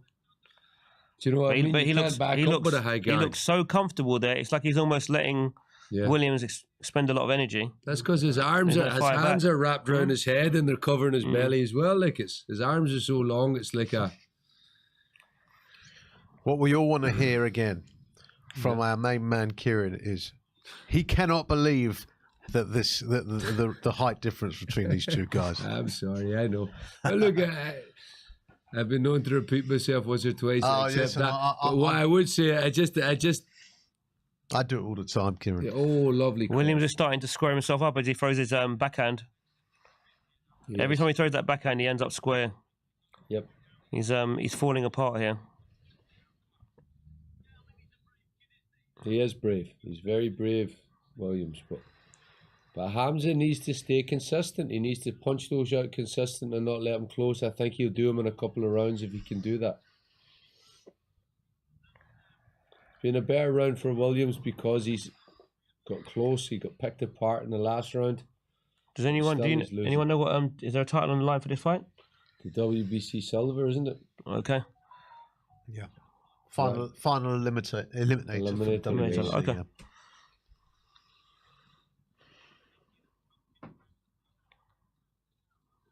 That's why when Hamza does that, half a step out. Yep, like he did there. Yep. Straight back in. But when he doesn't stretch, he doesn't need to stretch with his punches. He can just throw his hands out fast. As long as he doesn't push his punches and he snaps his punches, then he's in a great position. Absolutely. If he maintains discipline, form, shoots him.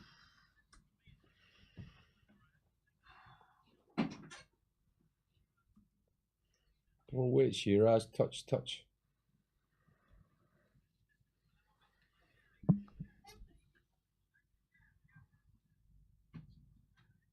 Good. Come on.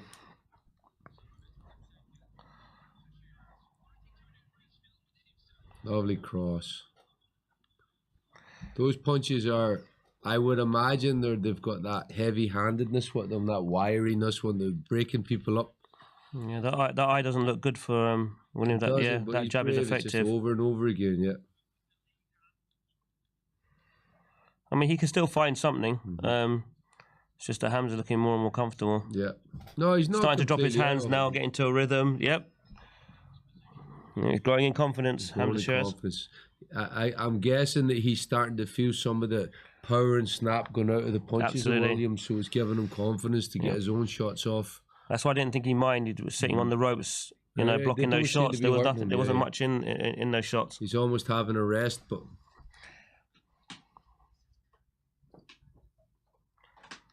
So Real Madrid have won the Champions League, I think, for the 14th or 15th time, is it? Amazing achievement. So, he keeps squaring up there, doesn't he? Just heard the voice of Dental Bentley there. His opinion on the fight. Obviously, he'll be rooting for Queensberry. Yep. Yeah, Hamza's landing all the clean, effective punches at the moment.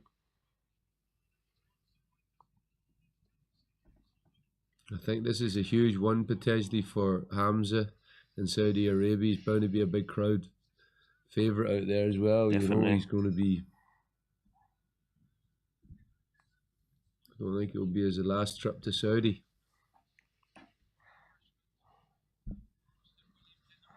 Yeah, Austin Williams, he has a really good start to each round. Yeah. And then Hamza takes his time, stays tucked up, and then he's a warrior. He's coming out trying. He's doing Trying, everything he can, but I just don't think he's got the tool set the skill set to do anything with it. You know. Boxing Meta says too easy for Hamza. I agree. Yes, Benjamin Sonia said Real Madrid is Champions League. And they won the Champions League. Yeah, we know that.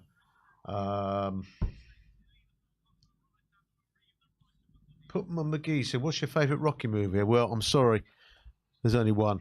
Rocky 3 with Mr. T. I agree. I like 3.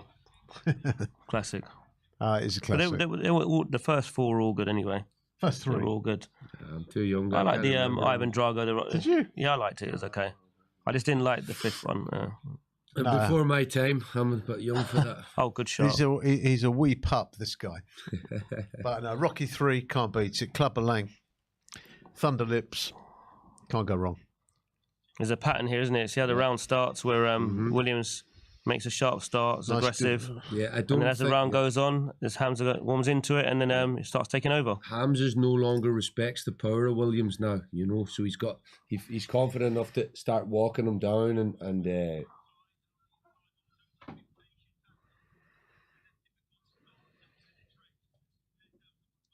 he's loading up.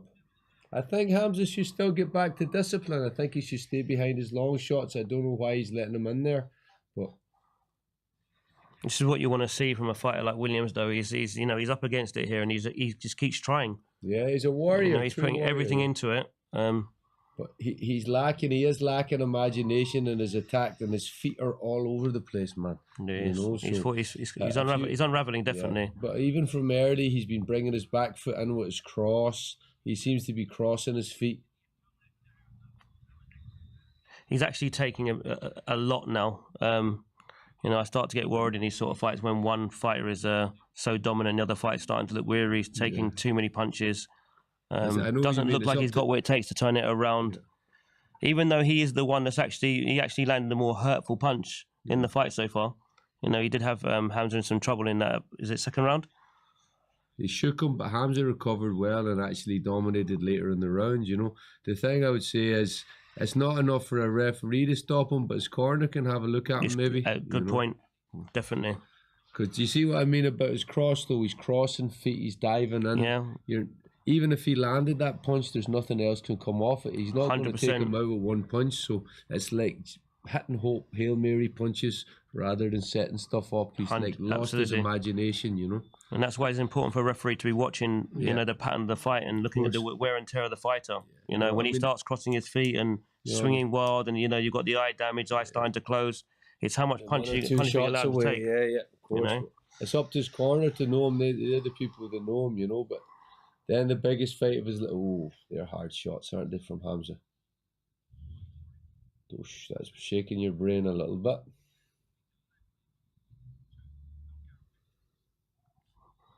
Huge difference. He doesn't look too happy. Huge difference in head punches landed. I mean, they're saying Shiraz 161 to 85. Williams, big difference.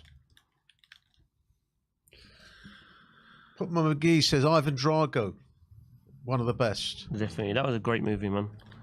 I think it's the training that I liked in that movie.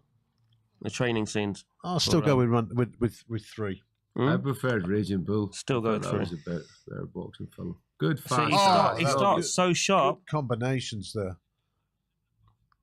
I think he might have been sent out and been told, I need to see something here. Yeah, it could very well be the point. But let's see how the round 1 minute's up. Let's see how the last 2 minutes. First 30 seconds he's been good. For the last few rounds. Some snap there, you know. And Hamza doing the same thing, on the ropes, covering up. Rope-a-dope, yep. And not really any problems here. Like those shots caught him in the arms for the most part, or they certainly didn't. They looked flashy, but they weren't hugely hurtful or effective, you know.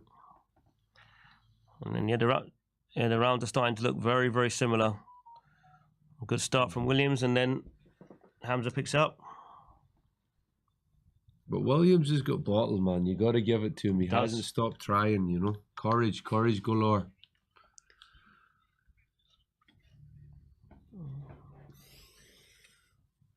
I mean, he just needs to stick that jab out over and over and over, doesn't he? That's what I'm saying. Keep him at the end. But that's exactly what he's doing as the round goes on, you know. For me, he's won the fight outside of a couple of knockdowns or something, you know. What are we on, round 9? Yeah. So I think he's won. Well, no, if he runs dominant the last 4, I guess, but I still have him.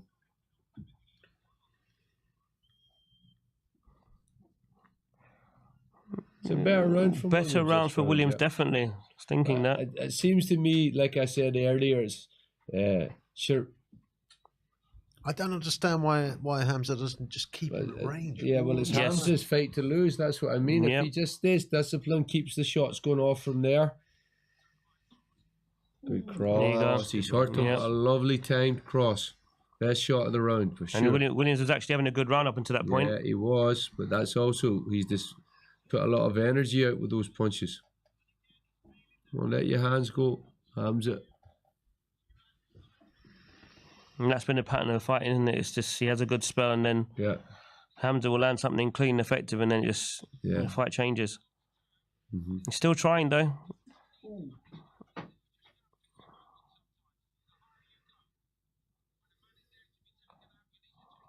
I think Hamza needs to start planting his feet now and start throwing some hurtful punches now. Big shots and thrown. Good shot again. But definitely he's not throwing enough leather, Hamza, this round, you know. He's not as dominant in this round, Hamza. No. He's definitely allowed Williams in. Maybe those clean shots done it for him, but there's an argument. Williams had some good, done some good work in that round. But you got to respect Williams to come back there, yeah. Yeah, definitely. How'd you score that? It's a difficult one. It's 10-10. kind of even. Yeah. But I just don't score even rounds. I should, but I just don't. I think Williams might have done enough to sneak that round. To be honest with you, Shiraz needs to put in more work. He needs to be doing more. Well, he had been up until that round. Potentially, round 9, he took a round off, and he's going to go hard 10, 11, 12. But you're exactly my point from earlier. Why does he even let him into that mid-range? I mean, look at that. We're not landing though. None of them landing. Arms and then when Hamza land, boom! They had an effect that shot straight away. Push. Oh, wow. I mean, this is not how Williams likes to go about his business. I mean, the fights I've watched, he's slick on the outside. Like I said, he likes to take educated breaks, goes for a walk, comes back with clean, effective work. But you know, he's having to fight a different kind of fight. He's having to be really aggressive, and it doesn't suit him. But you know, one thing's not working, you got to go to something else. So credit to him for trying. Yep.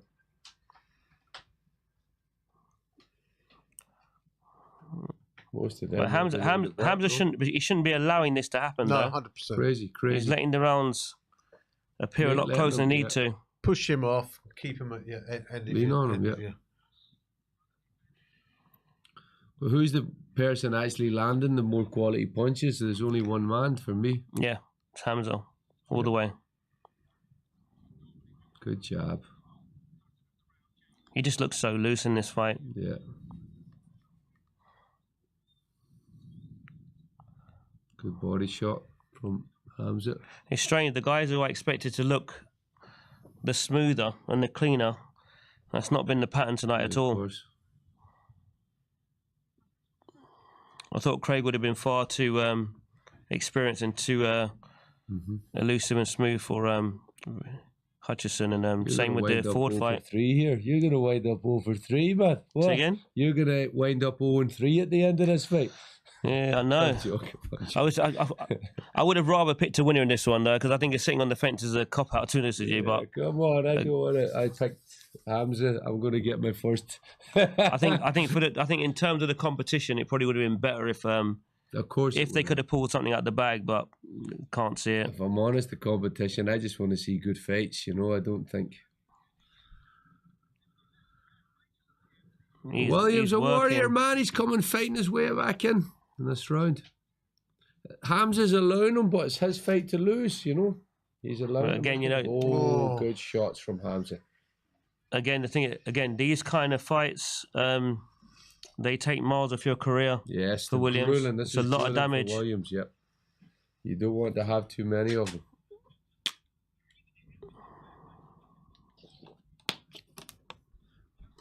There's an argument that Williams is actually throwing a lot more leather and everything, but and some judges like that. They just like the work rate. I've seen it before, you know. The Wilder ZHANG fight will be coming right at the end, so you got a few more to wait. Yeah, I hope we're going to get some excitement from the Bivol fight. I mean, he's fighting a fighter that's not really known, so really he should be showing separation. Yeah. He should be showing some separation there. But I watched him. He doesn't seem. Bivol's not a puncher, you know. I think no, he's not. He's a worker, isn't he? 12 rounds, you know. He'd be desperate for a knockout. I know he wants knockouts. You could see that when he fought in Riyadh last time we watched him. But oh, down goes Williams. Big shot. Hamza really caught him on point there. Come on. I'd like the corner to have a save look at Williams him. in this Come fight. on, ref. I would like the corner to pull him. Yeah, to I think they don't need to put him out for any more punishment. Yeah, You're he's right. taken far too much. He's not going to win this fight, you know.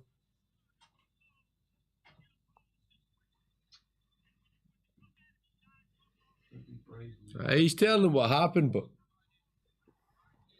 he needs to get some ice on his neck as well. And his eye. And put some water and try and revive him because, get that done now. He started shouting at him as soon as he went back to the corner, right? The guy was he's just been badly shook. Let him breathe for a minute, give him a drink, compose, then start talking, you know? That's what I do in the corner. I always allow the fighter to recover first before I start giving instructions. He started shouting at him straight away, you know? But that was always going to be the shot, though. Vicious punch. Yeah. He was open for that right hand a good 4 or 5 rounds ago now. It's just the one you don't see coming, you know? He didn't see that punch. I mean, we're in a position now where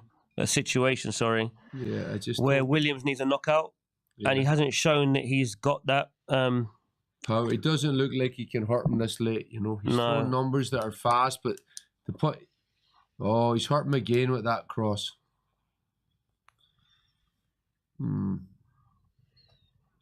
You've got to give him to. He's got a lot of heart. Williams. He's got bottle galore, man. He's got bottle galore. I think Williams' success has been when he's fighting at this range, closely throwing short punches. As soon as he's outside throwing wide punches, he looks open. There you go. That's a great shot. That was a great shot. Referee, please take a look. Referee, pull him out. Come on, jump in. Wave it off, ref. Wave it. Well done. Good work. Good work from the ref there. And not only is it all over, he's a serious contender. He's a problem for anyone in the world now, you know.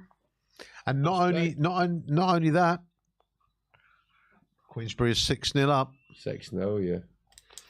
Hamza Shari's father is a friend of my fighter, Anis Taj, you know, through the Pakistani community, and so I'm happy for him, you know, very happy for him. I only gave Williams 1 round in that fight, and possibly 2. He looked disjointed. I watched his tapes in the run up to this. He looked fluent, good movement. Looks smooth, didn't he? Didn't show any of that in there tonight, you know. The size and the awkwardness of Hamza really.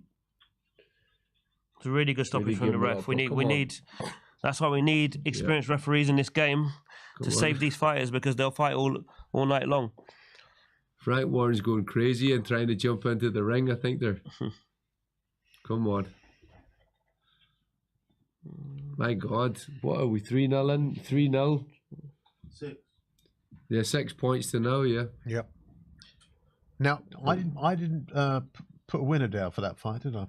No, I was the only one that got it right. The only one? At last I got decision. But let me ask you this question, Kieran, because I won a bet on fair play earlier on. Okay, I won a £5 off my main man over there, Xavier. He's on his phone at the moment, but don't worry.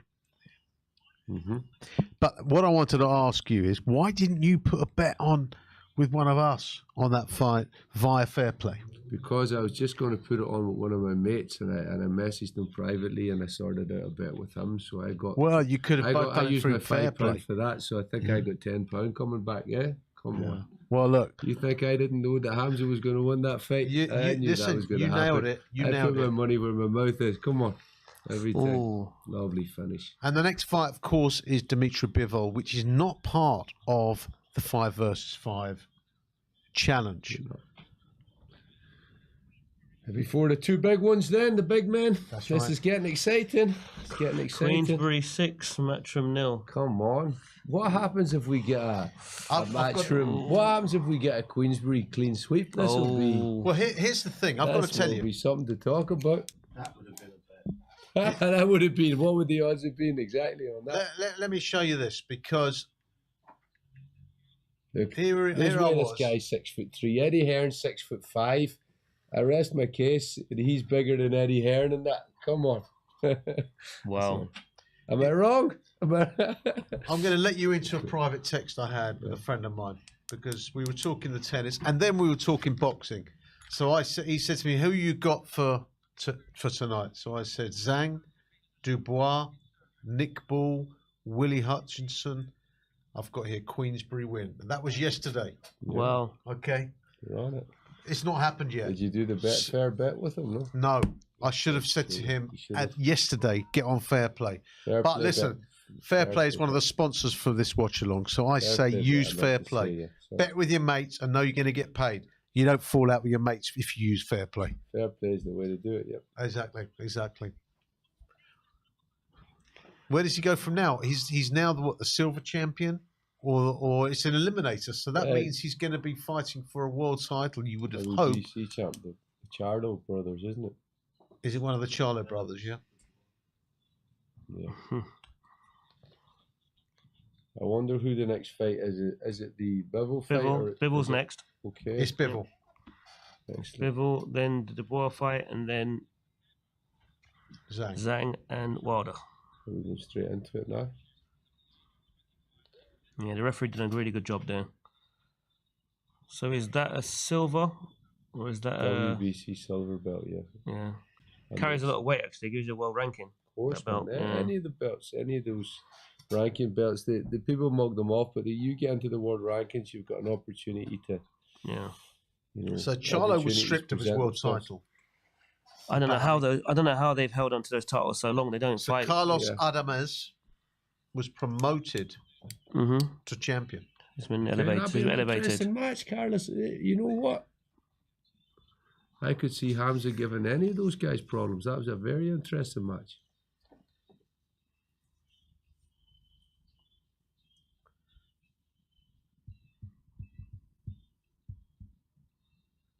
So let's have a look at this, because he's 6-0 up. And there's now only 2 fights in the 5 versus 5 matchup. Yeah. What does Eddie Hearn's team need to do to win? Two knockouts. Yes. No, I don't think I don't even think that. Oh, wait a minute. If Wilder gets a knockout, that's 4 points. Hergovich needs a knockout, so then he needs 2 knockouts to level. Yep. Yeah. Needs 2 knockouts to level. There you go.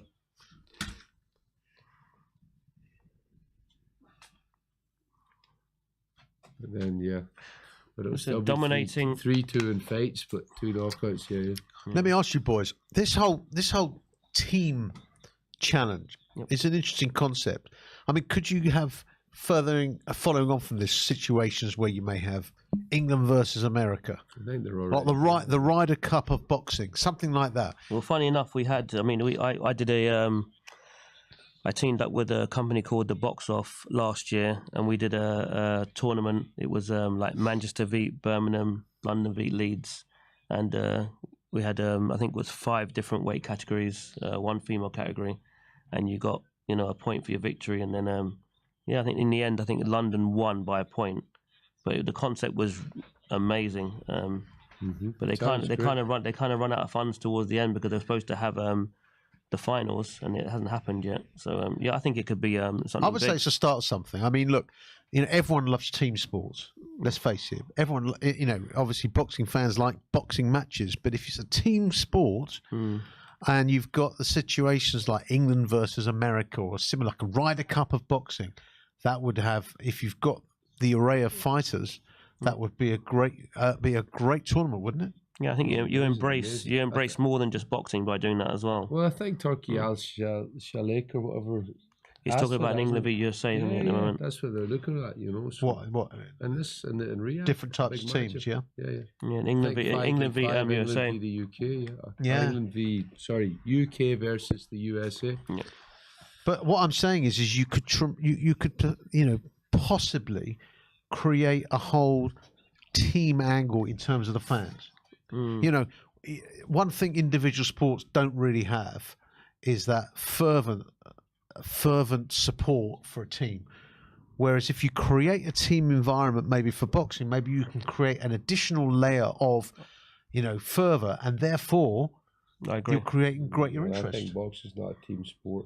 I think that somebody they'll come to watch one of their fighters that they want to see, you know. They kind of support, like they support the Olympic team when they go, the Irish team or the English, or British team or the American, but in general, once you go professional boxing, it's a bit different. I'm not interested in. If I don't care what team I'm in, I couldn't care less about that team. If I'm a fighter, just talking from the perspective as an ex-fighter, unless you're being told do well, but I don't care. Unless you're being told that if your team wins, you're going to get a massive bonus, then you'll be different. It's different. Then that'd be a bit different. But it's money not motivates. the same. But even that, I couldn't care less. When I go into fight, I care about me. You care about that. The fighters care about themselves. That's true. And if they're caring about wasting energy, worrying about money or worrying about the next fight, it doesn't matter. You say that, Kieran. You say that, but then golf, tennis, they're individual sports. But they're not. They go mad with Ryder Cup, Davis Cup. But they're not the same as boxing. Boxing's fighting. It's different. It's just different.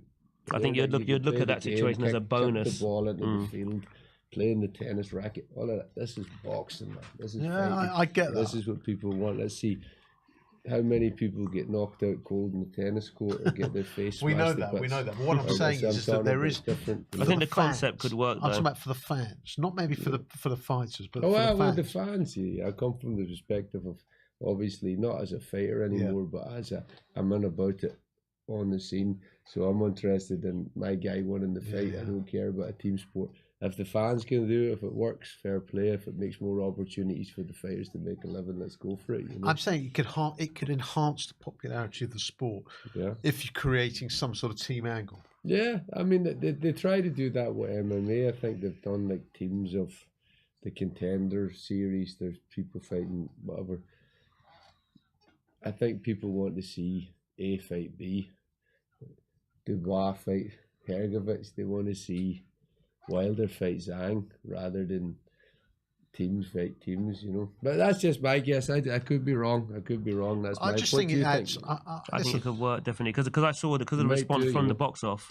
There was some people like who kind of casual fans in boxing, but they liked the idea that we had the point system in the arena and they were able to follow it. It adds an additional level of interest. Yeah. What's the score? Even that was a great fight, locals, but it's another level of competition. You've got the team. For the fans, of course. That's, I guess, especially if you bring nations into it or bring something like that. They want.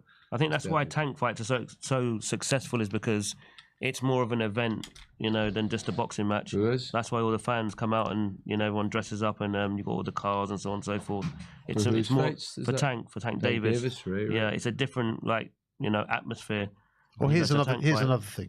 What about if you had, because they were going to do it in Formula One, by the way, years and years ago. They were talking about like Arsenal having a team of drivers, to kind of create that fervour for the teams. Okay, yeah. What if you had a situation where you have famous sporting brands like Arsenal, like Manchester United, with a team of boxers who sign a contract to fight for that team?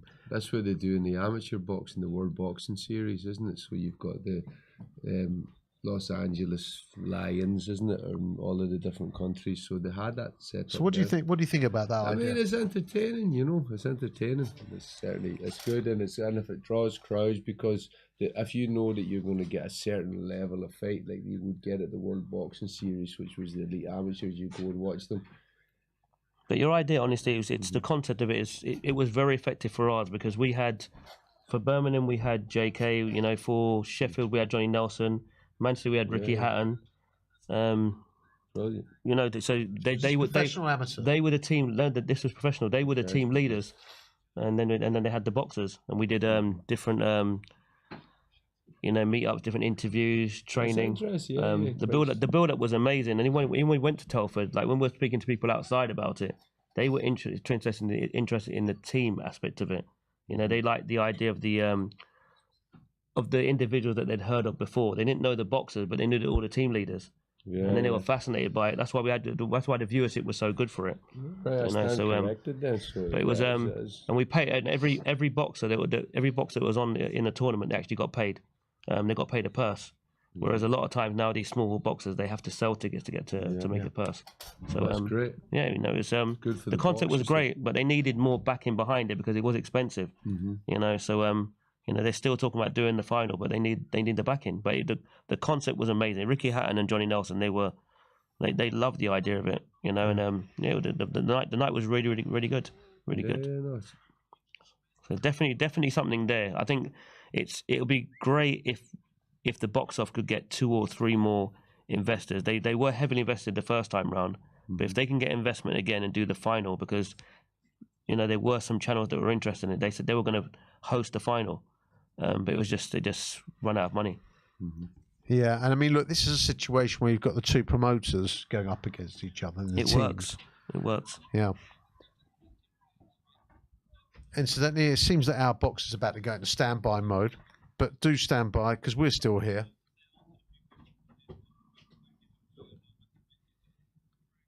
All good. Still on, yeah. What's Hamza Shiro saying? Sorry, can I just? Of course, you sure can.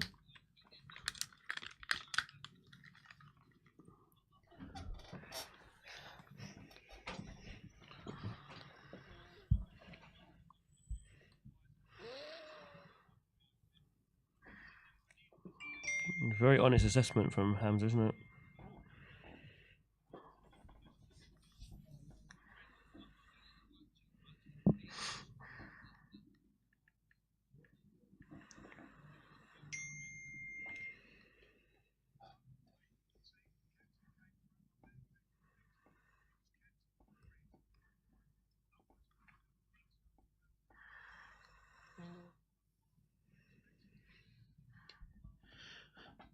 Frank Warren here is being told that he cannot lose the 5 against 5. Yeah.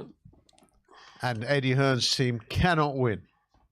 Eddie is very competitive, isn't he? You notice And Frank Warren's confident that going forward, that he's got faith in his team going forward. And I would not be surprised. In fact, I'm going to go all out on a limb here, guys. This is going to be a clean sweep. Can you imagine? Can you imagine that? This is going to be... I was very confident Queensberry were going to win. But I'm going to go... I should have said it earlier. How about we have a bet? I'm going to go for a Queensberry Queen Sleep. And this is what... clean sweep, I should say. I'm going to say Dubois beats Hergovich because he's our boy. Well, he's more your boy than mine, but obviously I'm a friend of Don's. I want him to do it. I'm going to go for a Dubois stoppage. That's my heart talking there. Sometimes your heart can rule your head. And I'm going for a ZHILEI ZHANG win. So I'm going to go for another 3 points. I'm saying that Queensberry win this matchup 9-0. Anyone want to bet me on that? The way things are going today, I would say no. I'll bet you. I don't have to lose my money. Game on, guys. Here we are. I'm gonna set the bet with Kieran here. Okay. Now let's do it. Agreed. New £5 bet. Pound. Sorry. I'm £10 up as it is, but let's go for £5. Right? No, I tell you what. Let's have a $5 bet, shall we? Okay. Boxing next. Oh, wait a minute. Okay, Kieran Duffy. Here we go. Now, Next. Bet name. Done. Oh, did you? I'm going to set it. Yeah. No, you said it. Okay. You said it. I just So checked bet it out name. there. 5v5. I'm going to call it 5 versus 5 overall result. So what do you think?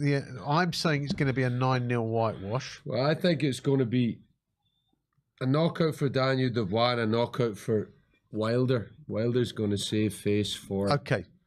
So therefore, if it's a knockout for Daniel Dubois, you're saying a knockout for Daniel Dubois would make it 8, and you're saying it will be Wilder will. So you're saying it's going to be 8-2. I say 9-0. Nil. How do we set This the is bet? crazy. It could really be a whitewash here if all goes well. Could happen. You know what I mean? say 9-0. You say 8-2. Could happen. Right. I say 9-0. Kieran, you say 8-2. Yeah, 8-2. He's trying to claim. Kieran, you're saying 8-2 to Queensberry. Yeah. So Eddie Hearn's claiming that the ball fight could have went either way, but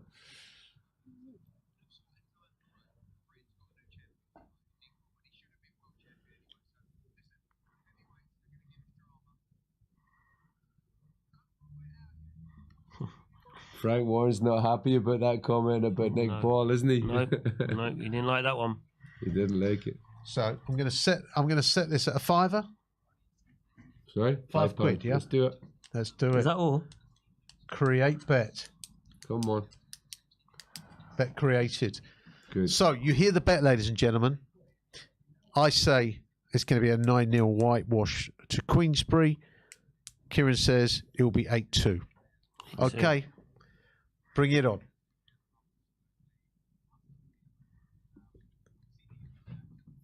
So I believe in the studio now you've got Carl Frampton. Blimey, we've still got 3 fights left here, guys. We have. We've got Bivol up next against Zinad. What do you know about his opponent, guys? I've got a few notes on Zinad.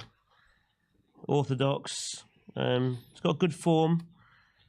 He looks to have power, even though his competition is a bit, iffy. He punches at range. He's quite accurate. He's aggressive. The cons, he lacks big fight experience. That's the obvious one. Thing, yeah. He can look a little bit slow, and he looks vulnerable to counters. But as Kieran was saying earlier, Bivol's not a big puncher. So, it'd be good if he can bring us a good fight, because Bivol, we know, he's the one that's got the big fight experience. He's beat Canelo. Yeah. He's got a high IQ. I've never seen Malik hurt in any of the fights I've watched. He's not been hurt before. No, I haven't seen him hurt either. It'll be very interesting to see if the champ can break him down and stop him, But from the onset, it looks like a 12-round fight, But I know the champ's desperate for a knockout because he hasn't been stopping people. It's the one thing that He'll want to do that. He'll want to make a statement here. Especially against an unknown fighter who's not considered on his level. I think he want to break him up and stop him. So I think that from the onset, that seems like the story of the fight. Can he stop him more than can he beat him, Well, a couple of things. It's like the notes I've got for Con is he lacks the power. He can be one pace, because there has been fights where he looked like he was dominating, like the Arthur fight, and he didn't seem to switch gears and go for him. He seems to be satisfied to just win on points. I mean, even the Canelo fight, he was dominating, but he didn't really put his foot on the gas and try and put more pressure on the smaller man. So again, he just looks satisfied just to win, not do more than he needs to. And I think that's why maybe Zena will, maybe early, if he can get some success, then he can make it interesting. But he really should be looking like the boss in this fight, really. What experience he's got. It's funny what you're saying that, and it's an interesting one, because I watched him ringside in Riyadh, and I felt like he was desperate to win by stoppage that night. And he was going, he was trying. Now, he didn't get the stoppage that night. We're walking into this fight, and I'm sure he'll be desperate for it. To do something. You said one thing, the other guy's got power. So yeah, he does. So if you're desperately trying, you start leaving gaps that there wouldn't be before. So I think...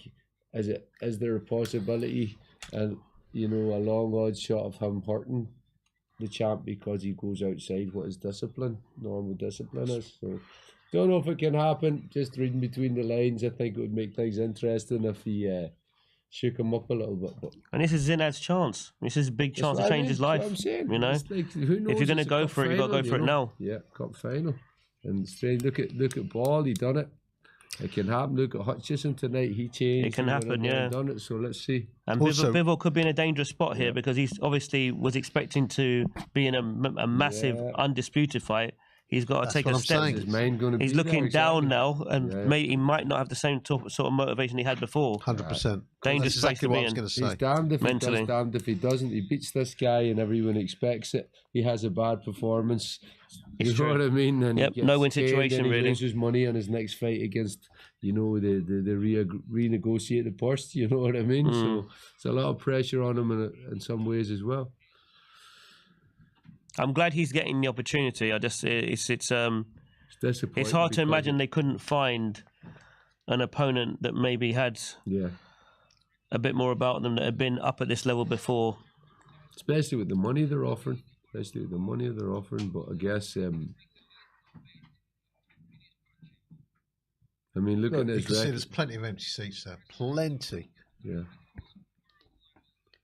Because the European Cup final, I don't know. Well, it could be that, but I tell you what, even if it was in the UK, that would be a full house. Oh come on, you'd fill Wembley Stadium for this card, I think. Well, it would be, but obviously not tonight at Wembley Stadium because the Champions League was at. You know what I mean? In general, it's, 100%. It's a no-brainer. But I mean, my impression was from being out in Riyadh that the local people didn't even really know who the fighters were, you know. So I think this is a whole production for the Western world, really, to bring money in and attention to their country, which I think it's doing, you know. Yeah. Just referring to where we were before, guys, by the way, Kieran Duffy's never had a nickname, from what I know of. Well, he has now. His darts nickname is Kieran the Cobbler Duffy. Cobbler? What the hell? Well, it could be worse. It could be Kieran Cobblers. Cobblers Duffy. That wouldn't be good, would it? What the... All right, should we change it again? Come on, we'll change it. He doesn't like his name. Yeah, I'm not accepting that name. I've got to say, I didn't like the name my parents gave me, Keith Fraser. My middle name's Graham. Don't know what they think. I'm not even Scottish. Anyway. Nobody better than a cobbler. Rerun that through the computer. Let's rerun Give me that. something decent. Let's rerun it.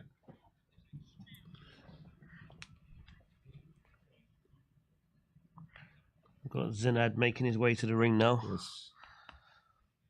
I wonder what the capacity is in that arena. Is it a big arena or what? It looks smaller than the last event with Tyson Fury, and maybe it could potentially be the same arena. I'm not sure. It's amazing they have the finances just to build, a venue just for one event.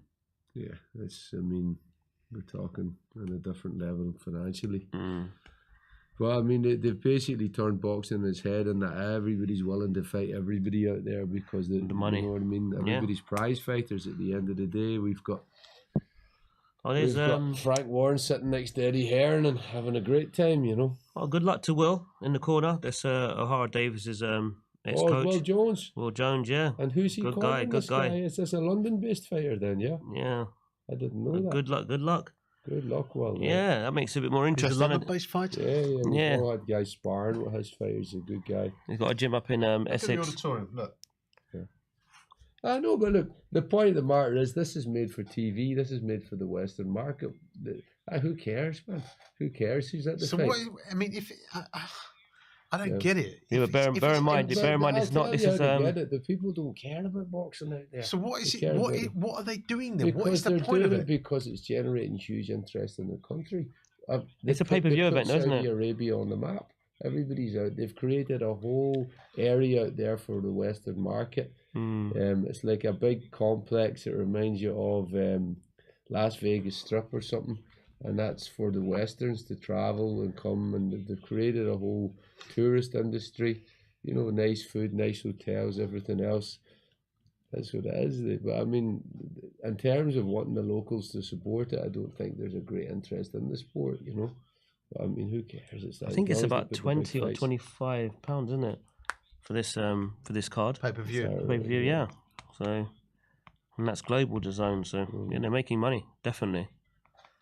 I think, of course, they make money. And it's just going to grow anyway. Yeah, I think they've got money to lose. That's the things that Yeah, they're not short of a few quid, are they? Let's face it. So what do you do to advertise your country as a holiday destination to make it? So this is what they're doing. They're putting big events. Well, how many people would have gone out there for this fight? I'm not sure, but in I general, wish I'd gone out for this one. It's back on the map. It's on the map, Riyadh. A lot of people will consider travelling there. They've got lovely facilities. They've got a big area with cinemas, whatever. Was it in Riyadh? You Riyadh, yes. So tell us a bit about it. I mean, you were out there with Daniel Dubois. Tell us a little bit about the experience, and Kieran. Well, the experience was lovely. We were out with the team, Daniel, Tony, and all of the guys. Ian, Big Don Charles in charge of things as usual. He's the main guy, the boss. And we just went out. We were training with Daniel there. We stayed in a lovely hotel. It was a great experience. We had Wilder, Deontay Wilder, sitting next to us for breakfast in the morning. Shelley Finkel, all of the main boxing people that you see on the TV now. And it was just a great boxing experience, It felt like you were at the high level, the Olympics or the World Championships of boxing, so it was a great event to be part of, great learning experience. Daniel done amazing that night against an animal and Big Baby Miller. And so it was just a good experience, great learning experience. So hence I'm very much behind them tonight, How were the people who were there for the fight team, the fans? How were they treated by the locals? The locals, I mean, I didn't deal with any locals. We got picked up. They brought us in off the aeroplane and gave us a bunch of flowers. We went up and took some pictures. In the VIP section, we jumped into a government car. There was 3 of them, and they drove us to the hotel, and we went into a lovely suite with a jacuzzi and a swimming pool and a gym, and we ate all the food we wanted. In the suite? In the bedroom, yeah, no, not in the bedroom, downstairs. It was just a fabulous setup. They looked after us brilliantly well, and then we went to the Mike Tyson gym there. Joe Gallagher was there, and a number of fighters, and they used that to work out. And apparently that gym was built in 21 days, from car park to opening in 21 days. And it was one of the most fabulous gyms you can imagine, with 3 or 4 big rings and all of the weights, equipment, changing rooms, everything. So 21 days, which is, remarkable. And yeah, it was just a good occasion, we were well treated. But in terms of culturally local, they said to Don Charles, if you want to go out, you can go to the sand dunes and drive cars up and down the sand dunes, which he wasn't interested in.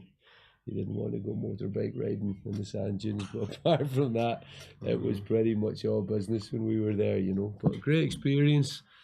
And, it's becoming a mainstay of big-time boxing, Riyadh. And I can see when they're investing that type of money in it, if they continue to do that, they're changing the face of the sport, because everybody's fighting everybody now, they're willing to take the chance. Everybody now wants to be in Riyadh. It used to be we wanted to be in Las Vegas. I still think that's a big thing, but Riyadh is becoming a world boxing centre, Definitely. Can echo that as well. I mean, we went out in 2019, I think, when Joshua had the rematch with who's sick?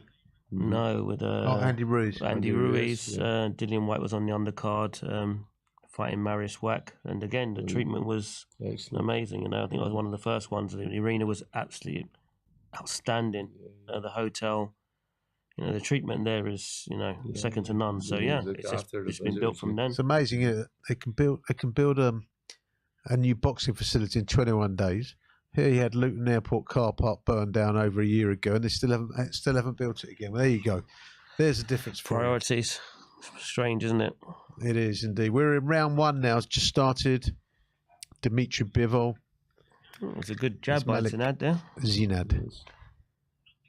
I've got sort of. He's got another good jab. He's got a sharp jab. I want to see him do well.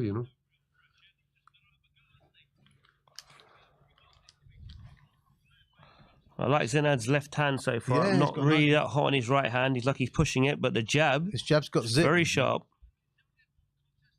Yeah, it's a good jab.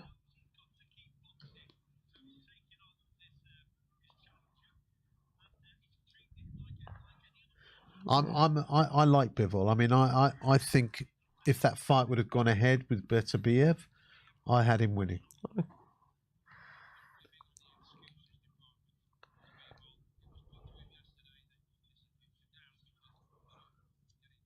Zinad apparently is from Malta.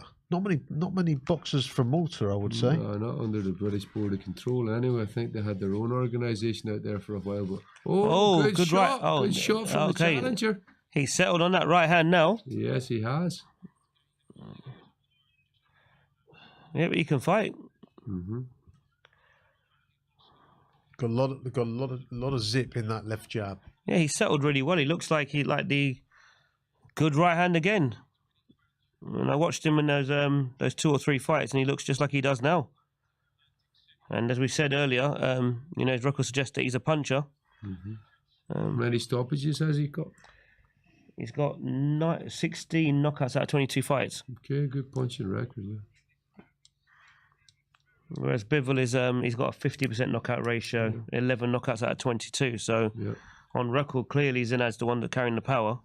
And he's landed that right hand. Oh, okay. Down goes the challenger. It looks like a flash knockdown, a balanced one to me. I think he got a little overconfident there. He's getting success with his right hand and left himself open. And if Bivol could get him out, it'd be interesting. But Zinad, I don't know. He seems to have recovered quite quickly. Yep. I think it was more of a flash knockdown, really, to be honest. He does seem to be leaving himself a bit open after he throws his right hand. That's why it's important in fights to take the first round and have a look at your opponent, get your range, get your distance before you start winging and swinging shots, And next minute you're on the floor. Yeah, he was unlucky. He was unlucky, really, but let me see a replay of that knockdown, please. Be interesting to see, was it a flash push balance knockdown, or was it a...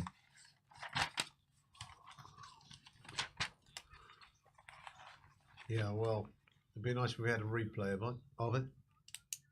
So Will's telling him to get his jab off, don't engage him, and try and just use your skill and speed from long range rather than going inside and punching singles. No, I mean, it wasn't a great knockdown, but it was a proper knockdown. It was a knockdown, yeah. He looked quite amateurish, didn't he, coming forward looking for that? I know, he stunned him, yeah. He caught him square. He looked quite tight up to that point. Yeah. If that same combination lands in round 8 or 9, well, we'll see what he's got then. It's like forearm there, wasn't it? Ramrod, yeah.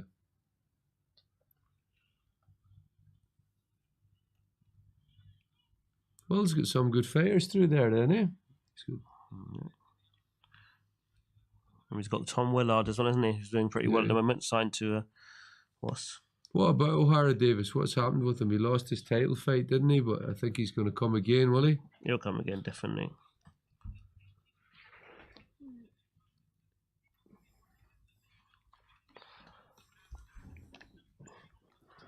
So 10-8 round to Bivol. Yes. I think Will was telling his fighter from the corner that he doesn't need to be going for him. He just needs to stick behind that lead hand. And it's good advice. Yep. He's got a good jab, so why not try and control the back with that jab? I think that's echoing what I said earlier, is I think that the champ is going to really push for a knockout in this fight now that he's knocked him down, and I think he's looking for him to make mistakes, to draw him in behind that jab rather than force the fight. He's got a very European style, hasn't he, Bivol? Yeah. He has, and I think he's a lot more comfortable boxing on the back foot and being a counter puncher rather than being an aggressive fighter. I think that's why he's walking into right hands early in the fight. That's why Will Jones is telling his man to draw him in, touch him with a jab, don't engage him, Yep. See what mistakes he can make.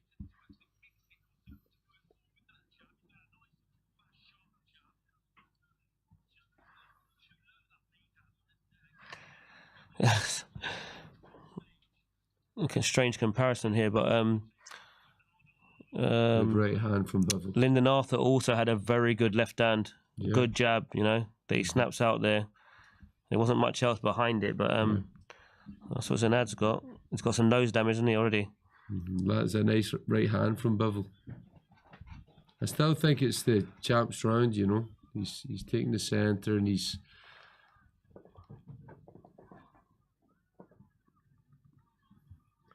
game, this guy, isn't he? I just think defensively he's not tight enough.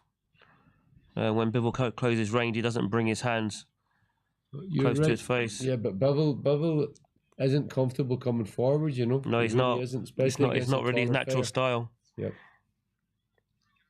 He's forcing himself forward there.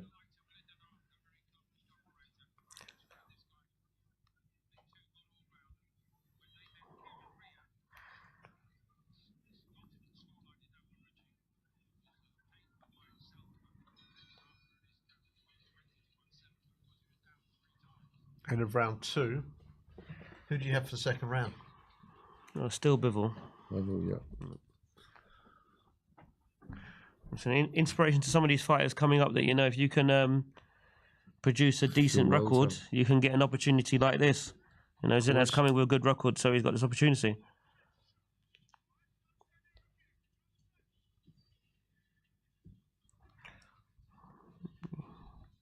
Listen, you guys out there, I've not had any good messages from you in a while.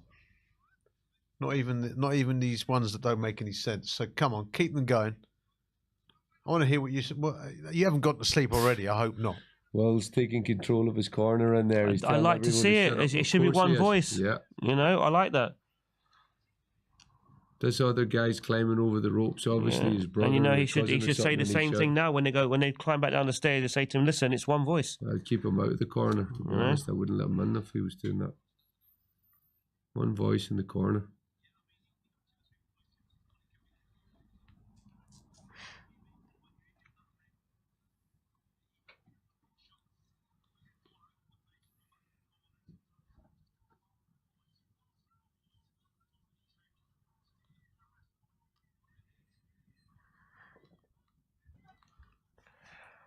Bivol's got the support in the arena.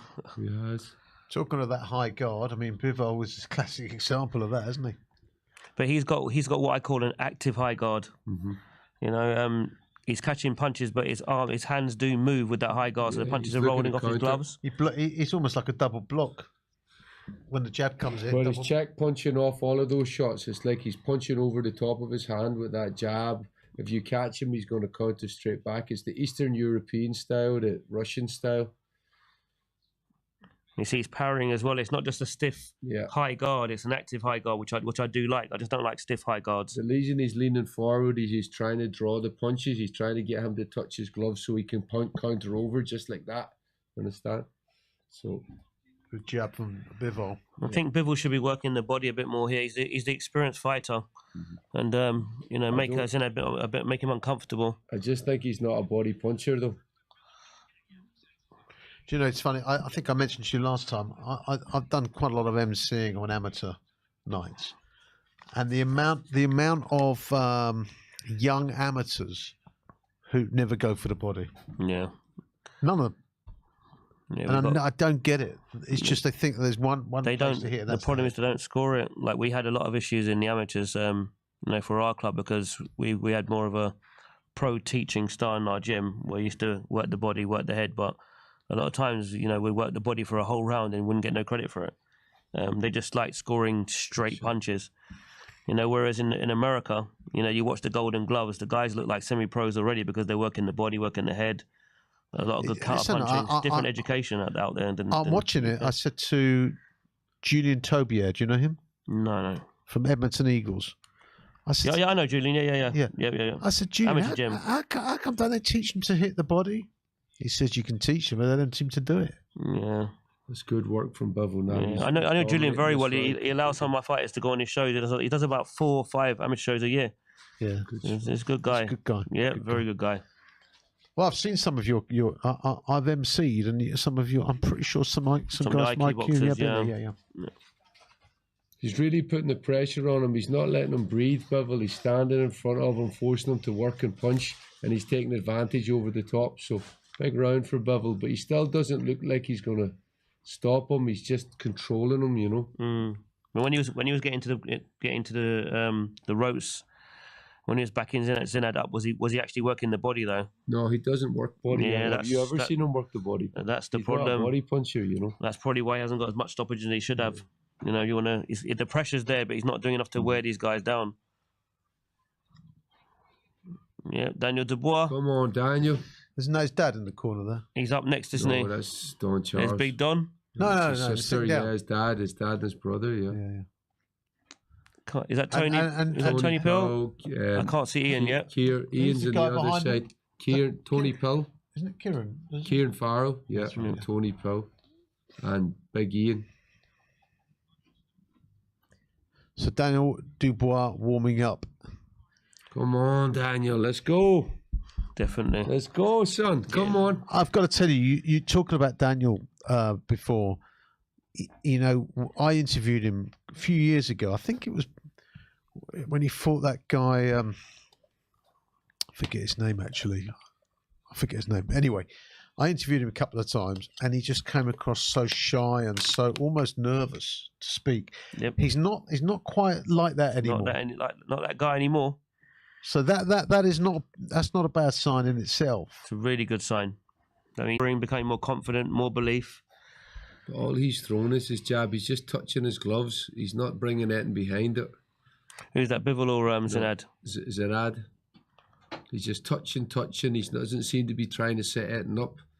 Bivol's walking him down, high guard, looking to counter over his shots. I think I just heard 12 rounds written all over it, guys. 100%. I think I've just heard one of the commentators say that Zinad had 4 weeks' notice for this. Yeah, it's very hard, you know.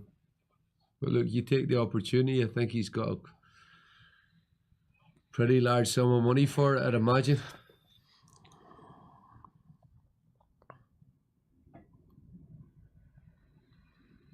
Yeah, it's all headshots from Bivol. It's always the way it's been, but I've never seen him.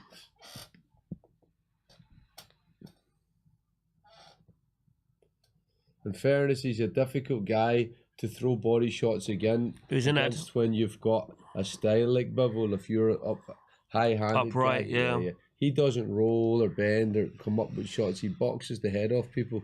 It's different, you know. That's going to be dangerous against Better BF because he's already got a 100% knockout ratio, and if you're not hitting his body to slow him down, he's going to have that power from the start of the fight to the end.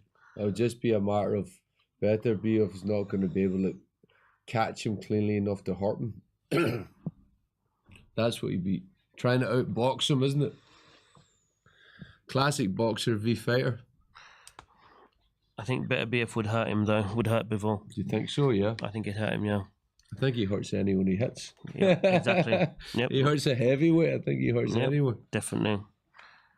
Monster. I don't think it's that hard to hit Bivol. He's technically really, really good. Yeah. But you can land clean on him, and you can't really take those sort of shots from someone like Better BF. Very interesting match, but I'd pay to watch it, that's for sure. I think Craig Richards did well against Bivol, to be fair. Yeah. The thing about Bivol is a lot of people, because he's not a devastating puncher and he's not throwing body shots, a lot of people will appear to do okay, but just a bit less than he just does enough to beat people, you know. That's what I was saying earlier. He does quite boring. He does just what he needs to do to win. Yeah. And that's he's not the kind of guy to go out for a last round and just put it on the line. Not like a Mosley or a De La Hoya. Yeah. Oh, what's this all about?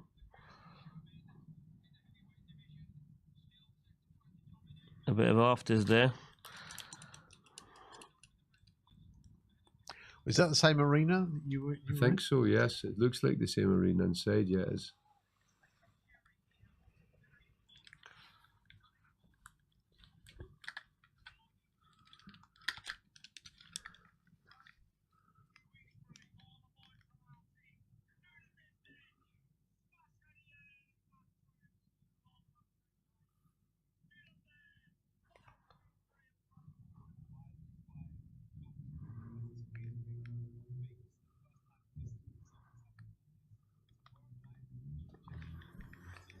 Got more messages from just had Fury, and now we've got Joshua.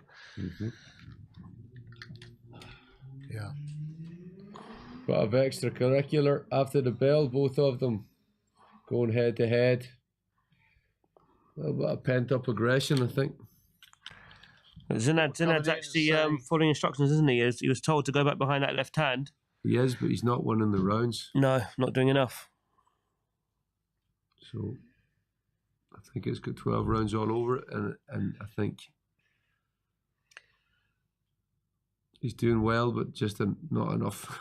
That's the perfect way, I think, like a lot of Bivell's opponents. He's got a very good jab, though. I mean, how many of them's he landing? You know, he's just Well, throwing them out, touching gloves and missing heads. How about Linden after Zinad? Good match. It's not a bad matchup, is it? Yeah, good call.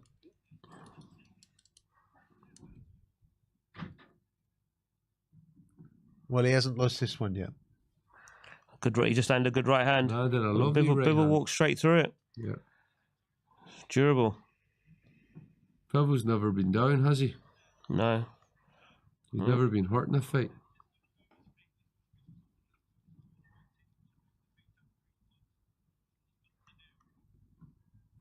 I think Zinad could also do with doing some work downstairs. Since Bivell's elbows are pretty high, he does leave a lot of holes down there. He picked apart if he goes to his body, because Bivell's just a master of, you go to his body, he picks you up. Yeah, he'll probably catch and shoot on you, but you're losing the fight, so you need to do something a little bit different. Yeah. But that's what I'm and saying. you've landed a right hand clean to the head, and it hasn't had effect yet. So why not try? But that's what I'm the body. It seems to me he's just popping a jab, trying to just go the distance rather than really. Yeah. This is the chance of your life, man. Let your hands go, you know. You're right. Yeah, so it's looking a little bit like the Arthur fight. I think you should try and invest downstairs and see if you can change something, because Bivell seems to take headshots quite well. I don't know if anyone's actually fought him before and actually targeted the body to see what kind of reaction they're going to get. I tell you, Bivell will touch his body, or Beterbiev will touch his body. Definitely. 100%.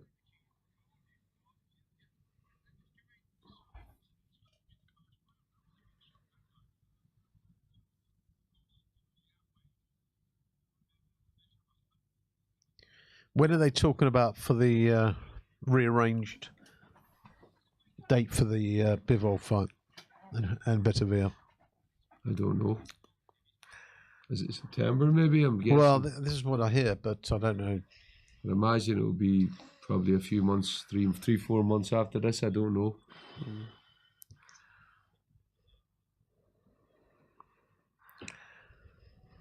I think it would have. I mean, initially I thought that they were going to put this fight first.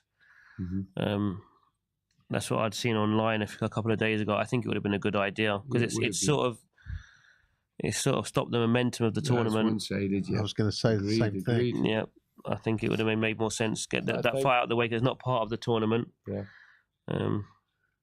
I think we made the same mistake when we did the box off. We put there was a fight we put on in between the tournament, and I thought it wasn't the greatest idea. Yeah, as you said, it kind of. They could have opened the show with the. It wasn't the greatest fight, no. Yeah, it killed the energy. Yeah, this should have been an opener, and then we just focused just on the tournament.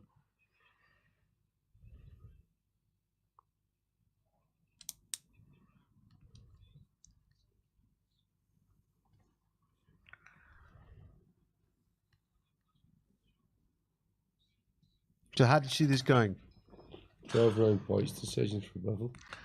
Yeah, it's not what Bivell needs. He needs to look spectacular here, make a statement.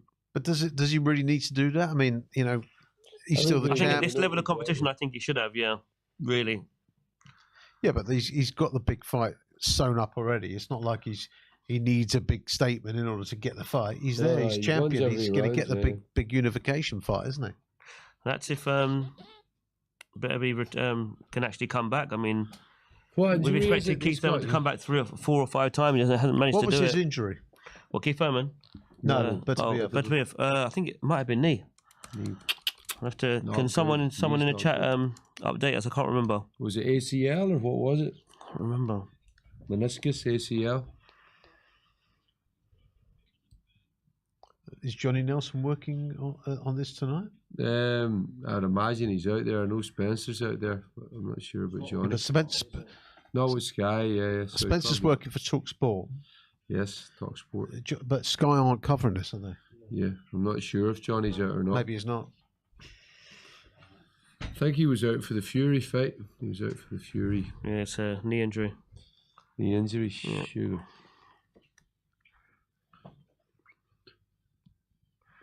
Yep, until an unknown later date, so that's not a great sign because it wasn't if too it's bad. ACL, forget about it. That's years, you know. What was it? A knee injury. Yeah.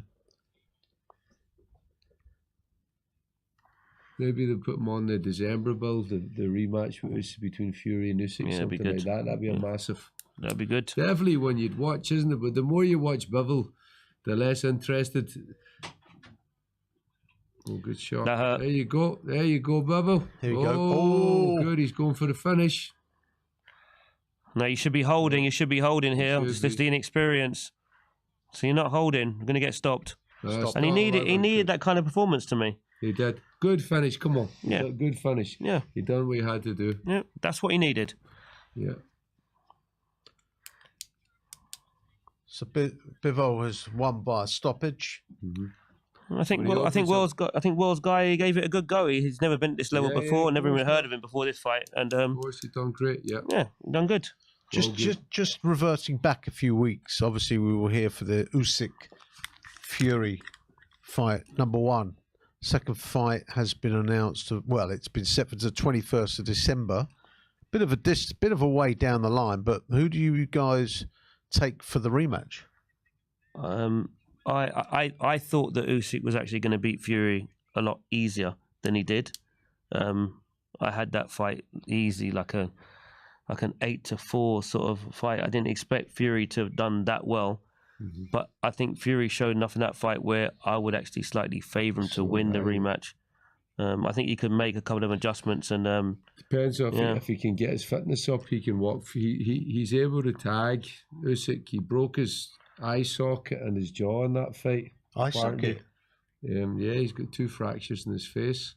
So his punches broke him up. The courage that Usyk showed was tremendous against such a huge man. Yeah. But I think if Fury has a proper corner and trains properly and understands Proper what's corner, going like on, I that. think he can win. You know what I mean. But it was ridiculous. he needs the one corner. voice. I think he'd been doing well with Sugar. Sugar, fine. Yep, I think he's just need to Like, continue if he doing used that. the tactics he used against, that's a nice finish now. Just It watching is. Bivol tear this Just putting guy punches apart. together. Good. Yeah, I think Fury could He's do very enough to clinical, win. Bivol. What? are you saying? You think I think Fury could do enough to reverse that result, and you maybe see a third fight.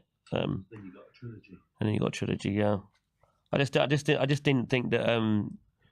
I thought the height of Fury was going to give Usyk some problems, but I just didn't see him winning those kind of that many rounds consecutively. I was quite surprised by it, to be honest with you, because Usyk's technically somewhat better to me than Fury. I just think he's just so big. That's what made the fight interesting. But So now you're going for Fury in a rematch. I'm going for Fury in a rematch. Yeah, And yeah. you're going for Fury? I think Fury has got a good chance to win it again. Yeah. He showed us I'll win enough. it in the rematch. Yeah. I think. Yeah. But it depends if Fury can. He has to sustain a higher work rate, and he has to have the right tactics. If he goes in and sits on the rope and tries to jab him, it's not going to happen. No. And if he listens, has his father in there. And look, it's also a fact that Usyk's got the power to knock him out. He does. So I wouldn't be sure about either of them winning it, to be honest with you. Tell you what I would concerns like to see me. Closer to the time, I'd like to look at it and see what condition they're in and see what the gym talk says, who's been sparring who and whatnot, and take it from there. It's motivation as well as a problem. Because I mean, what else can Usyk do? I mean, He should retire, in my opinion. I honestly think he doesn't need to do anything else in boxing. I think to be a two-weight undisputed champion is very rare. I think he could lose the rematch, which would damage his legacy. Well, I think if he retired, I think if he retires now, it's a bit like if Roy Jones had retired after he beat John Ruiz. He would Which be he should have done. untouchable, of course. But then The legends, that's the thing about the legends. They're willing to take the rematches. They're willing to take the big fights, and so it's hard to know. You know? I don't It's only view a fighters, 22 yeah. fights, so Lennox went out at the right time. He was lucky to win against Vitaly Klitschko. he's But done he won. well. Lennox had a great career. Great He fighter. did, but that's what I'm saying. He retired at the right time. He thought, I think he thought he could go in against Klitschko, and you know, Probably thought about the rematch, but and then realised that I can't perform at the same level I used to. Yeah. But I don't. I haven't got any issue at all with these fighters losing fights. If you get in with the best guys, you are going to lose some yeah, fights. but why would Usyk want to carry on? There's only one reason. Yeah, That's for him, because he's reached the pinnacle. To me, I mean, 2-weight undisputed. What's he got to? Why is he Yeah. bothering? He doesn't need to. You know, the only person he hasn't fought is Wilder. You know, to me, I judge the fighters on all the fighters that you fought. It's not necessarily the results at all times. It's who did you fight in your era. That's what I base these fighters off of, and that's why I rate Holyfield so highly, because he boxed everybody and more than once. So well, that's another thing. Like, is it people will say he got that one and then disappeared before the second. So, but look, I think he's had such a great career. I think I'd like to see him retire at 37 years of age as Usyk. well. Usyk, yeah, of course. I think he but should. look, from the fans' point of view, I'd rather see the rematch. You know what I mean? What we're talking about here is not. I'd like to see the but rematch. from You know his what the issue personal- I've got is that he's 8 months down the line. Usyk's even older. The thing with Even older. Usyk, he's getting older.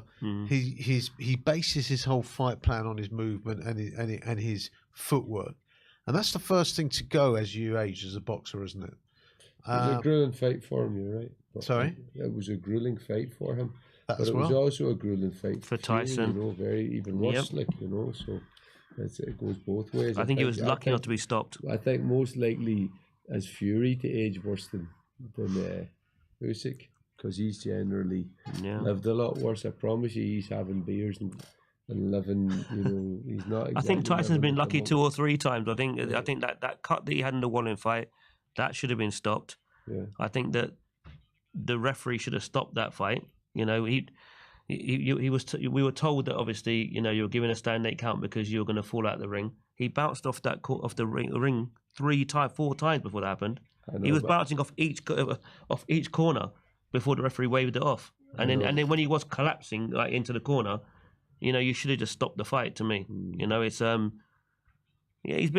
I think, but I still think Fury. I think he showed enough that he could reverse that result. I think he could. But I think it was proved the right decision by the fact that he got up, carried on, and went 12 rounds. At the end of the day, the rules were the ropes held him up. So if he'd got up and got battered and stopped, of course the fight should have been stopped. But if he's proved his resilience that many times, his ability to come back. As in the cut situation, I give him credit for getting That was a through it. terrible cut. But he But got through it, man. Yeah, So I haven't you seen had it. to The shoot you. last time I saw a cut that bad was when Lewis fought Klitschko. Which cut? And they stopped it. When he fought Wallen, you know. Oh, that one, yeah. It was an First awful Turkey, cut. I'll Yeah. say, sorry.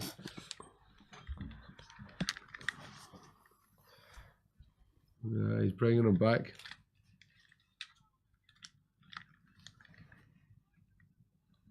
He's giving guys opportunities. It's good.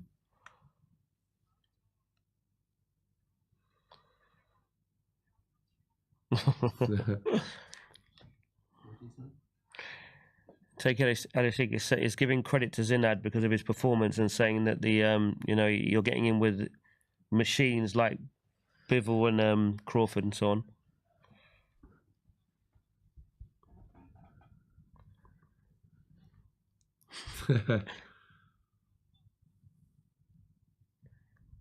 It's crazy. So,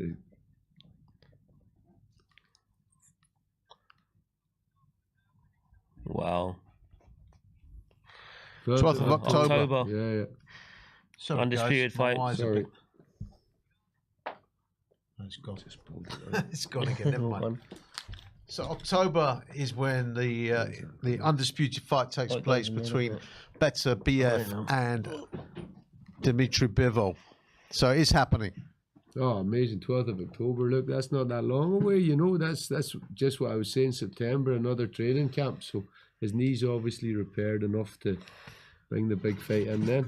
Interesting. Very interesting. Like I said, I fancy Bivol to win. I'll take a bet with you on that one, though. Yeah, let's get it. There you go. Come on. Yeah, Ladies and gentlemen, fair play. We're going to do it on fair play. It's a bit early, but we're going to do it. Let's see. How much are we going to put? A fiver on? Let's go 10. Well, I don't know how much. I don't know how much I've got in the tank Let's here. go Let me 10. just check what's Let's go 10. in the tank. Let's have a look, because I think that's worthy of a 10. It's an undisputed fight. Well, okay. Right,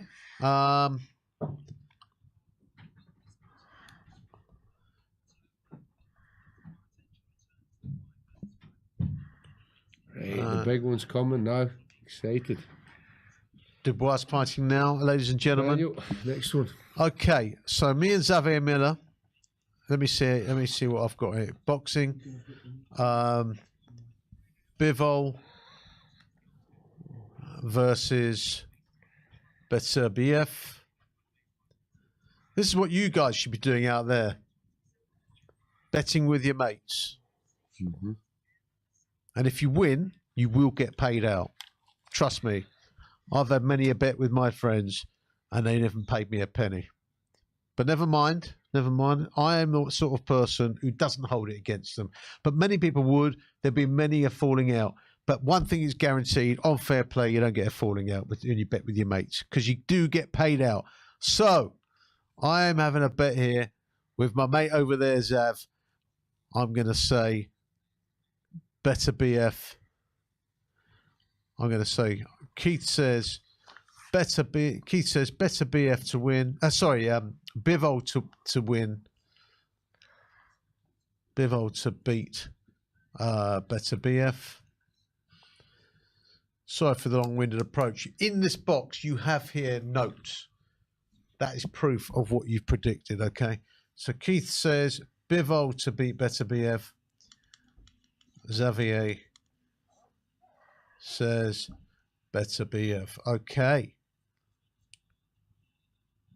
Also got some predictions from Jesse Brandon, super lightweight professional boxer. He went for Richards, Ford, Williams. Obviously went for Bivol, and he's got Hrgovic and Zhang. Oh, nice. Actually, what's the predictions for? Ladies and gentlemen, we're going to, before we go to this next fight, Daniel Dubois against Filip Hrgovic, we're going to play some highlights. So enjoy the highlights. Have a little break from us three. Not so much of a big break, but we'll be back in a few minutes and we'll see you soon. WBC heavyweight champion of the world, the bronze bomber, Deontay Wilder. The savagery. The savage of the bronze bomber is back. You know, I was at peace, you know. I was at too much peace, you know, and war and peace don't mix, you know. The only time war and peace mix is when the war is over and victory has been claimed. You know, many times I was crucified. I was drugged, my name was drugged in the dirt for how savage my mind was, what I did to people, what I said to people. But people, you know, they like I said, drug my name in the dirt, so I found peace. So when I found peace, they didn't want that. They said I was too peaceful. So now I'm in an environment full with people that want the peace. They said, no more Mr. Nice Guy. Former WBO interim heavyweight world champion, ZHILEI Big Bang Zhang. Big Bang Zhang. You know, these two guys, they're at a crossroads, both of them. Neither of them can afford to lose. They cannot afford to lose this fight. They're both coming off of losses. The winner goes on, the loser, I don't know where he goes. So that, again, is a great fight. And we are up for this in a big way. My guys are up for it. Are we up for it, fellas? Sure am. Are we going to win this? Well, let's have a bit of enthusiasm. Don't sound too confident, Frank, to be fair. It's Queensberry 5 versus Matchroom 5. The fighter you face in Deontay Wilder is kind of the opposite personality. He's going to come screaming bomb squad and, you know, expecting the big one-punch knockout with intimidation as a factor. Is this the first time you faced a fighter like Deontay Wilder? It's not the first time. Actually, a lot of fighters before they talking shit, they yelling, they screaming, shouting, "I'm gonna kill you." I have all this. But at the end of the day, I put all of them to sleep. What were the mistakes that you feel Wilder made against Joseph Parker? I don't think he made any specific mistakes. I just thought that Parker's controlling the rhythm of that fight, and Wilder's couldn't find him. He couldn't let his punches go. Both guys can bang, but I will have to favor. I mean, Zhang performed a lot better against myself than Wilder did, but for some reason I'm leaning towards Wilder. Zhang dropped me twice, but I did feel, I felt Wilder's power, but nothing really landed clean. I just knew that, with that fight, I had to be perfect for every second, every minute of every round, and I did catch a few on the gloves, but I was just thankful that my hands were up, because I don't want to catch any of that in the face. Do you think that either Zhang or Wilder, if they lose Saturday night, are done in boxing? I think that it's a crossroads fight for them. I think it's what common sense tells you it should be. One guy's 41, Zhang, and Wilder's 38, and they've been in a lot of tough fights. The window for this business, like anything, is only open for so long, so much, and I think that it's a reasonable thought that they've both made good money. Wilder's made a lot of money. God bless him. He's earned it. He had the heavyweight title. He had a good run. They did a really good job promoting him and letting him. I never ever poo-poo a fighter or say, "Oh, a fighter's making too much money." They can't make enough for me. For me, no fighter can make enough when I know what they put on the line every time they get in that ring. So he's in a position. We should celebrate, really, not the negativity. We should celebrate the positive, that he's in a position he could retire if he wanted to. Y'all already know how I feel as a warrior. I'm a warrior. I got a warrior mentality. I got a warrior mindset. I got a warrior heart. And I'll die for what I believe in. I'm willing to die in the ring for what I believe in. And if a man ain't willing to step in there and die like me, he better step out of that bitch, because I'm ready. Deontay said he wants to stand over you after he knocks you out on Saturday. How do you feel about that, ZHILEI? Okay, come on. Please don't. What are his weaknesses? What have you seen from Deontay Wilder that you can capitalise on? He's a veteran, and he's the bronze bomber for a reason. But I think the bomber is out of ammo now, because he's fighting Big Bang right now. Deontay Wilder told me that this could be the last time you see Wilder in the ring if he loses on Saturday night. This could be the end of the career. This could be the final goodbyes, the farewell of Deontay Wilder. I mean, do you agree that if he's can't be successful Saturday night, he's done? He needs to win. No doubt about it. A lot of these guys, they want to perform at the top level. And if he don't win on Saturday night, he ain't fighting for world titles. He ain't fighting AJ. He's not in those big fights. So it's absolutely must win for both Wilder and Zhang on Saturday night. What kind of conversation have you had with Wilder about the potential future? You've said all these things are in the mix. Look, this is like we're getting on very well. Let's enjoy the moment on Saturday night. I think sometimes a lot of people get told certain things, about Eddie Hearn and actually when they start working with us, they realise we're very good at what we do. We promote you very well. We get behind you, as a team, and they enjoy it. It's been good, times bring about changes, and I'm all about changes. I love being able to be a part of change. I think the world could learn from this situation, the thing that keeps human beings so distant and separated from each other because we don't understand each other. But when we have an understanding of each other, it brings us together. And today, as of now, we are together. So after this fight, we'll see do we remain the same. Could you possibly continue fighting with Matchroom? I can see that possibly happening. But in my opinion, Eddie always wanted to promote me, so he getting a little taste of what it's like to promote the bronze bomber. Deontay, we haven't always got on, but I admire you, I respect you, and as they say, setbacks pave the ways for comebacks.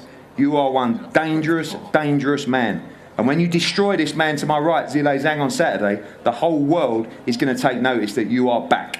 Money never thought I would see this. All problems. You know what I'm saying? And we're talking to millionaires already. Yeah. Like, it's not like these guys are hurting in the pockets, but you start putting more stacks and racks on the table, and a lot of beef goes out the window. Yeah. I think Eddie needed Wilder to make this team, like, really competitive and have an opportunity to win with a double score knockout potential for his captain.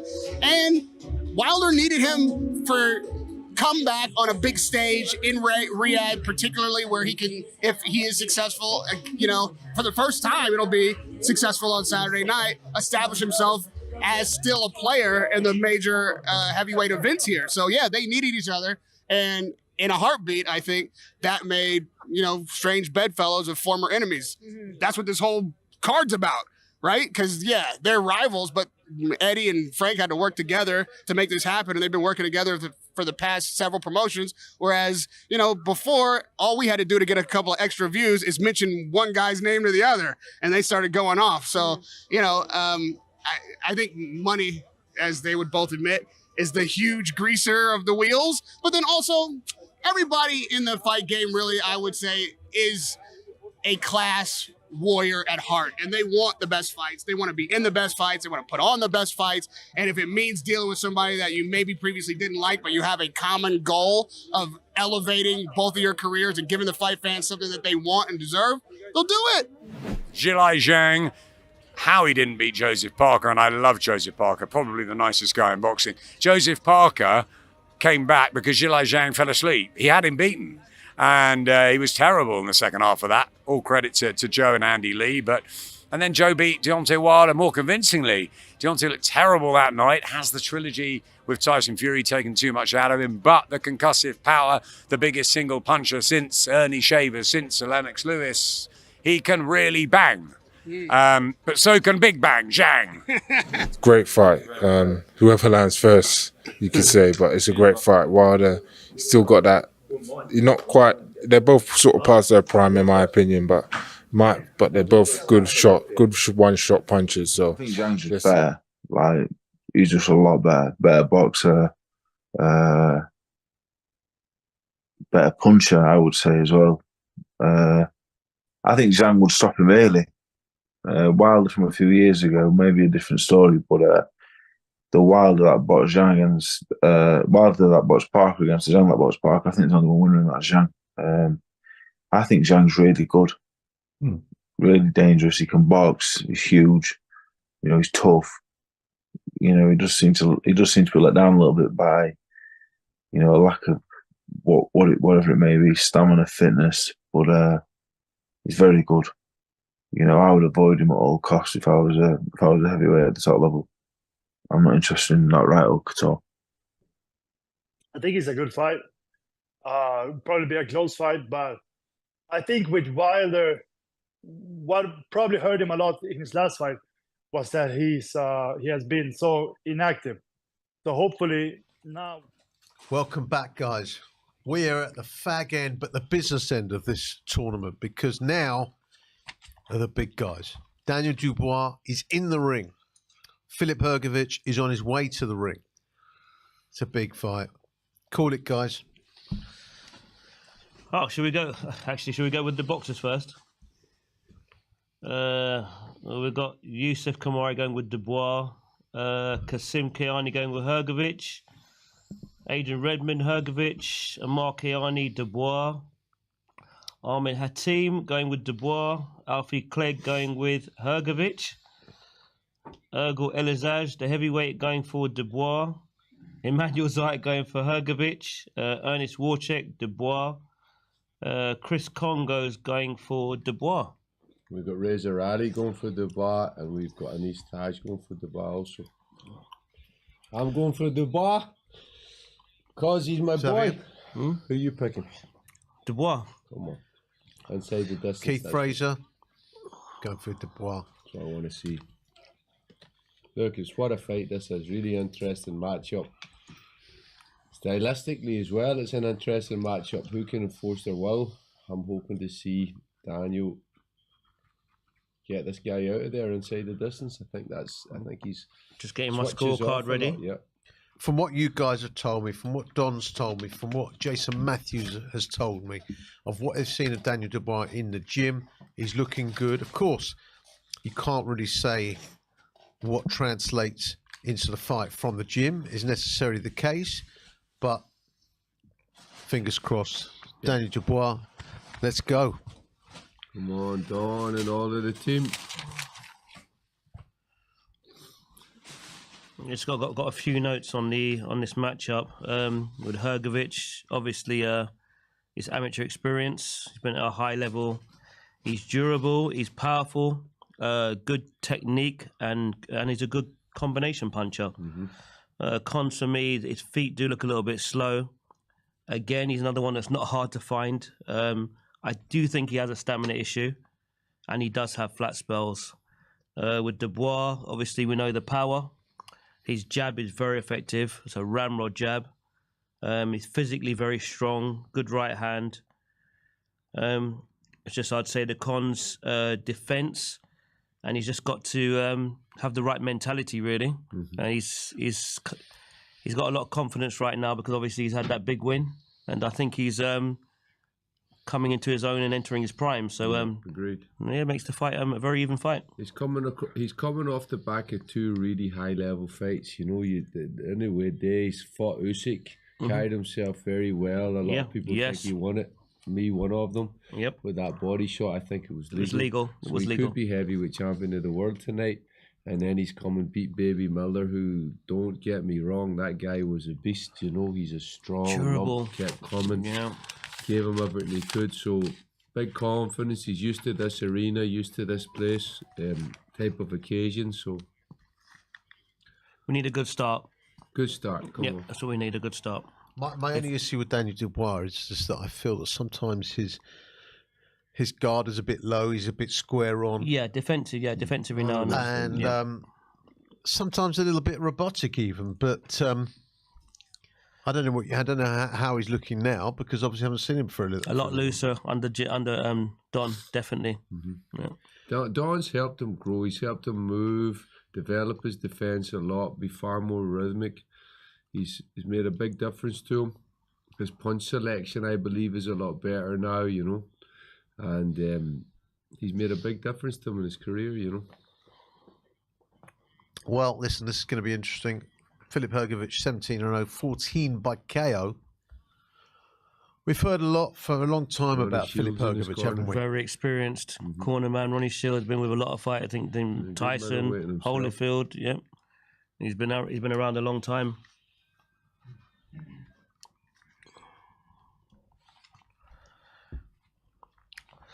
You got your scorecard ready?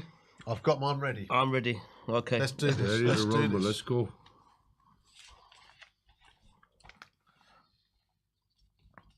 Daniel's looking right through him. He's looking down at the ground, Hrgović. He didn't look focused. Quite focused, yeah. So 17 wins for Hrgović, 14 KOs. Dubois, 20 wins, 19 KOs with 2 losses. 6'6", Veet 6'5". Yep. 31 years of age, Veet 26 years of age.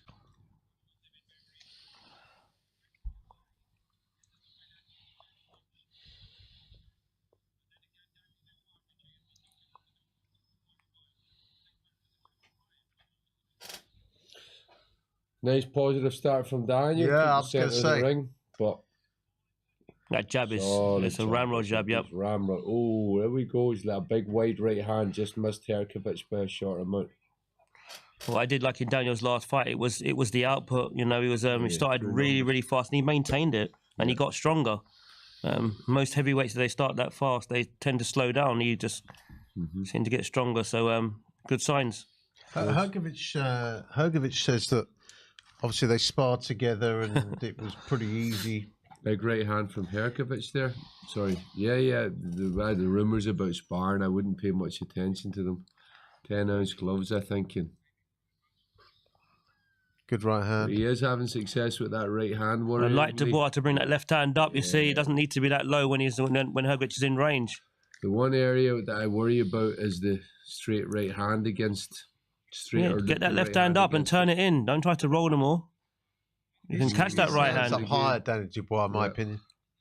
He's circling left. I don't know why he isn't circling away from that right hand.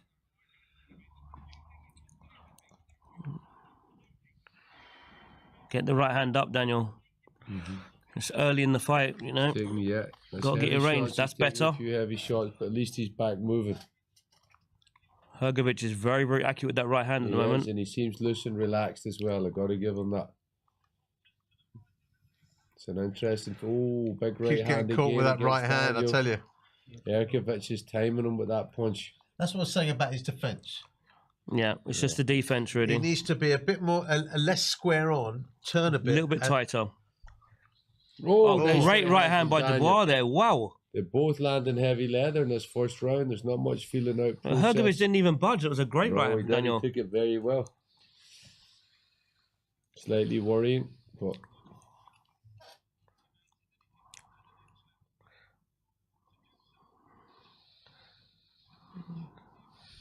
See, while Hrgović is loading up, I'd like Daniel to stick to that jab at the moment.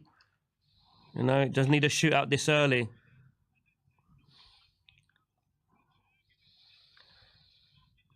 It's not enough movement from Daniel. It needs one right hand after another. Hrgović, he's got to wrap up that side or stop circling left, Daniel. He's circling left. dropping onto that the left right hand. He's got to go straight to him or circle right at least. Get your hands up, man. And Hrgović is starting to throw the uppercut and feint the uppercut. And he's going to come over the top with the right hand. There it goes. So, Daniel, please stop circling onto that right hand. He needs to change directions and he's got to cover that side. What are you He's- saying? With the he's right hand, moving- he should Daniel's circle right, consistently moving left onto the right hand of. So I know he's Don will circle tell. right away from that right, yeah. So he's. I know Don's saying it to him now. Listen.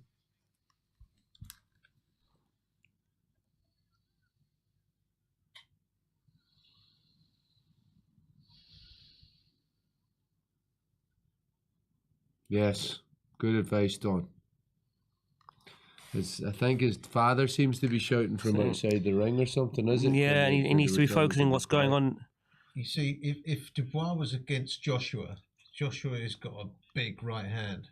That straight right would have caught Daniel and would have caused a lot of damage. Hrgović is using his left hand as a blinder. Yeah. He's blinding Daniel and then coming through the right hand. Daniel's drifting onto it. He's sitting at the end of the shots. He needs to either be closer or longer. He's come out doing a double jab like Don was saying. Yes, but that's what he needs to do because that closes the range. He can't just walk in, drift in. He needs to close it with punches. Do you know what I mean? There we go. Success straight away. Good advice from Don. Come on, drive in with it. No, don't sit at the end. Get that left hand up. We don't need to be taking right hands clean. The other thing Daniel could do, he could dip Good low. right hand from Daniel.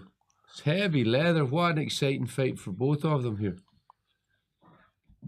I think double your jab up. Don't sit at the end of his shots. He can't do that. I think Daniel should change his levels, dip slightly, bend his knees, and then try and come with an overhand right. Because that will help him He get his head landed off that in line. the first round, yeah. Yeah. But his big problem is he's moving left. He's constantly circling left onto that right hand. You know what I mean? And he is, yeah. And yeah, that's better. I mean, Hrgović is making a Double jab. mistake as well. When he's throwing his right hand, his head's not coming off line. So if Daniel could time him coming forward, he might get there first. Like there, you see, his head. Hrgović doesn't move his head. Keeps getting caught with that right hand, doesn't he? He's finding him too easy. Consistently.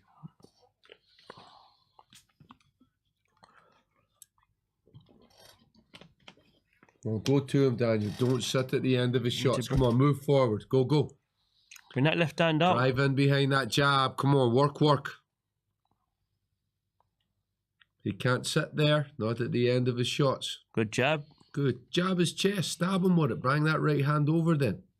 That's the one. Just what I said. Good Lovely. left hook as well. Lovely shots. And again, Daniel. Chest and over. Straight to him. Double your It'd be jab good if up. Daniel Listen to your can, coach. if he could rally and survive this storm, Hrgović will he's slow able to down. hit. He's able to hit Herkovic. Herkovic is there, just as you say, he's not hard to find. This is a better finish to the round. Good right hand. Lovely right hand from Daniel. There we go. That's better. You see, get Still low. alive. He's Yeah, not get out low. there. He's got a good chin. Don't be too straight up. Over that jab, chest over. Good head. Good work. Good work. Putting the fire out. Get that left hand up. You're in close. Finish strong.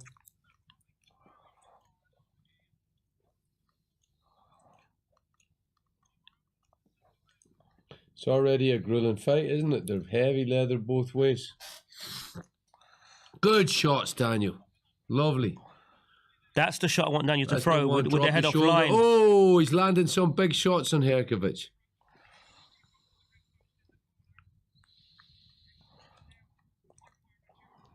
Yeah, the other thing I'd like to see from Dubois is throw a left hand to the body and then an overhand right. Yeah, that's what I'm saying. Touch his chest. And Yeah, back exactly. Over, Just like to he hold done, him. And he brought the left hook over it. The thing is, he's cut. Herkovic is cut. Has he How cut do you or have the swollen? first 2 rounds, though, guys? What? I think the early work was with Herkovic. I think that the last minute of the round, Daniel showed the way that showed what he had to do to land and land effectively. Definitely. I think they're both in a war now because this guy's hurting. He's not going back in calm. His corner's excited. I mean, I've got it 1 round all. Yeah, I mean, I don't think the rounds is going to matter. I think somebody's going to go Yeah, before. definitely. So the scorecards, it's more about the effect that it's having on the fighters than the scorecard. But he's getting caught too easy with that right. See, when Daniel launches that right hand, it'll be good to if he can get his head offline because Herkovic's head is right there. Lovely right hand. You see? Yep, that's what he needs. And follow it in with a second one. Good work. Well done, Don. Don's called it. Double Good instructions. jab. Good instructions. Jab, jab, cross. We'll double it up. Let's go. Step in behind it. Good. He's got to get Herkovic moving back. That's a better place for Daniel to be. He has to push him back. It's as simple as that. Yep. There's no point sitting on the When outside. He pushes back like he done against Zhang. His feet are a mess and he throws single swings. If he's coming forward, you're in trouble against Herkovic. He needs to be a bit creative. Go to that body first, then come with the overhand right. Stab. Over the top. That's the one.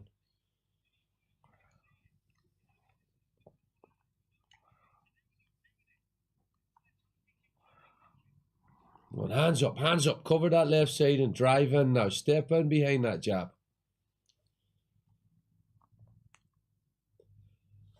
Daniel's father's running mad outside the ring, I can see.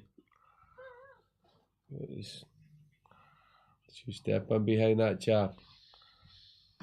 Good. I think Daniel's starting to move his head a bit more now. Can come under that right hand sometimes. Some upper body movement. That's better.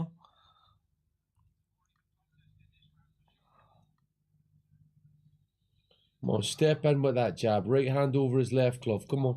Double it. Good shot. Good shots from Daniel Dubois. Wide right hand, wide left hook.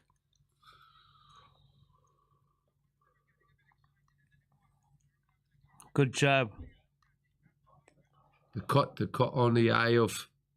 And start low and go high, Daniel. That's better defense. Bring that left hand up. Come on, drive in. Don't wait, Daniel. You got to work, mate. You got to wear this guy down. Keep working. Good right hand again. Good. And this the, is and the Daniel's pressure's round good. for sure, I think. And the pressure's good. A headbutt as well. Yeah. Come on, drive in. Don't Keep wait setting at that pace. range. Keep Don't setting sit that at pace. the end of his shots. He's got to drive forward. See? He can't be there. No, he can't. He can't sit at the end of Herkovic's punches. Move. He needs head movement, There you go. Don't Move your head, drift move your left. head. Don't drift left like he's doing. He's got to go straight forward or right. Drive in. No, wrong direction, son. He's moving left. He needs to move forward. Good, good. Come on. Heavy leather bone both ways. And again, be first, Daniel. Don't wait. Good work. Good work. Mothered around. That's it.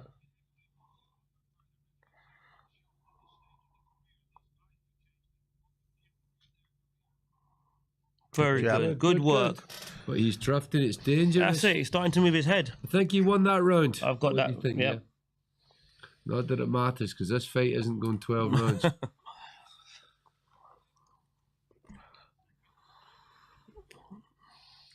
Good round. Yeah, encouragement in the corner. It was a good round. You know, get him to build on it.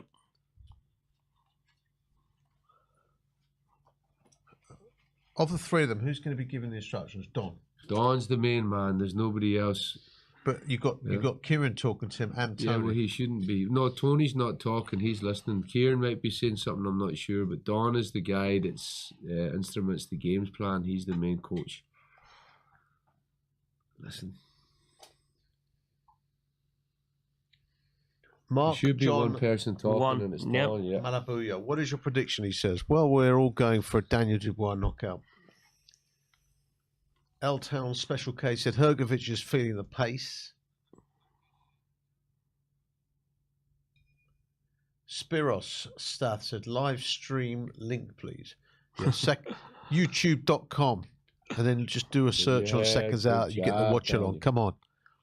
Come on, double it up, step in behind it. Don't sit at the end. Better. Very good. Good attack from Daniel Dubois.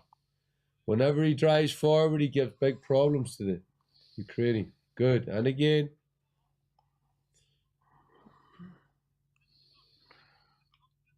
Good body work. Good body shot. When he switched off, he works. I'd like to see him hit more to the body, Dubois, wouldn't you? Yeah. I like what Dubois is doing. He's getting low. Yep. He needs to make him tall, straighten him up and get those shots off, but he can't sit there. Yeah, He don't has be to too get straight up, you know, and try and get under that right hand. Don't wait there. Good jab. That's it. Come on. Hrgovic knows he's in a fight now.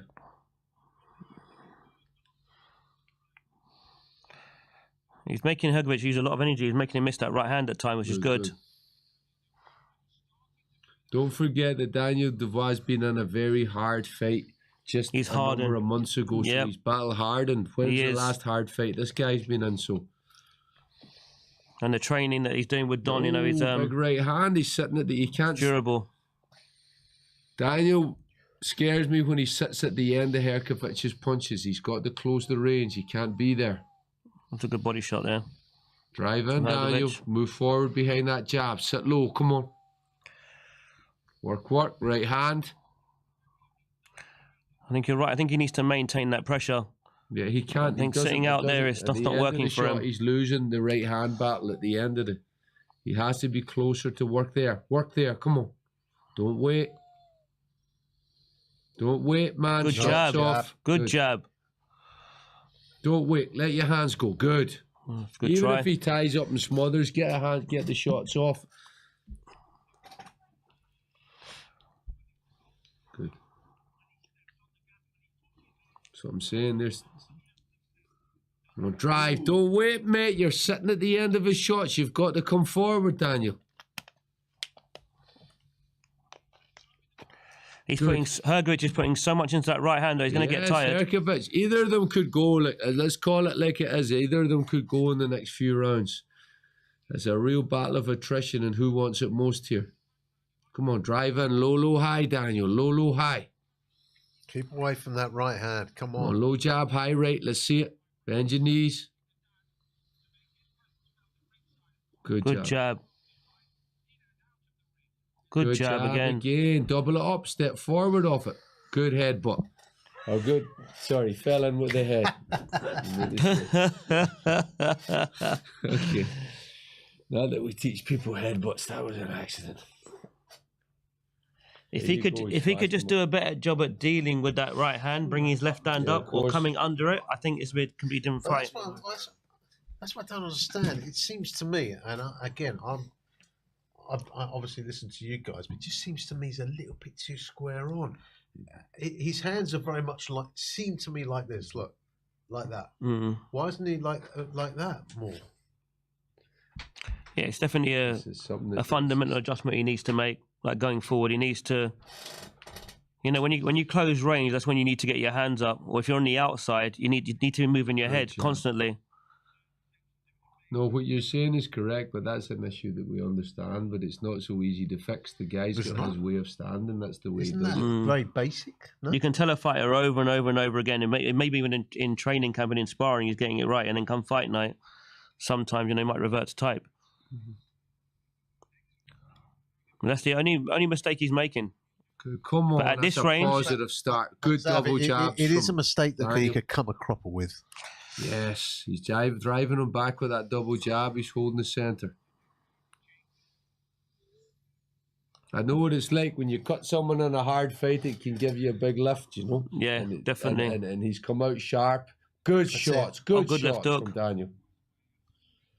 I think he's got a renewed energy this round. Come on, son. Come on. Good jab. Good. Under and over. Bend your knees. Bring that right hand over. I'm not sure who called go to the body, but it was a good call because it'll make Daniel get low, you see? That's what I'm saying. Sounds like Don. Get your left hand up. Come on. Drive forward. Double it up. Chest height. Good jab to the chest. Good jab to the chest. Good right work. Hand over the top of it. Because he can take his right hand out, Herkovic's right hand out by jabbing it, you know. Double through that level and bang a right hand over the top. Needs to go back to that double jab, doesn't he? Jab the hand. Jab here. He's holding his hand here, so jab, and shoot the right hand over the top of that. Yeah. Come on, double it up, Dan. Oh, wrong range. Don't sit there. Don't back up, Daniel. Move to him. Good. That's it. Come under it. Yep. Nice. Good. Get that head low.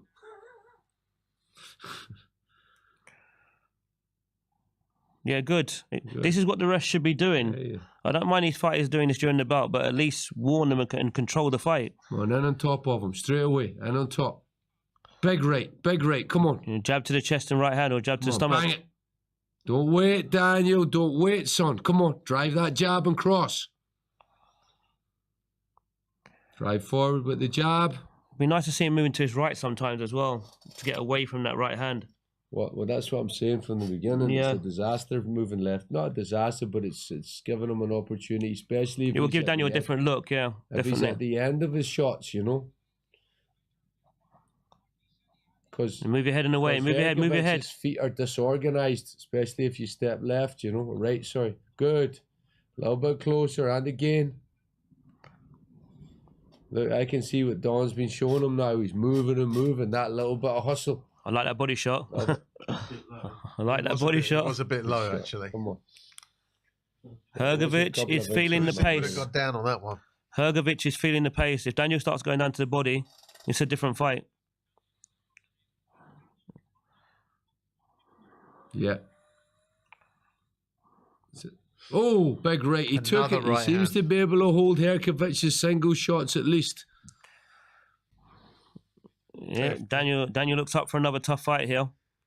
Come on. Oh, yeah. Good shots, close. Come on. What a round, guys. What a round.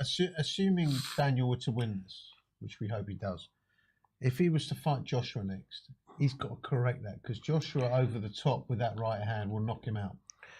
Definitely something he needs to work on. Yeah, going forward. Right hand. And if he doesn't watch out for it, he'll go. But you see, Daniel needs to get through this one first, I think. Needs to get through this first, yeah. I did say that, but you know. This is a good time for Daniel because these guys are getting a lot older. He's the young gun. If he gets through this, he's in a really good position. He needs to, that's it, but he just needs to keep covering that, because you can see that that wrong place he's at the end of the shots. Yeah, it's almost like a kill zone. Down and works from there, yes. Yeah. Because Hrgovic is tired, but he's not exhausted. He still generates power. But Hrgovic can't seem to put numbers of shots together. He can't seem to land more than one shot. He's really good at blinding Daniel with that left hand. He is. But I think the body will change this fight. How did you score the last fight? What? This last round, sorry. The last round I gave, it's very close. I gave it to Daniel, though. I thought he landed the cleaner shots, but...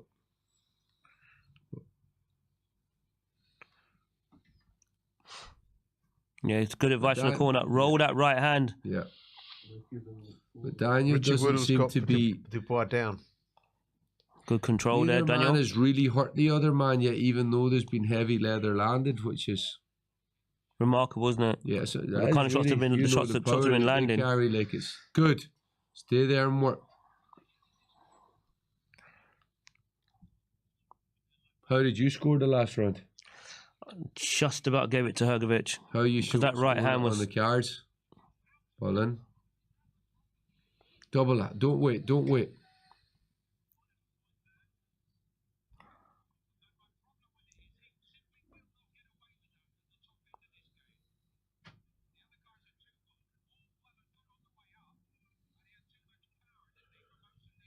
It's better from Daniel there. Good. Got low. Keep working, Daniel. That's it. Driving forward. Hrgović, I have to admit, he doesn't look exhausted so far. He looks still fresh.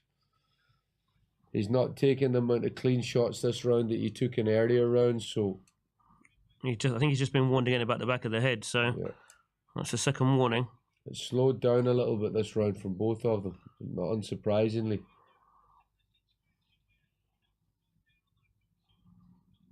See some head movement from Daniel. Move your head. Move your head.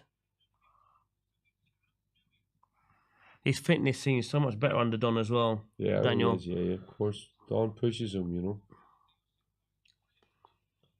Seen him banging out 10 rounds consistently, so don't go back. Not there.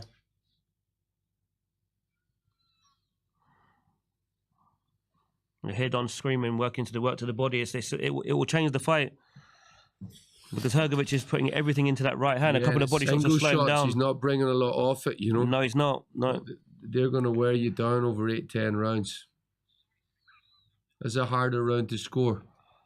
I think Hrgović might be nicking it. What do you think? Yeah, Daniel hasn't landed clean to me yet this round. No, Hrgović has.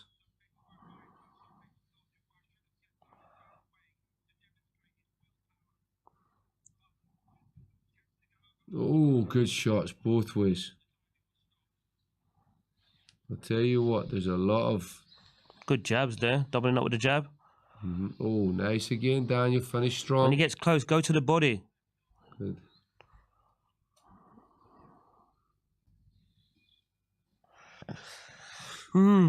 Hard round to score. Hard fight to score. Hard on the brain cells, this one. A lot of heavy leather going. How'd you score that round, Keith? I couldn't split them. It's hard to split. What's Turkey saying? He's loving it. I got 4-2 at the moment to Hrgović. Sorry? 4-2. Yeah, to Hrgović. You've got my head. Yeah. I've got it evens. It's just it's that right hand. 3-3. Evens. Yeah. I could be wrong, But one of the rounds I found quite hard to separate them though. Yeah. It's just that Hrgovic's right hand is just so accurate. Landing consistently. Yeah.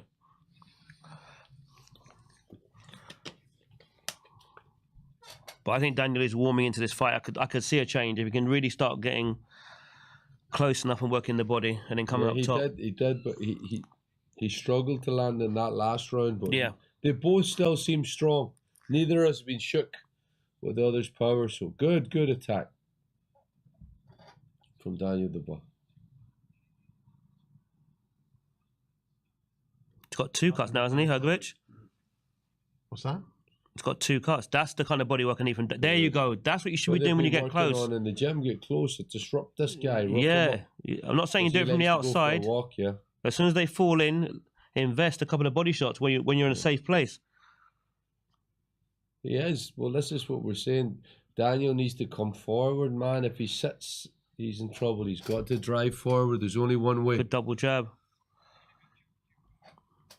I'll start looking for that left hook as well now. I mean, they've both been right hand crazy in this fight. That's what I'm talking about, the chest level shots, because it opens everything else up, you know, that level, and we can see what gaps there are with the next ones. Throat, shoot for the chest, the throat. Good body work. Body work. Left hook with the body. Son. There we go, you see? This is why I wanted to go to the body. Big attack from Daniel Dubois. You see, and that all came from that left hook to the body. Yes. Move your head in the way and move your head. Yes, keep working. Stay close to him and work, Daniel. Come on, underneath the game. Come on, hands in and work. And this is the flat spells that we're talking about with Hrgovic. Yeah, He goes that's through just what I'm these, saying. Let's and see you've if got he to can capitalise get on through them. this. Really good round for Daniel Dubois so far. Good slip. Yep, keep chipping away at the body. Come on, chipping. This guy's... Best Keep round so going, far for don't Daniel wait Dubois. there. Don't wait there. Get close. Now he's coming under that right hand and working the Yeah, body. man.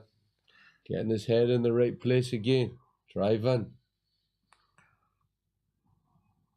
Good, and working Good body there. Come on. work. 2 hands are going hard. Daniel's Loving really it. working. Beautiful. Move your head in the way. Big round so far for Daniel Dubois.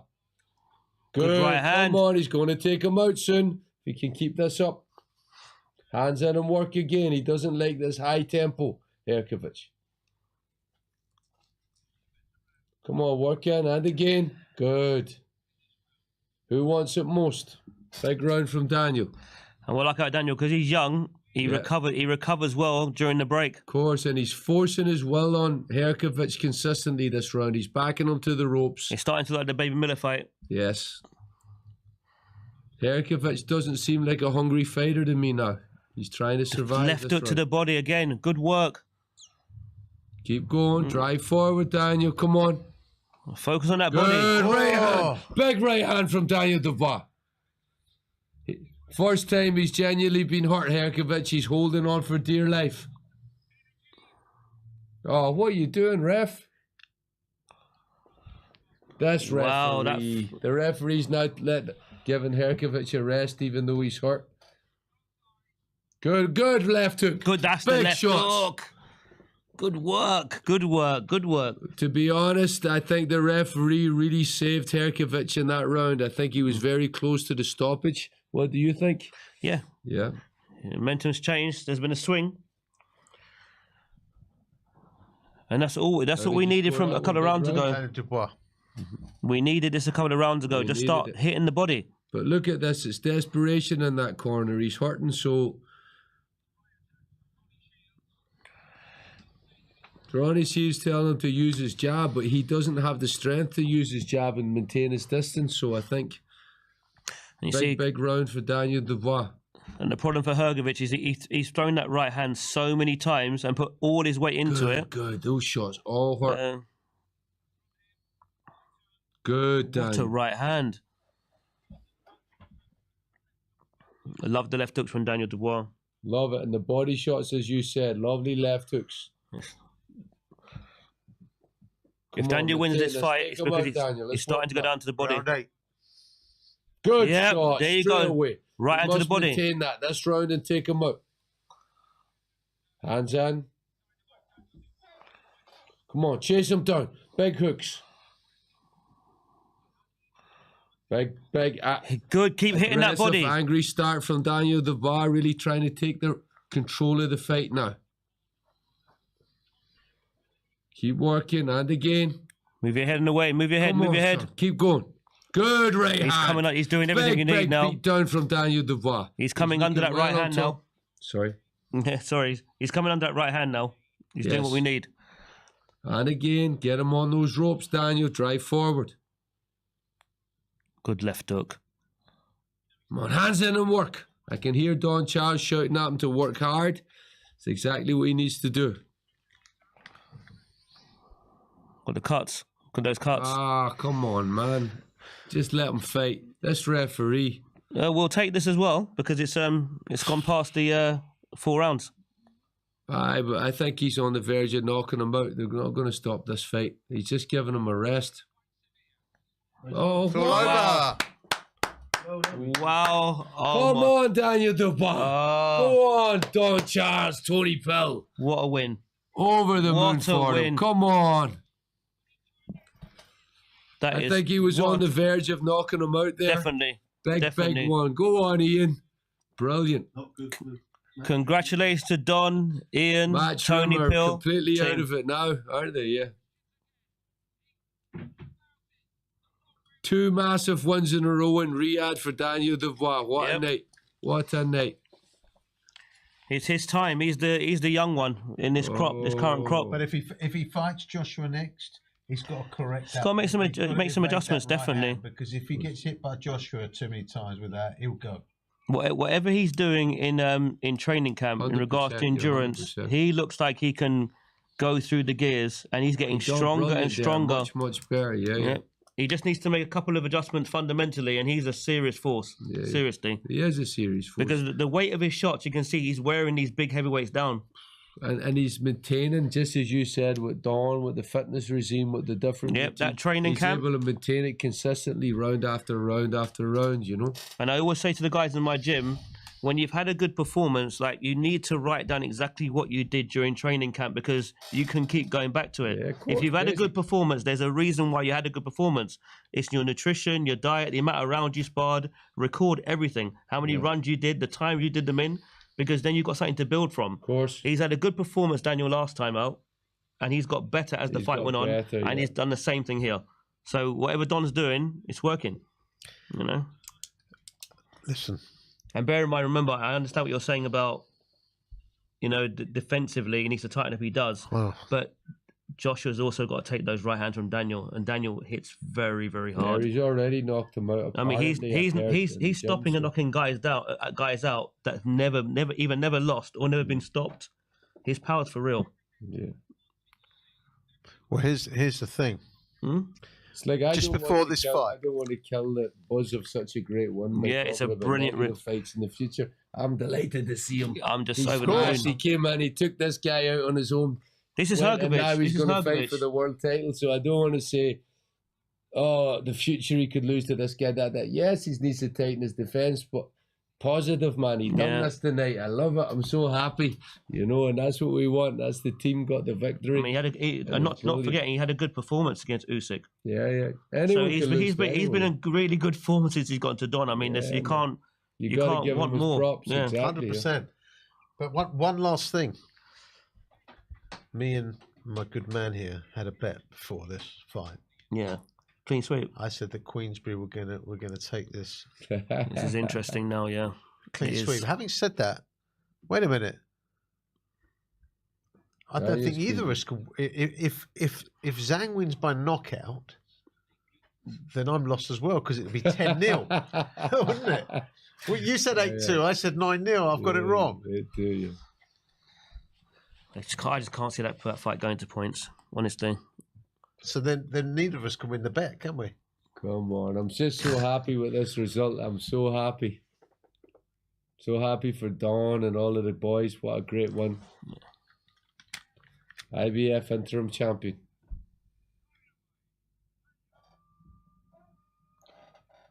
In some ways, your heart has to go out to Hrgović, who's been #1 contender for so long, yet For a never long got time. his world title fight, you know?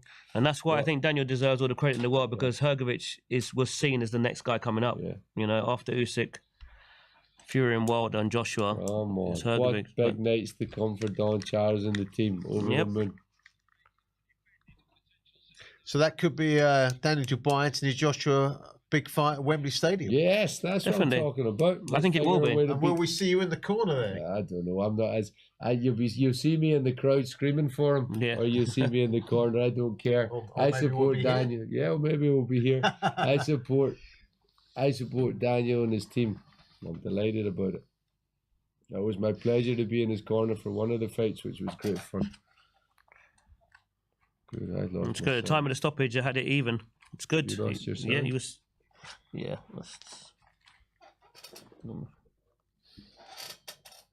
You lost your sound. And I can't hear anymore. Right, so we've got the big one next.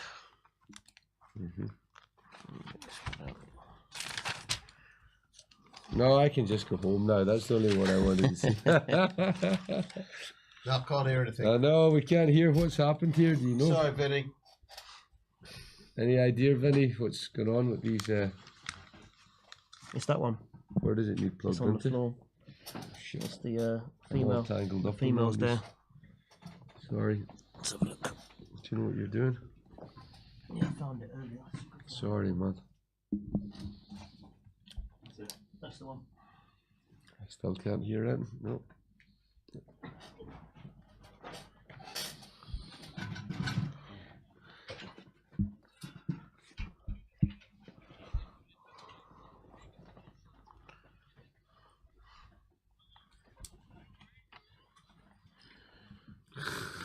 Those ought to wake me up.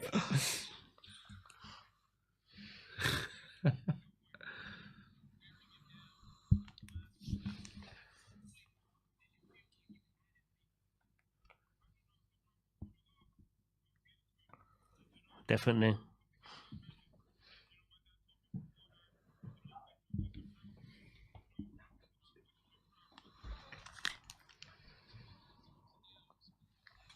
%.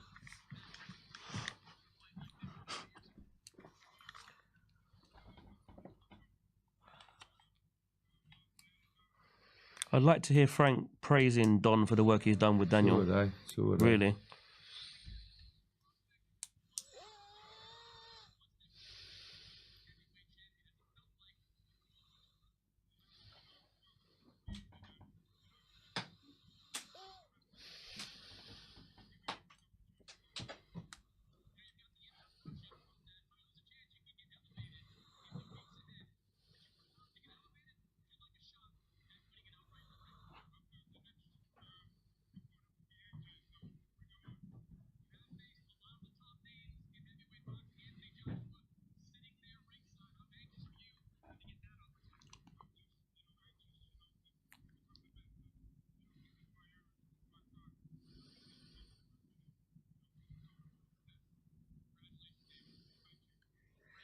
Big for Don, big for the team. Brilliant. Huge. That's what we need.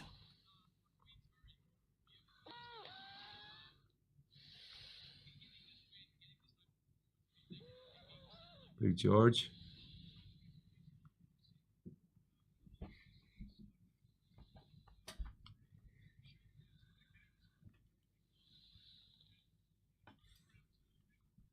Oh, there's George. It's Big George and Luke. Yeah, Big George. Good.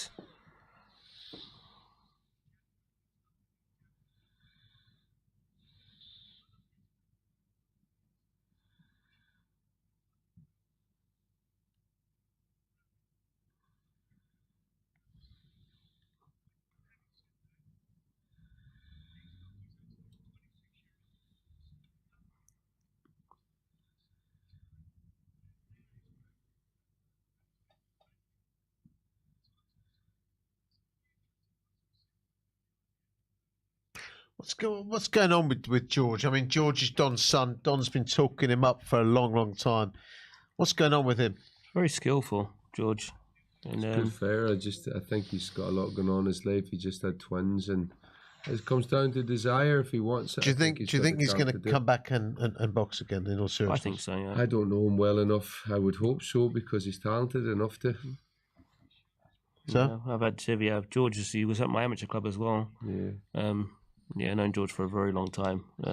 Very talented. Yeah, very talented guy. Yeah. So yeah, he'll come back. You know, he just had twins. Bear in mind, he's not fought for over 2 years now. Yeah. But he's in this current crop of heavyweights, he's still young. Like all these guys are like mid-30s, late 30s now. So there's time, and there's guys out there for him like Adelaide and guys like that. He can make a run and come back, definitely. 100%. Yes. He's not in the best of shape, to be fair. Obviously, he's a good guy and he's talented. Yeah. He obviously needs to. If he's gonna come back, he's got to really throw himself into it, hasn't he? He does, yes, he does. But yeah, he's got the right kind of people around him, and when he's ready to go, he'll push that button. I've got a lot of belief in George. He's got a lot of skills, and he could beat a lot of heavyweights.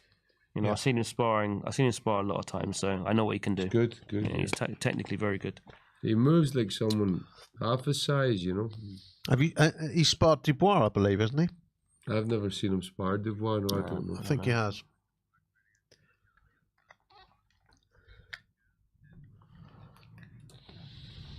I mean, honestly, just almost lost for words, man. That was a I'm brilliant just over the performance. moon, man. Such a hard I feel like start. phoning them up now. I'm so happy. Hard start. Look, Really he hard took start too to that many fight. right hands, but you know what? He took them. He Took 'em, soaked them up, came through. He done what he had to do later in the rounds, closed the range, and got a quality one in the end. So, I mean, he broke him down. I think if that stoppage hadn't happened, he would have Next round, he would have got him knocked out there. or even later that round, he goes. Which I suppose they saved him a beating, which wasn't the worst thing, but there was only one winner,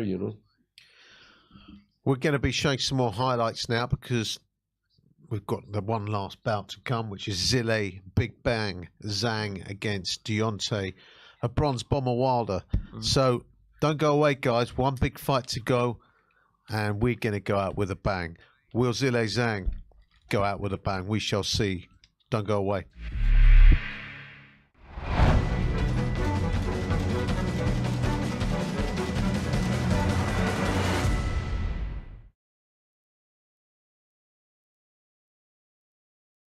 I'd be going for Zhang. I think Zhang's just better. Like, he's just a lot better boxer, better puncher, I would say as well. I think Zhang would stop him early. Wilder from a few years ago, maybe a different story, but the Wilder that boxed Zhang and Wilder that boxed Parker against the Zhang that boxed Parker, I think there's only one winner in that Zhang. I think Zhang's really good. Really dangerous. He can box. He's huge. You know, he's tough. You know, he does seem to be let down a little bit by, you know, a lack of whatever it may be, stamina, fitness. But he's very good. You know, I would avoid him at all costs if I was a heavyweight at the top level. I'm not interested in that right hook at all. I think it's a good fight. Probably be a close fight, but I think with Wilder, what probably hurt him a lot in his last fight was that he has been so inactive. So hopefully now when he's had a fight, 12 rounds with Parker, that he come back and look better. And if he does, I think he can knock Zhang out. But Zhang is also dangerous, and if he lands on Wilder and can take it to Wilder, then Zhang can win. But if I would have to pick someone, I'd probably go with Wilder. Obviously spoke to him in the build-up last time we were doing the press stuff in Saudi, and he looks great, ready to go. Get into him this week, you know, make sure he's up for it, which he will be. His career's on the line, like ZHILEI ZHANG at the high level of the sport, and I think you're going to see a brutal performance from him. I would still say Wilder's a favourite, and he can't. If his last fight, he was horrendous, wasn't he? I mean, he looked a shot fighter. He looked as though they fights against Tyson took a bang out of him. And even when he landed in Joe, there didn't seem to be that same element of nastiness in it. You know, I'd still say he's slightly favourite because he can punch, but can he still punch at the same level as he used to? I don't know. And Zhang's good for 4 rounds, isn't he? 5 rounds. I mean, but again, Wilder's not a very good boxer. He's a puncher. That's what he is. Somebody's getting knocked out. That's for sure. Because see, if they don't get knocked out, the two of them will be on. The two of them will be blowing out their arse, crawling it. After it could end up a right horrible looking fight after 6 rounds. Because neither know how to get on their toes, box and create openings. They're just punchers. Well, Zhang does to an extent, but like I say, his engine's horrendous.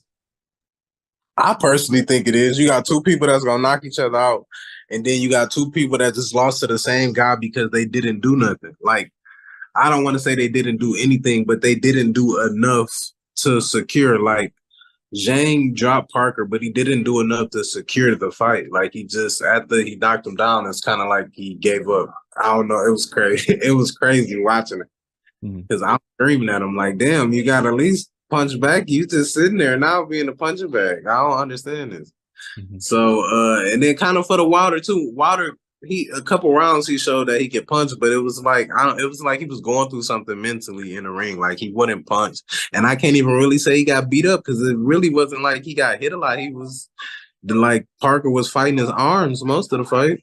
He was just moving out the way, running. So I don't know. It was a little weird. Honestly, I think Deontay Wilder should win it. You know, the thing is with Wilder, he's got to have self-belief to throw that punch with power that knocks people unconscious. And he just looks like he's kind of lost a bit of a. He's not backing himself as much as he used to, as much as he was. Certainly in the Fury fights. And Zhang can plod forward and he can walk you down and he can make you look bad and he can tie you up and it can make it a very ugly fight and he could really exhaust Deontay Wilder. But if Wilder's on his toes and he's not trying to outpoint Zhang, I think he can land punches and really hurt him. It wouldn't surprise me if it's a decision, but it wouldn't surprise me if Wilder wins because he's put Zhang on the floor a couple of times. I could see him, hitting them and giving them some tough rounds. I think Deontay Wilder should try to jump on him. We know Zhang is getting up there in age, and he paces himself very well. So I think if Deontay Wilder just kind of uses his energy and jumps on him early and makes it a rough dog fight, as we know that he is a dog. I think that it would be a good night for Deontay. It might be a masterstroke that Eddie's made him captain, because obviously if you check the rules out, you get double the points, and it may really spur Deontay Wilder on to perform, look good, get the knockout, get double points. I'm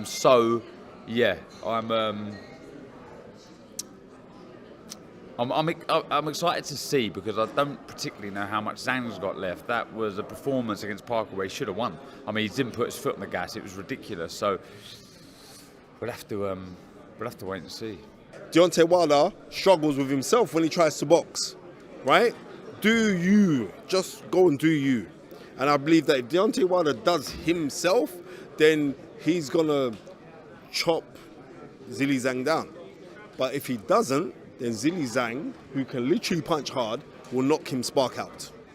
Such an incredible style matchup. I can't really figure it out.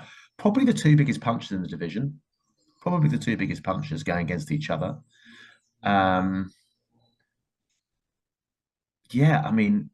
You'd fancy old Wilder to KO Zhang in the second half of the fight. As Zhang gets slower and slower, which was, when Joe was going to fight Zhang, that was our plan. We thought we'd get to him late. You saw Zhang Parker. Zhang, I think, connected with the no punches in the last round. His fitness, his resilience dropped off towards the end of the fight. So I'd say old Wilder v Zhang ends this late, as Zhang tends to tire. What's Wilder's chin like? Well, we know he's been dropped by Tyson Fury, but I don't know. With the current Zhang we've got, I'm not sure about Wilder. Zhang could end it early. So it's a phenomenal fight. It's an absolutely phenomenal fight to watch. And I hate to be on the fence here, but it's very, very difficult. I'd probably move towards Zhang, actually.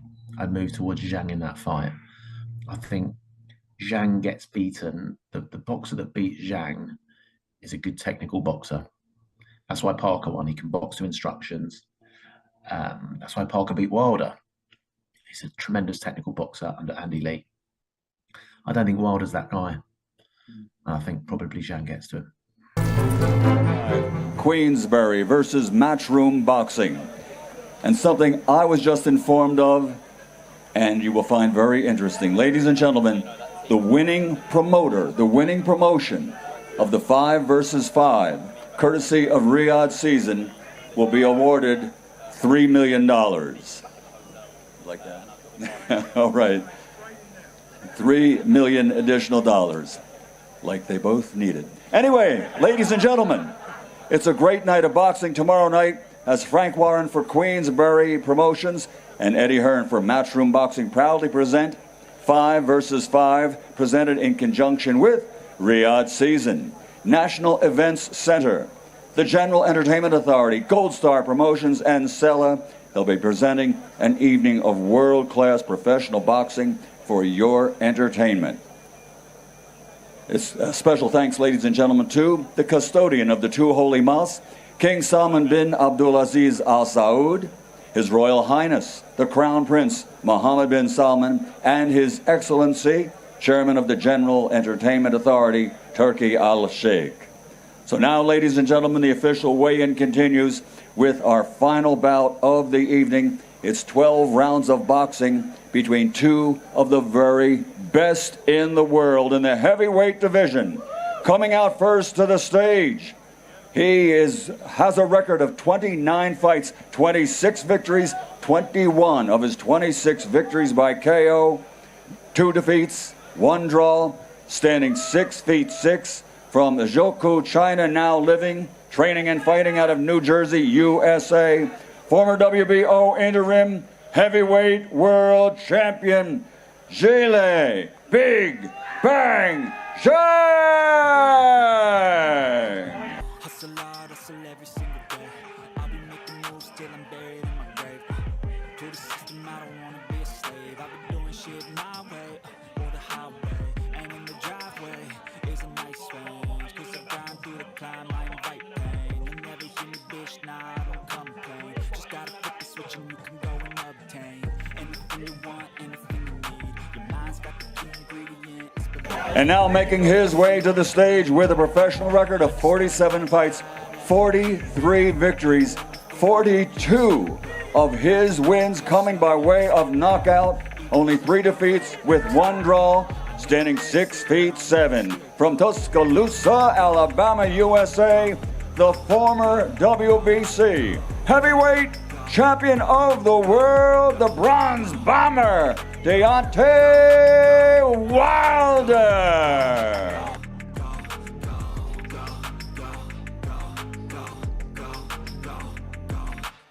You got a mind, but even that could change. You could flip the gray matter like some batter in your brain.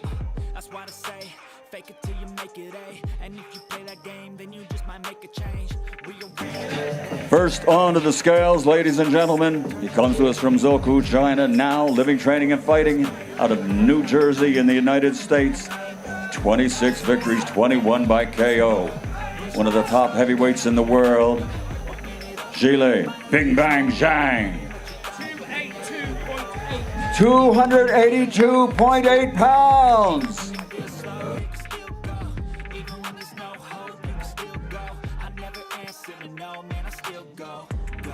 Next on to the scales, the former world champion. 43 victories, 42 wins by knockout. 6'7" from Tuscaloosa, Alabama, USA. The Bronze Bomber, Deontay Wilder.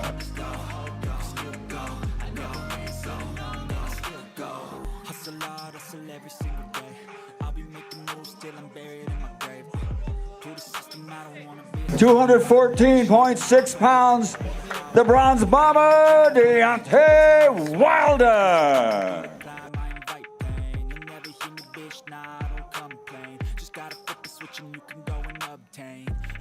The final 2 fights, 4 of the best heavyweights in the world, 2 great matches. This contest, 2 of the big boys, 6'6" ZHANG, 6'7" Wilder. Welcome back. This is the final bout of this watch along. This has been a crazy night of boxing. 5 versus 5 plus, of course, Dimitri Bivol. We're now about to have the last fight. Big Bang ZHILEI ZHANG takes on Deontay the Bronze Bomber Wilder. Okay, well, look, me and my main man here, Kieran, we had a bet via Fair Play, which is what you should try, by the way. We had a bet on Fair Play, and I said that Queensberry would have a clean sweep at winning this 9-0 because I thought that ZHANG would stop Deontay Wilder, but that would make it 10-0. So I don't know whether I would win the bet or lose the bet then, because my main man here, Kieran, said it's going to be 8-2. I don't know. It's not about the money again. You don't really want to take money off your friends, do you? But I do suggest you do it via Fair Play. By the way, before we actually go into this, do you know how to get Fair Play? Couple of this. I've got to make this announcement because it is an important one. It is a lot of fun. Go to one link, yes, onelink.to./SecondsOut Fair Play. That's how you can get the app. And let's give it a go because you can have a bet with your friend. Anyway, this is the big fight, and Deontay Wilder's coming into the ring with a sort of watered down version of an outfit similar to what he wore against Tyson Fury in the second round. A very much watered down version. But anyway, guys, let's lay it on the line. It's business time. Zav, quick prediction. Hard. I don't know. It's a difficult one. If you're going off form, then it's you'd have to go with ZHANG. But You know, I think Wilder can do it. I think he could. I think he can do it. Well, that It's is gonna be- not it's gonna much be- of a it's gonna be- prediction. it's gonna be a knockout. I want some commitment here. Commitment? Yeah, you'll get full commitment. I'd say Wilder by knockout. Wilder by knockout. Wilder by knockout. There's more hope, though. Well, I did say ZHILEI ZHANG. I said it's going to be a clean sweep for Queensberry. I'm going to go ZHILEI ZHANG points. Should we go with some of the pro box and see where they are? Yes. Yeah. Well, we've got Chris Congo. He's going for Wilder. Ernest is going for Zhang. Emmanuel Zain's going for Zhang. Clegg's gone for Wilder. Ahmed Hatim has gone for Wilder. Markiani Zhang. Redmond Zhang. Kasim Zhang. And Youssef Kamari has gone for Wilder. Okay. Well, listen. You know, are they all signed up to fair play? Because I might have to bet. We'll them have all. to talk about that definitely. Okay. Yeah. But listen, in all So seriousness, in-house. In all seriousness, it is an interesting fight. It's a bit of a weird one considering Deontay Wilder is boxing for Matchroom and ZHILEI ZHANG is boxing for Queensberry, because Deontay Wilder was never a Matchroom fighter. It's kind of a bit like playing a ringer when you're playing five-a-side football. Anyway, it's going to be interesting. I just think Zhang is a far superior boxer. You did say that he went down against Hrgovic. It's going to be interesting. I don't think he actually went down. I think he might have got buzzed. I don't remember him going down though. I've got a breakdown of both. I had a quick look at they've both been on the scene for a long time. Southport v Orthodox again. Both had extensive amateur careers. Both medalists. Former world champion. The issues with Wilder is his defense, and the question is, has he passed his best? And he does have bad footwork, and he can be a bit wild. With Zhang, as you said, technically better. Southpaw, he's patient because I think he has to be because he doesn't have the best stamina. He's got power, but he is slow, and obviously his age is probably going to be a factor. I genuinely think that whoever lands clean first will win this fight. I think it is going to come down to that. I've got to tell you, one thing we didn't say was that if Deontay Wilder knocks out ZHILEI ZHANG, the score becomes 8-4. Yeah. Yep. Closes the gap. That's why I've gone for a ZHILEI ZHANG points win, because I've got to get to that number 9. If that to win the happens, bet. I'll be truly shocked if that happens. But Tyson and Ruddock, number 2, went to the scorecards. I couldn't believe it. They were hitting each other so hard throughout the whole fight. What a fight, Yeah, it was a good fight. I think Deontay Wilder looks nervous. Well, think he's got a lot on he the said leg. that if this doesn't work out in this fight, he's going to retire. So this will be his last dance. But I don't know. From what I saw in the Joseph Parker fight, it's not with confidence I'm picking him. If he can bring back even like 40% of the whole old Wilder, then maybe he's got a chance of landing that right hand. But I wouldn't say it's gunshot. I don't know. Maybe it's just desire. Maybe he's just lost the desire now. He's done so much. Maybe desire's gone. Made so much money, exactly, and he's in a solid position financially. Well-known character, nice wife, nice life. Yeah. Does he still want it? Let's see. And he can go on and I do want to know other what they things. want. I want to know what they think. What do you think, guys? Come on. You've been watching with us most of the night, I hope all the night. We want to know what's going on here. You haven't been sending me any of your messages that I can't understand. And don't forget that Wilder has actually achieved the ultimate goal. He has been a world champion, has title defenses. I don't think Zhang has ever been a world champion. Never. So, that could be the difference here. Well, here we go. Round 1. Big right hand from Wilder. What's this? My God, his legs have to be getting skinnier every fight. I don't know how that...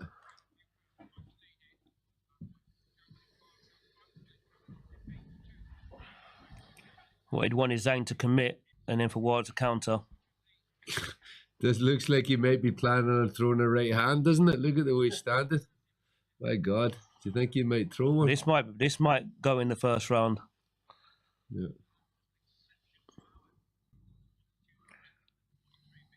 That was close. The thing about Wilder is it can only be not even a clean shot, half a punch, and it puts them to sleep.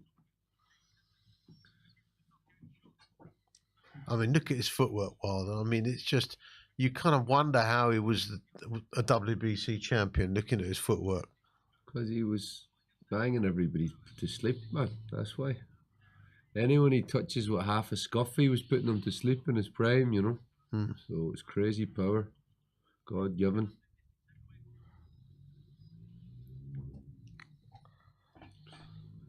So Zhang's lost to Park, hasn't he? Yeah. So that's the other world champion he's lost to.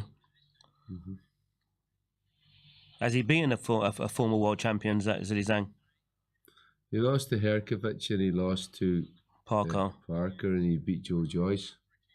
Okay, so that makes twice on paper. Yep. He still. I know you both commented that he was. Didn't you say that he was carrying a bit round the waist? No. That was before that. But he is carrying a bit round the waist, doesn't he? ZHILEI saying. Well, he's. I think the success of Fury going on the front foot is what Zhang's trying to do here. Yes. He's pushed Wilder onto the back foot. He's powerful. The blueprint of how to beat Wilder is there, you know. Can he take that shot that Fury took that wobbled his whole body, you know? But unlike in one of the previous fights, a man wind their right hand up so much, but this is ridiculous. Like. But unlike in one of the previous fights earlier, you see, at least Wilder is trying to control the lead hand of the southpaw. Yeah, he is. And take that lead hand away so that he can get set to throws. He's using his eyes. He's not hanging around to get done himself. Yep. But you're right in that he's astonishingly. I mean, this guy's a cruiserweight fighting all of these. He could dry out the cruiserweight at 15 stone. You know, it's mad, isn't it? Could. I think Wilder's actually doing the right thing here because he knows that as soon as he lets that right hand go, Zhang is going to try and counter. Yeah. And it did happen to him in the Ortiz fight. You know, he overreached with the right hand. Ortiz caught him and hurt him. That's it. Ortiz is a cruiser. Is a southpaw. Southpaw. Yeah. Yep. You'll have to go with Zhang with that round. Zhang round for holding the centre. Yeah. Yep. I didn't think there was enough to score it on, to be honest with that round. Say again? What was there to score at that nothing round? really happening, but you know, you've got to start ticking boxes on other areas like ring generalship. Once you draw rounds, you have to, if you're a professional judge, you got to decide, you got to make a call. You got to, 10, 10, 10, 10, 10. Yeah, but look, at the end of the day, neither of them really landed anything. Yeah. But what you got to do, you got to take away. Okay, there was no clean punches thrown in the fight. But then you got to look at the other areas, like who was holding ring centre, who was being more aggressive. Ring general. I know there's not much to go by, but the one person that was on the front foot set the pace, was exactly. Zhang. Yeah, so you'd have to go with Zhang. I like to see some proper work. Yep, clean, effective work. Yep. Call me a stickler. I know. Unbelievable record. Yep. I know exactly. Yeah. Unbelievable record for Wilder. 43 wins with 42 knockouts, only 3 losses, 1 draw. Unbelievable. Zhang 21 knockouts out of 26 fights, lost 2. Ooh. And again, 6'7" to 6. It doesn't look like that, does it? It's 6'7", 6'6" in height. Wilder 6'7". Actually, the taller man, Zhang, is 6'6".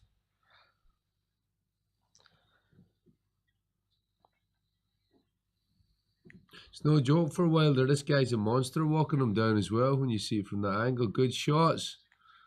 He's clubbed him. It looked like it affected him, that shot. It did. Well, Wilder's firing back, though. Yeah. What Parker did against... Oh, good uppercut by Wilder there. Shots, both of them. I like Wilder's uppercut there, though.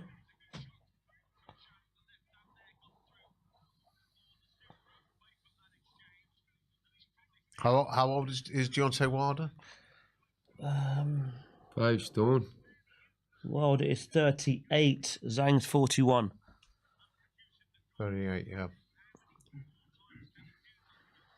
I like that Wilder's trying to throw that the uppercut though. Bear in mind, George Hall. This guy doesn't care though. This guy's ready to punch. What did the referee But want? he's very for durable, isn't he, Zhang? Of course.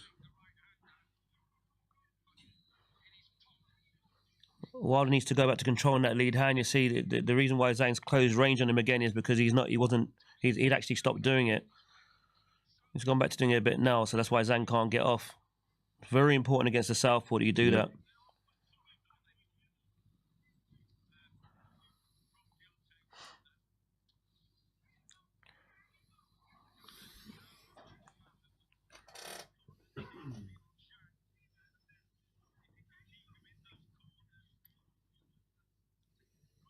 I mean, there's not really much else you'd expect from Wilder, to be honest with you, because it's always been about setting up that right hand. He wasn't really good at anything else. So good shots from Zhang. Zhang seems to me to be very strong. Yeah, and he's not scared. No, he's not. You know, he's willing, and that's a big thing. You know, I think he knows his best chance is to back Wilder up. He's game. He's walking him down. I think. Don't really see Wilder throwing too many right hooks. I know his right hook, his straight right hand is numbing, but maybe trying to get behind the guard. Of course, that's a Zhang round, yeah. Yeah, definitely 2-0. But again, if you watch Wilder over the years, this is what you'd expect. I mean, he's losing every round against Luis Ortiz. It's strange, you know. He's a strange. I can see why it kills you that Keith that really enjoys perfect form and stuff, you know. He's not that, but he's got his own people. But you know, he's got his own style and it's worked for him. Of course, so this is what I'm saying. Fair play to him. And to be honest with you, if they all box the same, it wouldn't make it interesting. Of course, you know, all the heavyweights have got something about them. Of course, they have. They've all bring something to the table. You know, Fury brings that height, Usyk brings that footwork. There was mentioned in the gym a match between Daniel Dubois and Deontay Wilder, which would have been a crazy match as well. Definitely. Been very entertaining, that's for sure.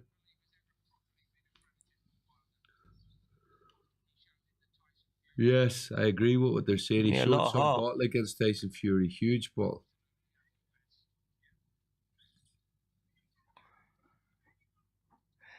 What Wilder's trying to do is control that lead hand of Zhang. He wants Zhang to reach with that backhand. Yes, so that he can counter him with his right hand. Yep.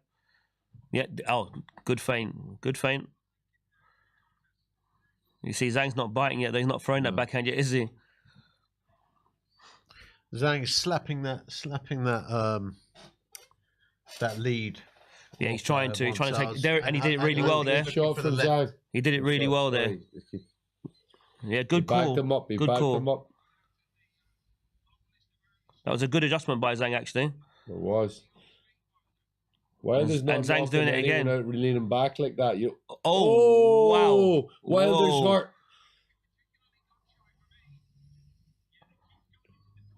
If I'm not mistaken, Wilder was hurt badly there, no? He landed a good shot as well, though.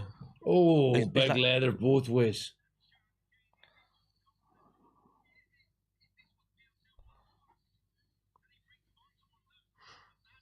That's what he's trying to do.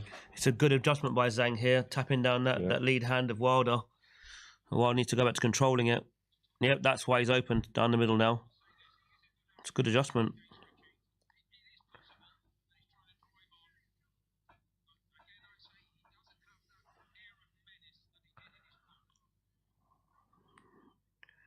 He lost it a bit against there you go. Right. That's what Wilder's been looking for. That's what Wilder's looking for. It doesn't. Zhang seems to be able to hold him, but doesn't he?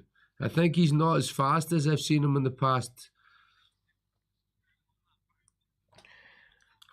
If it does go past the 6th, 7th round, it'd be interesting because obviously Zhang has got this major stamina issue. Yeah.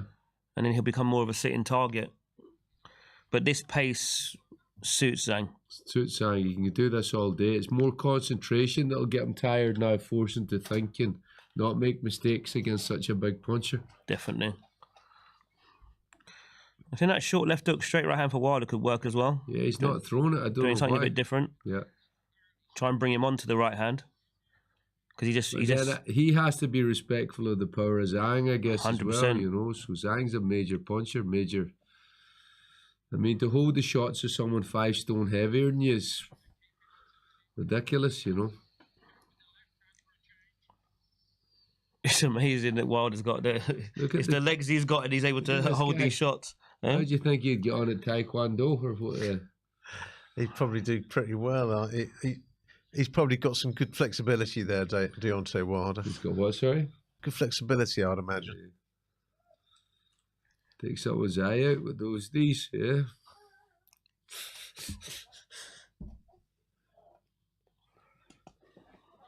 So that was a third. Third, right? I've got, yeah. What do you say? It's a Wilder fight. He doesn't win rounds, does he? Well, So I've got doesn't really Zhang. matter. It says there's Wilder, you know, it's not going the distance. Yeah. Listen, all I'm thinking of is another 9 rounds to ZHILEI Zhang, and I've won the bet. Yeah, that's true. Could happen. It could happen. Could happen. I don't care. Daniel Dubois won. That's all I care about tonight. 100%. Can't stop smiling off that one. Yeah, smile. Don't want to see another 9 rounds of this though. Come on. At that pace, to be honest with you. Crazy. But I don't blame Zhang for not gambling with that backhand because he knows what Wilder's looking for. Dangerous, man. One shot, half a punch. It's all about the control with that lead hand for both fighters. It's very important so they can get off. At the moment, Zhang is controlling that lead hand. Wilder's just jabbing his hand, yep. Finding his range.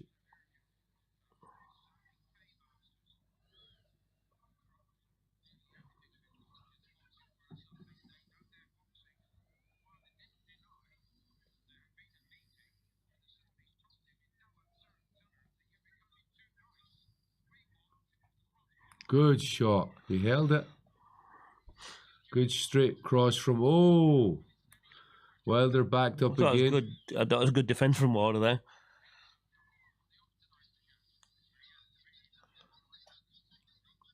I think Wilder's becoming a little bit more confident. Yep, yep. He got a bit of success earlier, so now he's looking for it again. Yeah, he needs to get there you that go. hand off. See? Lovely straight right hand from Wilder.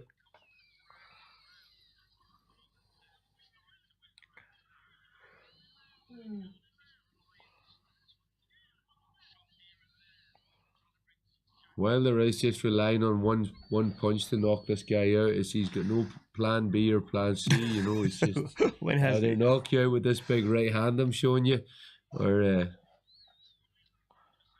make one mistake and it's nighty-night.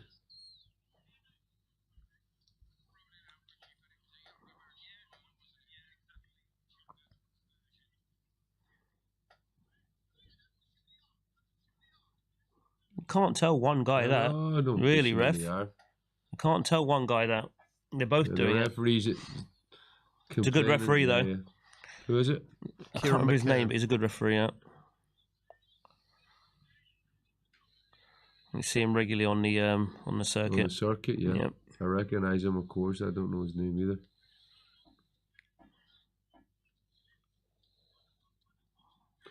Again, waiting far too long, Deontay Wilder. For me, he needs to start throwing hands, you know. I think he is, but he is. Making a dent into he this looks like guy. he is starting to measure Zhang, though. Aye, but he done that with Parker. He was measuring, never punched all night, you know. Yeah. Andy Lee said to me that he just missed him with a punch, scuffed him, and Parker came back to him and said that if that punch landed, it was sleep time. So he's got the power. You just need to get your hands off. But when you know what punch he's going to throw, a straight cross that cuts things down, you know, and the puncher is so well studied as Wilder, it makes it harder for him to land the big shots. It's the first round I give to Wilder. Yeah. When you look at Wilder, you kind of think, how did you get that power? God given, man. It is. How did Nazim Hammond get his power? How did any of them get their power when they're one punch merchants like that? It's God given. It's like it's a gift. You go in with some people and you can't explain why they can hit. It feels like their hands are rocks, and they're hitting you with stones. It doesn't make sense. They don't look particularly big. And sometimes it's the schooling. I mean, Thomas Hearns wasn't a puncher in the amateurs, and it's Emmanuel Stewart. You know, got that talk from him, taught him how to use his body. You know, and turn him into a puncher. I do think elite level punchers like him are fast twitch built. He grew up skinny, went through a phase. When he grew into a man, he was God blessed. Yes, definitely. Fast twitch, explosive power. Nazim Hamid, look at him. He was. But look at his calves, backhand. I know, but he's like almost like what Manny Pacquiao legs. Like the power's coming from the floor with some of these guys. Agreed. Some of these guys wide shoulders. Some of them massive hands. Yeah. There's a lot of factors in these punches. Remember Poison Junior Jones? Yeah, brilliant, man, brilliant. But I mean, Nazim Hamid would hit you with very unorthodox shots, but they didn't even seem to have power in them. But they would put people straight to sleep, you know, which was.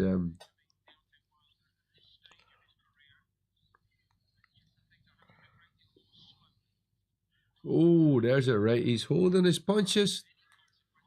Don't rush, Wilder. Oh, and again, now he's a big attack from Wilder, but Zhang seems to be able to hold his shots. He's holding on for dear life there, though. Come on, keep those right hands going. Oh. Come on, why has he stopped throwing his right hand?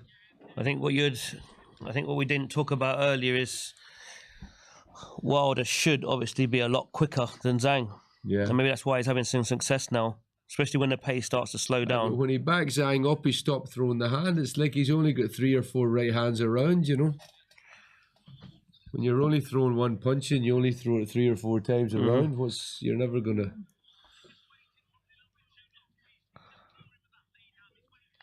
You know, like I wonder what are you going to throw, Wilder? You know, I wonder what he's planning. I think Zhang needs to. I think he needs to start throwing his lead hook. Zhang needs to smother. See, he's looking for that shot all the time, and it's not really working. A big thump in the head. Oof. Oh, that's the one. Oh, he's gone. That's the one. He's gone. That's the one. I'm sorry to see him knocked out like that. He's gone. Stop. He's gone. Ref, He's gone. it's He's over, gone. mate. It's over. He's gone. No, wave that off. Wave that off. Yep.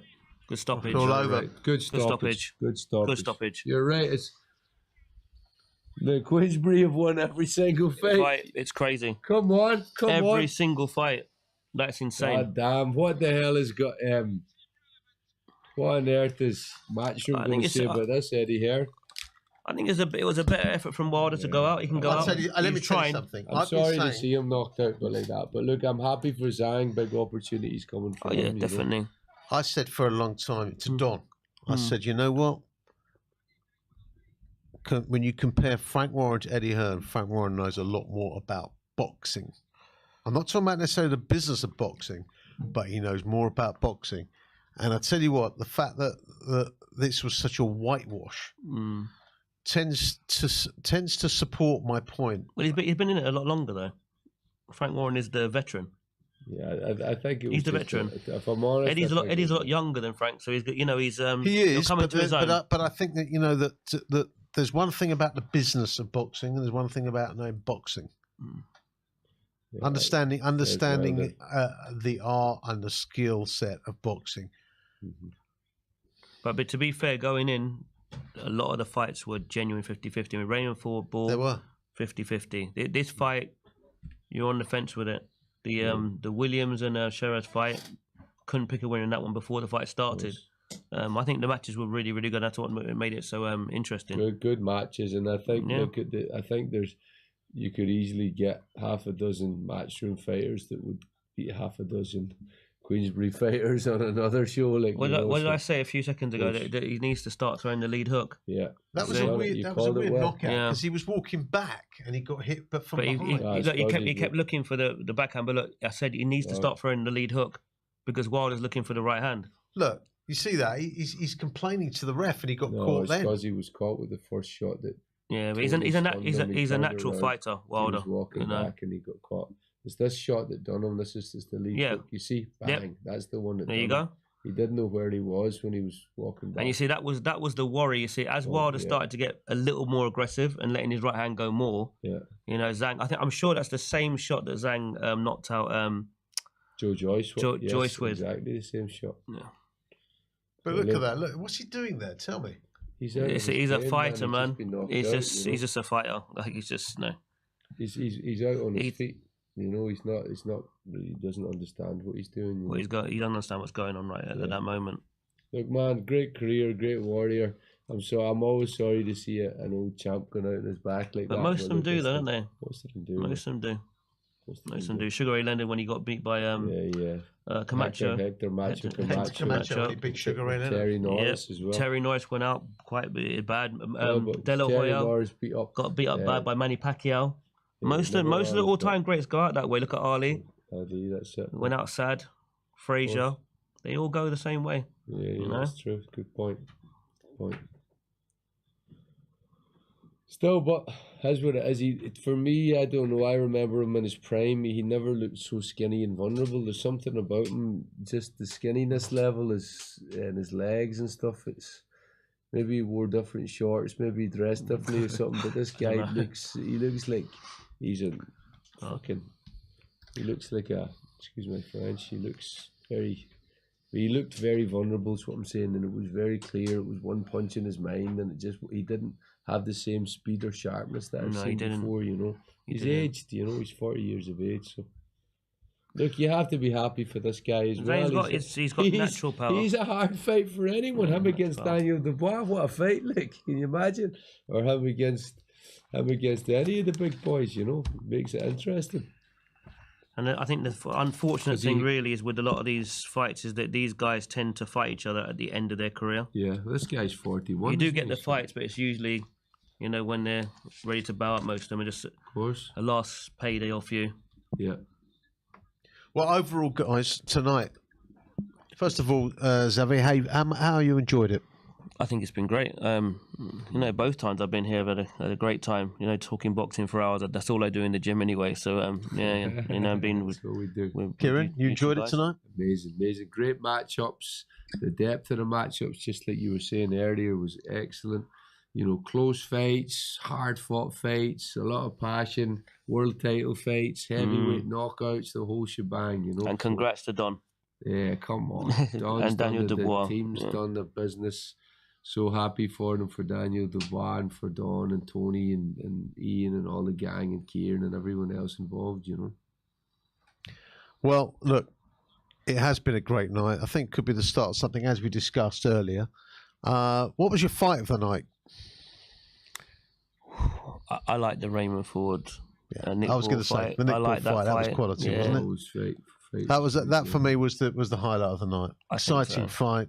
Yeah, I thought the Daniel Dubois fight was excellent. Brilliant fight. Two giant men throwing heavy leather. Yep, those two fights. So I think with the big, if it had been a more decisive finish, that probably would have been the best. But it's a good match both ways, you know. Yeah. Frank Warren must be cock a hoop. I know he deep down he wanted to win this, but he didn't expect to win it 10-0. Yeah. You would say. I'm sure Eddie Hearn will be a little bit disappointed with that. You'll be very disappointed, yeah. But look, it's been a great concept, and literally I've spent more time with you guys today than I have done with the wife. But anyway, that's beside the point. I've enjoyed it. Again, don't tell her that, but listen, I've enjoyed it. Big up to my main man over there, Xavier Miller. Thanks for having me again. Great insight into the world of boxing. Love, as I'm sure you guys will have loved, listening to the insight of Xavier Miller. And of course, Kieran Duffy. I mean, listen, I've enjoyed it. I learned something listening to these guys. Like I said, I'm the fan. They're the man. I like to listen. I also like to talk as well. But anyway, don't forget who won the bets tonight. We're not going to forget that for a long time. Okay. But nevertheless, I will hopefully see them on the next one. It's been a great night. Thank you for joining us. This has been the 5 Against 5 boxing in association with DAZN and, of course, Fair Play. Keep those bets up, but bet safely. And we will see you next time, all being well. I've been Keith Fraser, and I still am. Thanks very much for watching. Yeah. Have a great